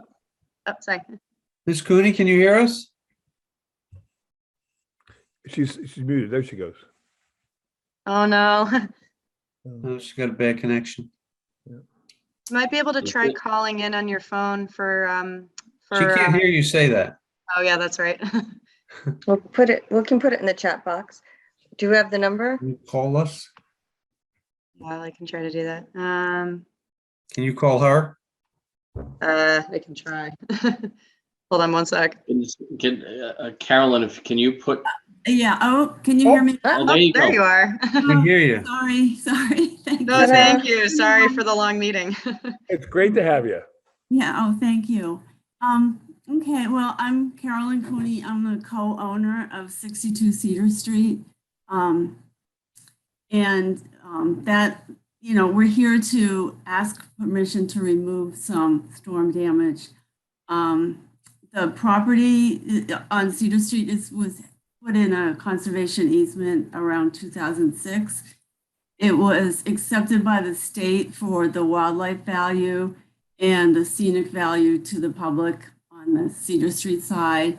And also it has some uncommon vegetation, which is a hemlock grove that's actually not doing super well right now, but and a lot of native holly trees. So in the covenant, it states that the exceptions to otherwise prohibited acts is prohibited to remove vegetation. The right to selectively cut brush and trees and to clean up storm damage with approval of the commission. And the standard seems to be that removal will not significantly impair the conservation interests. We met on site with Charlotte, and I'm not sure if she has some pictures. I do, yes. Oh, okay, good. And talked with her about possible number of trees. And Now, does your property go from Cedar down to North Main Street? no, that's a separate parcel, like where all the rhododendrons are and stuff. Oh, okay. Our land goes from, it's just basically you can't see the house, the stone walls. It goes, what is it called? Cedar Ledge condominiums are across the road. Yeah. Yeah. And our property has like a gravel driveway, and it runs from that driveway down to the golf course land, and then up to the stone house on Cedar Street that's owned by the Figueiredos. So Charlotte, there's no work that this is not within any resource area, correct? This is completely outside of any 100-foot buffer. We're just needing access to remove the material that's in the conservation restriction. Correct. And by talking to, I clarified with legal counsel that for a conservation restriction in this case, a submission isn't needed, since it's outside of resource areas. And so really it's just approval from the commission, which, can be done through a discussion. So I'm happy to walk through some of the trees that unfortunately fell down from a lot of the recent storms. But yeah, that's essentially the purpose of this discussion, is to just notify the commission about the storm damage cleanup, which is one of the exempt activities that's allowed as long as it's not significantly altering the conservation restriction area. Charlotte, you've been out there, you've seen the pictures. Are you okay with the removal? Yeah, and I can show you guys real quickly that, it's about 11 to 12 fallen trees. Okay. Okay. I've seen a lot of dead trees in my life. Ms. Cooney, thanks for hanging in here tonight. If our agent has been out there and took 38 pictures and is okay with it, I'm totally okay with it. I'll make a motion to allow the removal of the debris in the Conservation Trust area. I'll second that. All right. We heard a motion in a second. We'll take a roll call vote. Tom Bell. Tom Bell, aye. Kathy Berrigan. Kathy Berrigan, aye. Eric Eisenhower. Aye. Trish Grady. Trish Grady, aye. Jay Pampari. Jay Pampari, aye. Chris McFarland, aye. That vote passes 6-0. Thank you. Thank you very much. Thank you, Ms. Cooney. Be safe. Thank you. Carolyn, I'll write you a letter just to confirm. Oh, okay, great. Sounds good. Thank you.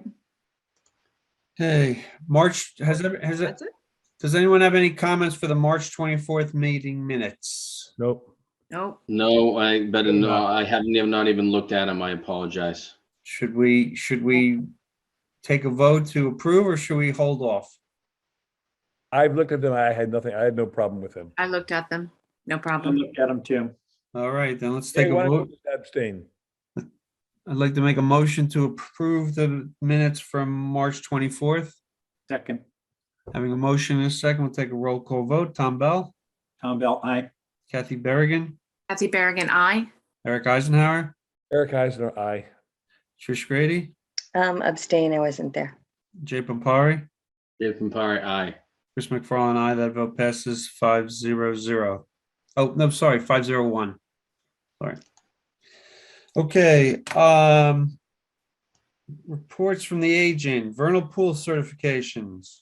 I'll be really quick, and Tom will probably we can be brief for now and offer more updates later. Tom and I are working on, kind of mapping out a lot of the vernal pools in town and trying to get them certified if they meet the qualifications. So we'll keep you guys posted on those.